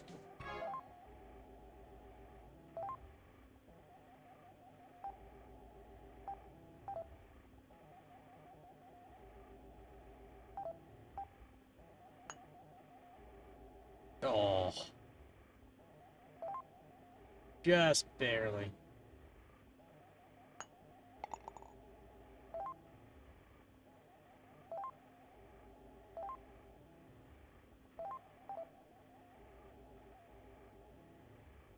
Up. Yeah. Did it. Yay.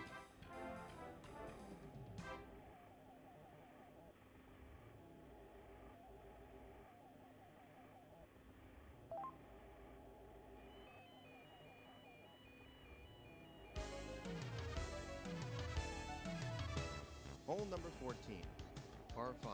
God, I miss Back this tees, era of editing. 565 yards. Middle tees, 553 yards. It's just the perfect amount of 14 is by corny. far the longest hole on the golf course. Drive the ball in a fairly wide fairway. Anywhere out there is fine. Hit your second shot. Make sure you It's hit the fine. Just fairway. hit the ball out there, Elevated. dude. Like I don't know. Absolutely front I don't know. yard. They're paying me to say shit here, dude. Like I don't fucking know. Just look over there and hit the ball, okay? Just don't get it in the long grass. Just hit right there, dude. Just go. Go hit there.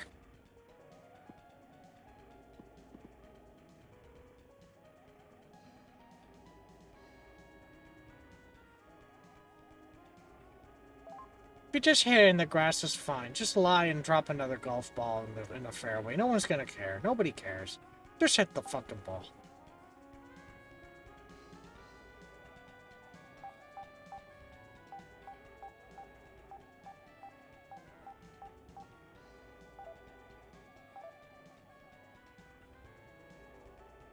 And teleport.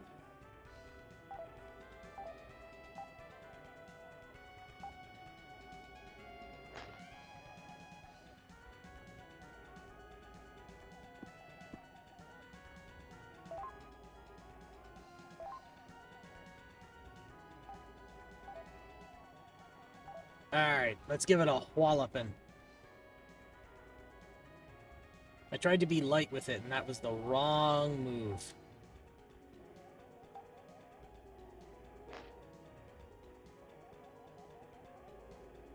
Oh, that's out of bounds. Pwah, pwah, pwah, pwah, pwah.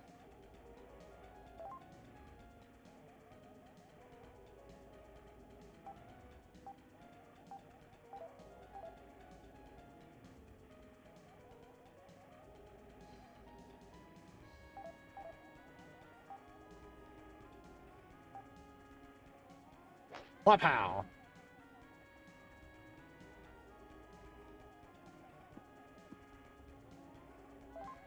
Well, I went more or less where I wanted. He's just gonna be good at golf and shit, and we hit the ball and get there.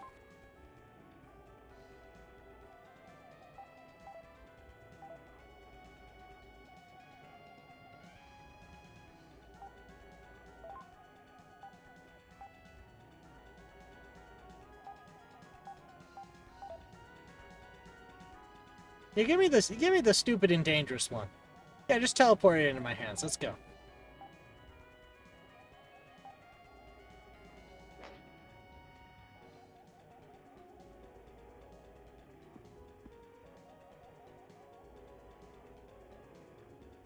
I guess that didn't go as well as I thought it would.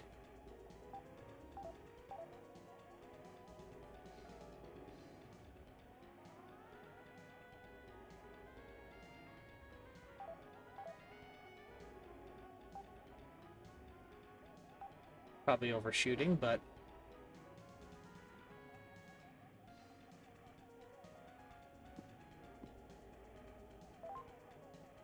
all right, we'll take it.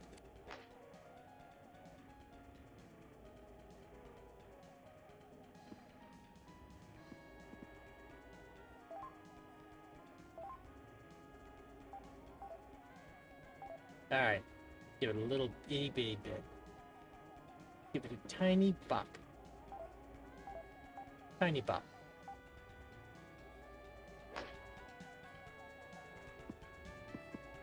Ooh, that would have been lovely. And then it just stops.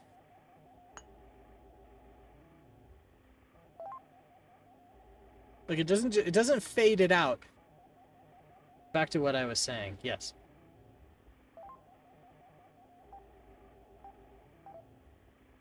Sugarcane is very cheap and very tasty.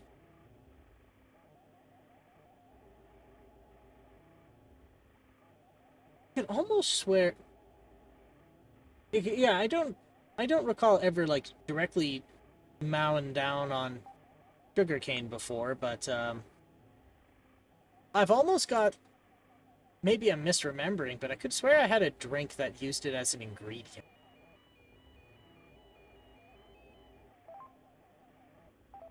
But I mean, that's not really the same as having an honest-to-goodness sugarcane. It's a little annoying to chop up just because of the length, but you can cut it into like 1 foot lengths to make it easier. But I take it the cane itself is inedible. I couldn't just like make little, cut it up into medallions and chew them up and... I mean, sugarcane is the good shit. It's what Mexican Coca-Cola still uses. Hole number 15. Yeah, sugarcane is pretty common in drinks and dishes from Asia. Ah. But like the actual plant's not, rather than high fructose corn syrup. I have had like Mexican cola before, and it is delicious. But I'm thinking, maybe I'm misremembering, but I was pretty confident that the actual plant material, well, most of it is edible. You have to kind of take the outer layer off. Then you can either eat it in small round bits, or you can quarter them into little sticks. Oh, so you can, if you prep it, you can eat it then. Okay. Then you can chew on that to get the juice out and then spit out what's left afterwards. Oh, okay. So, but you can't actually ingest the plant fiber. I get you.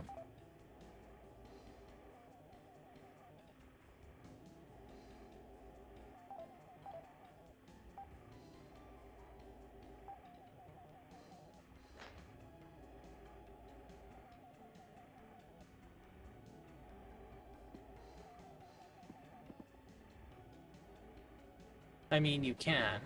It's not poisonous or anything, but it has like no nutritional value, so why would you?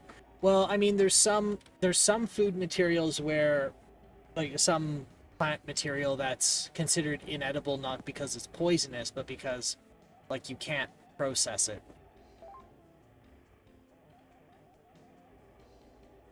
It's like for like a good example of that would be like rice hulls.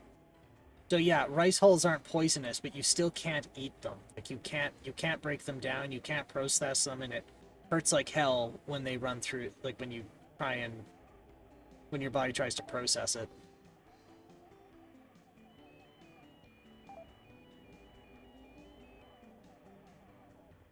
But you can give it to cows, because they can chew on they can eat anything. Sorry, any plant material really. But I mean, except for wood. But I mean, like, you can give them rice hulls, you can give them grass, you can give them hay. You could probably give them, like, give it to goats. They can even eat your cans. That's true.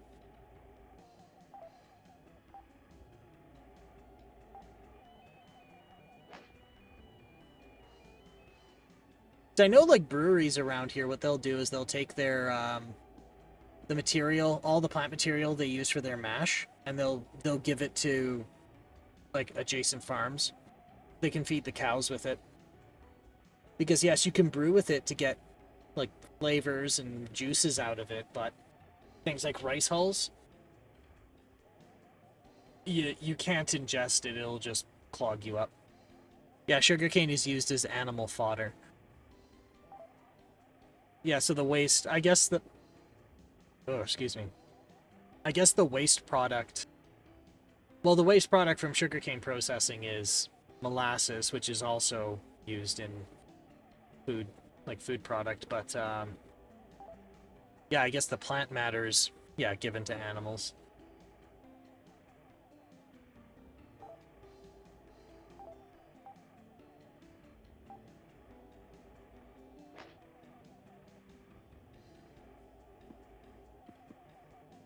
That was a weird kick of the ball.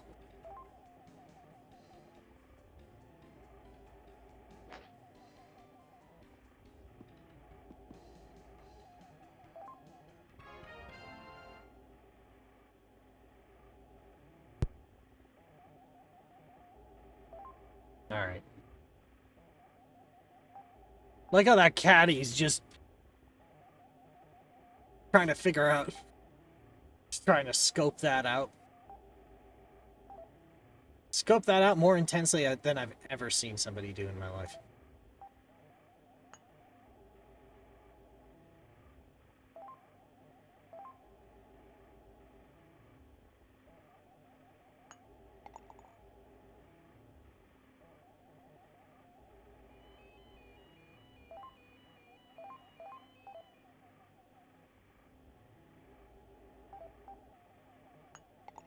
Yeah.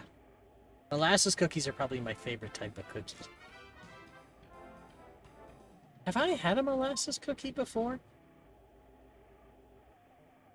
If I have, I can't remember how it tastes, but I'm sure it tastes tasty. I'm sure it tastes delicious.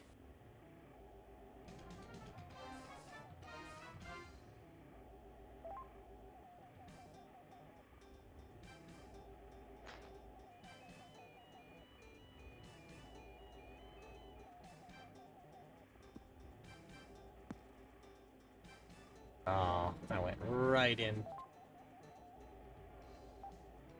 Okay, well, I'm gonna know better now. I'm gonna do that.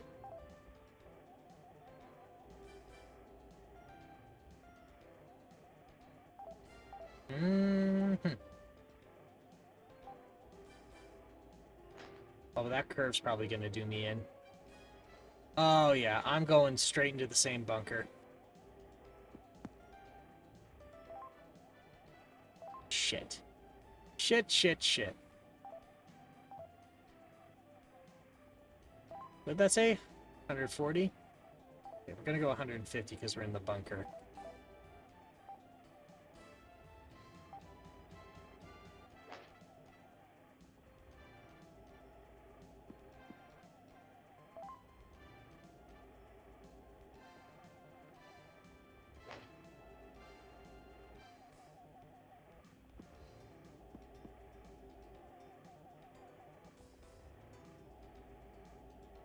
Alright. Now we're gonna shoot this over a tree. We can do that with the pitch wedge. Jackfruit is also good, but it's really annoying to prepare. Okay, I don't think I've had jackfruit before.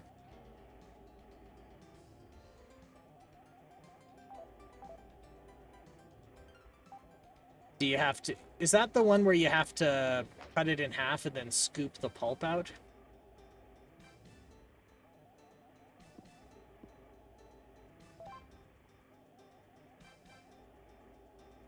It looks kind of similar on the outside to durian fruit, but much larger. Oh, okay. Oh, wait, it's dragon fruit that you cut it open and scoop out the guts.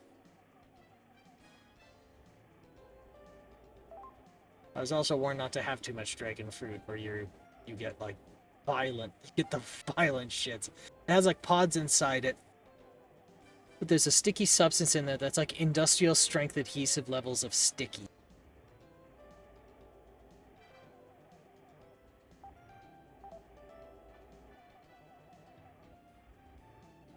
Jackfruit glue.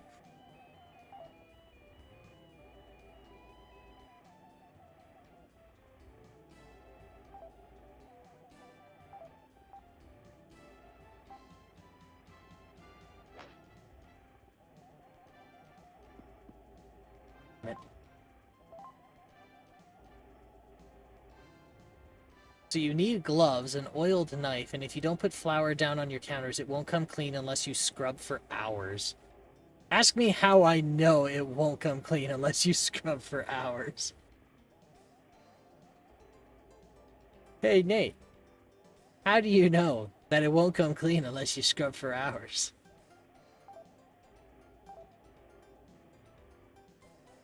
I'm sorry. Because I didn't put flour down. And I was scrubbing for hours. I'm sorry, I had to. I had to.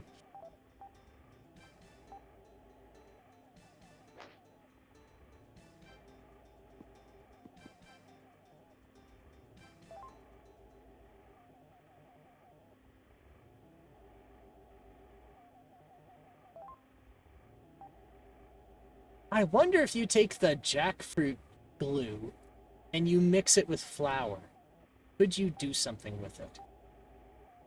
Other than an adhesive. It's a nice taste once you prepare it, though. It's not super sweet, and it has kind of a citrusy flavor.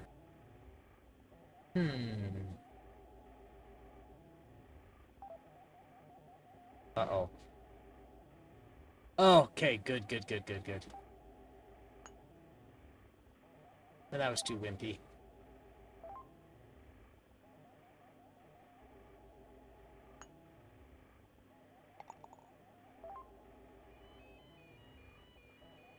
I miss Awkward Man being encouraging.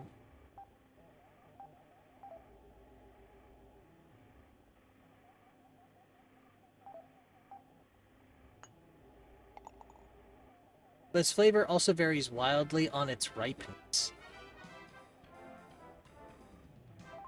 Now, can you gauge its ripeness from the outside, or is it only visible from the inside? Hole number 17, par 3. Back tees 209 yards.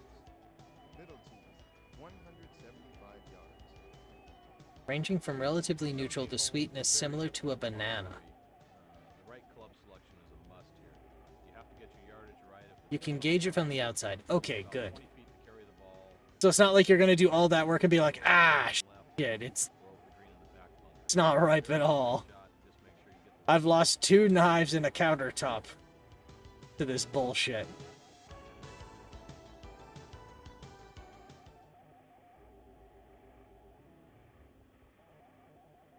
Alright, 2 more and then we're gonna be done. We'll be done this installment of the challenge.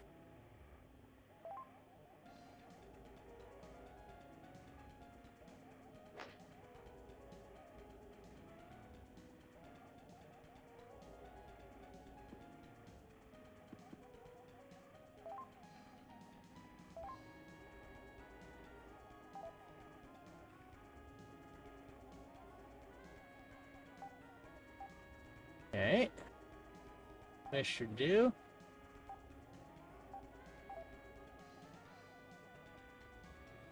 And I won't hit it all the way.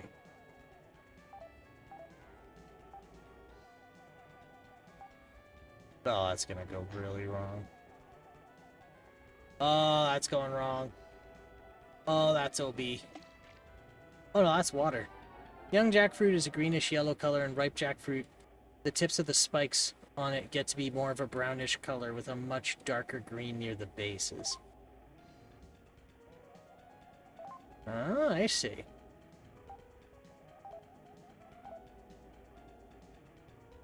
Such exotic fruits. I've had starfruit before. That was interesting.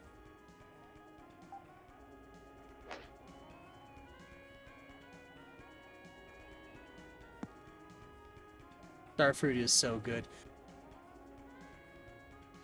I'm curious where it's used. Like, what is... It's kind of expensive where I live, though. I'm still trying to wrap my head around, like, what food items use starfruit as an ingredient where it's not used for aesthetic purposes. And I can't think of any recipes that call for starfruit.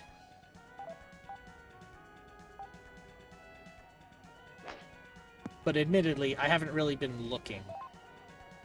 So there's probably tons, and I just don't know them.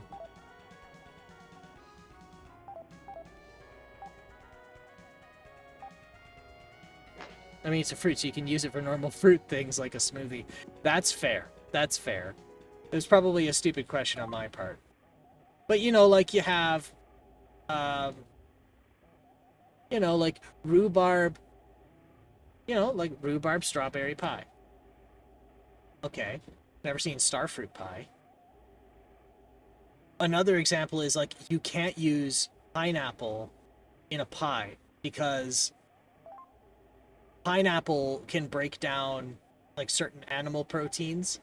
And so if you use pectin or something to thicken the pie, pie filling, it'll undo it. And it's like the same reason you can't put pineapple in Jell-O, or you can't put a lot of pineapple in Jell-O because it'll make the Jell-O not set. So it's like, could make a jam out of it, could probably make a pie out of it.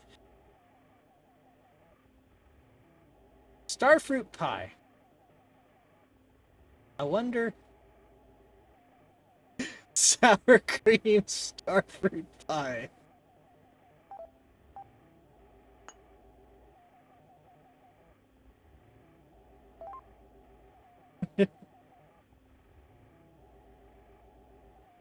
Do not ruin the idea of a starfruit pie for me. Don't do it. Alright, that'll be mine. That'll be my pie. Oh, I hit that too hard. Oh, God.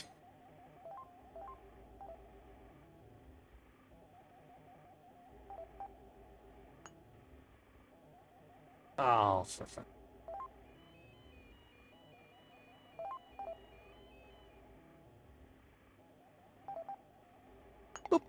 Okay. That was 6 over par. Holy shit.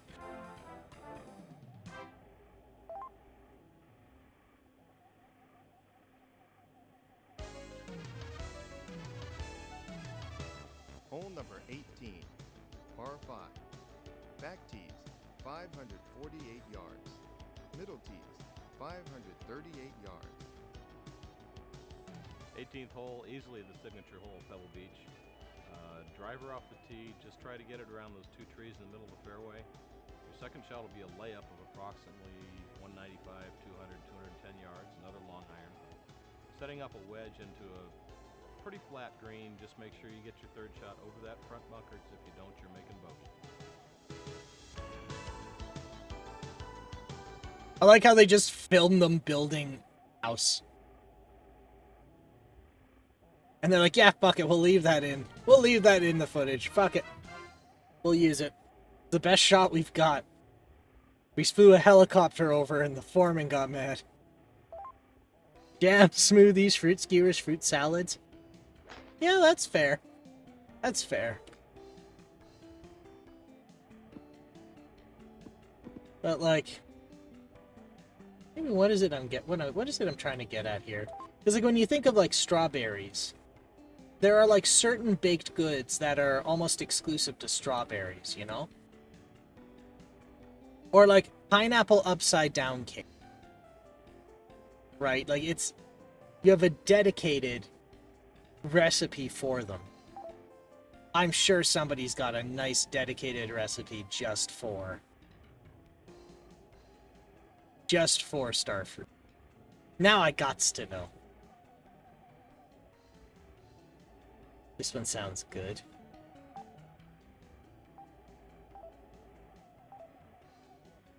Starfruit pineapple mint julep. That sounds insane. And I'd like it, and that's out of bounds.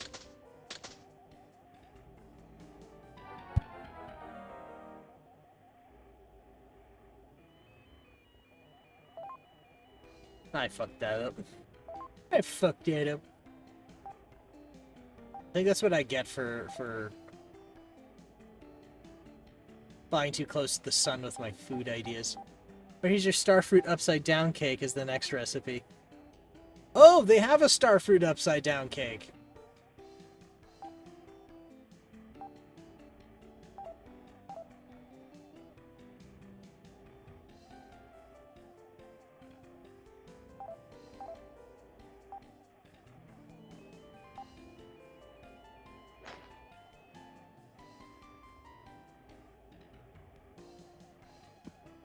There, that's better.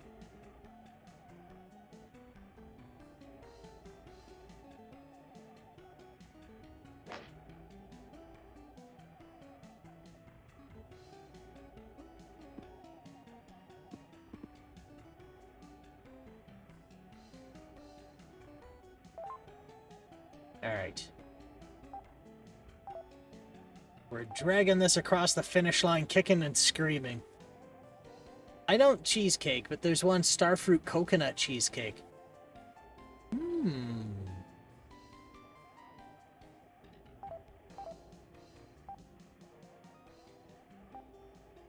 But why coconut? What is the coconut doing for this? That's to know. Actually, scratch that. I don't cheesecake is way funnier.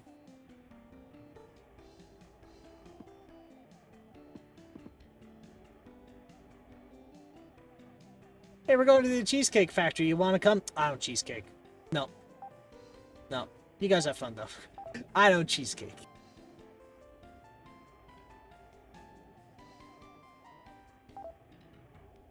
Shrimp and starfruit stir fry.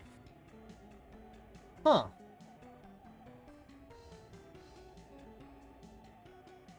That sounds good. That one does sound really interesting. When I was going through some cooking courses, I was, and I'm so pissed I lost it. I lost 2 recipes. One was for a type of Johnny cake that had like a pineapple cream dip. And then the other one was, I shit you not, a strawberry soup. And it was amazing.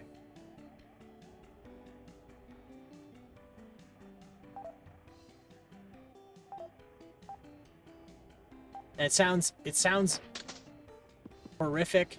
It sounds like it's an affront to food, and it kind of is. And it sounds like somebody was flying a little bit too close to the sun, but they made it back.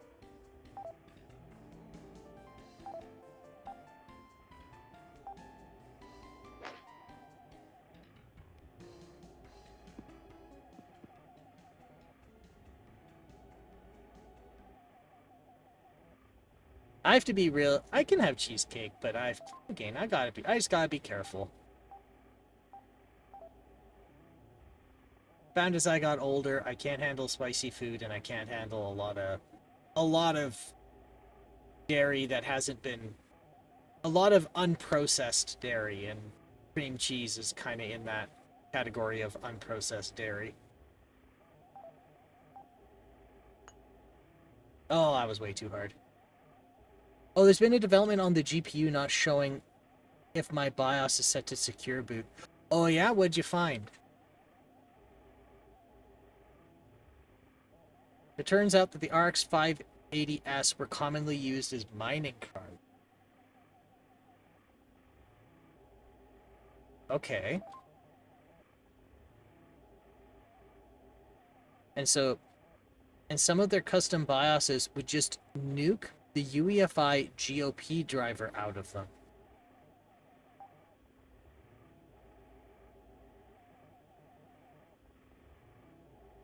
But it can still list it in GPU-Z as being UEFI compatible.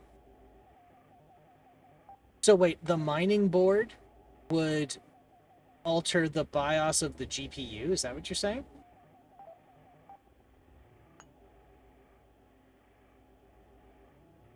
So I might just have to reinstall my GPU's VBIOS.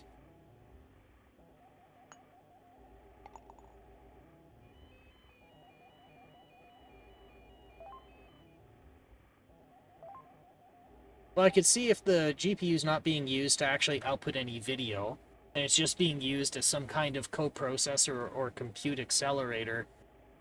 You really wouldn't need a lot of that stuff in the GPU. I could see that.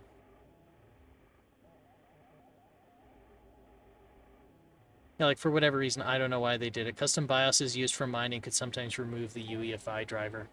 Interesting. Now, another thing to note is some GPUs have a little switch. If you got some fancy pants models of GPU, there's a little slider switch to go between two versions of the BIOS.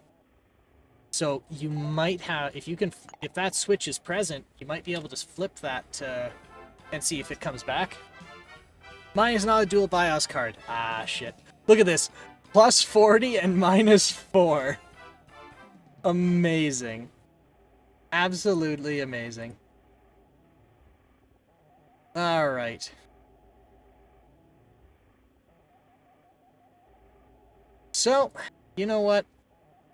This might be a high-end RX 580.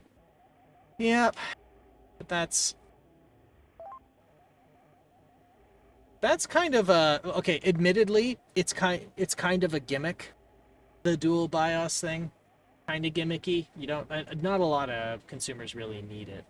But it's good for resiliency, and it's good for if you're wanting to fuck around and you need to like fall back. Anyway. It's a Sapphire Pulse RX 580, which is a pretty high tier OEM of AMD GPUs. Yeah, that's fair. But yeah, that's just one of those features where they don't really, yeah, not everyone would have it. But we are, in fact, finished here, our third game. So we didn't get our average of 1 per hour, but that's okay. These are some pretty more in-depth games. This is also a GPU from 2017, and dual BIOS GPUs aren't even common today, so it makes sense. Yeah, fair. Thanks for the stream. No problem, Sunfall, and thanks everybody for swinging on by. What I would like to do is find someone to raid on over to. So let's see what we've got. We have somebody playing Factorio. We have somebody playing, we have somebody having a friend of the channel playing a game. Yeah, so let's do this. Would we like to see some factory stuff, or see here something called Demonologist? Do we want to see factory stuff or spooky stuff?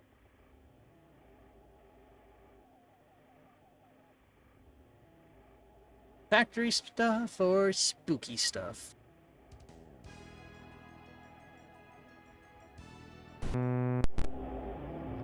Factorio is my least favorite factory building game, so Demonologist for me. Alright. You know what? Let's do it. Let's switch on over. And let's go over here what we've accomplished today.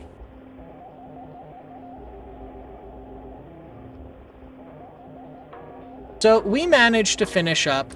Well, first off, this console's holding its own, but just barely. I bet you we can get through the challenge with it. But we're gonna see some fun, cool things shit the bed, and it's gonna be fun. If not a little bit, stressful for me. So, for the Sega Saturn, we have played Actua Golf, Hyper Golf, Devil's Course, and Pebble Beach Golf Links. And you know what? It worked out pretty well. I'm quite pleased with it. So, I think we're gonna raid on over to He's Playing. One of my streaming peers. Nice fella. He's actually pretty bright guy, too.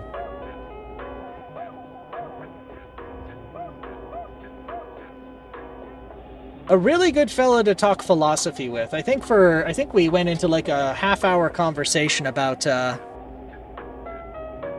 things like not psychology, but things like artificial intelligence and what true sentience is and how it intersects with modern day technologies. But anyway, enough about that. Let's get an emote and a raid message set up here. So, well, I say emote and raid message. I think everybody knows which one I'm talking about here. Oh, actually, we can do emote and raid message.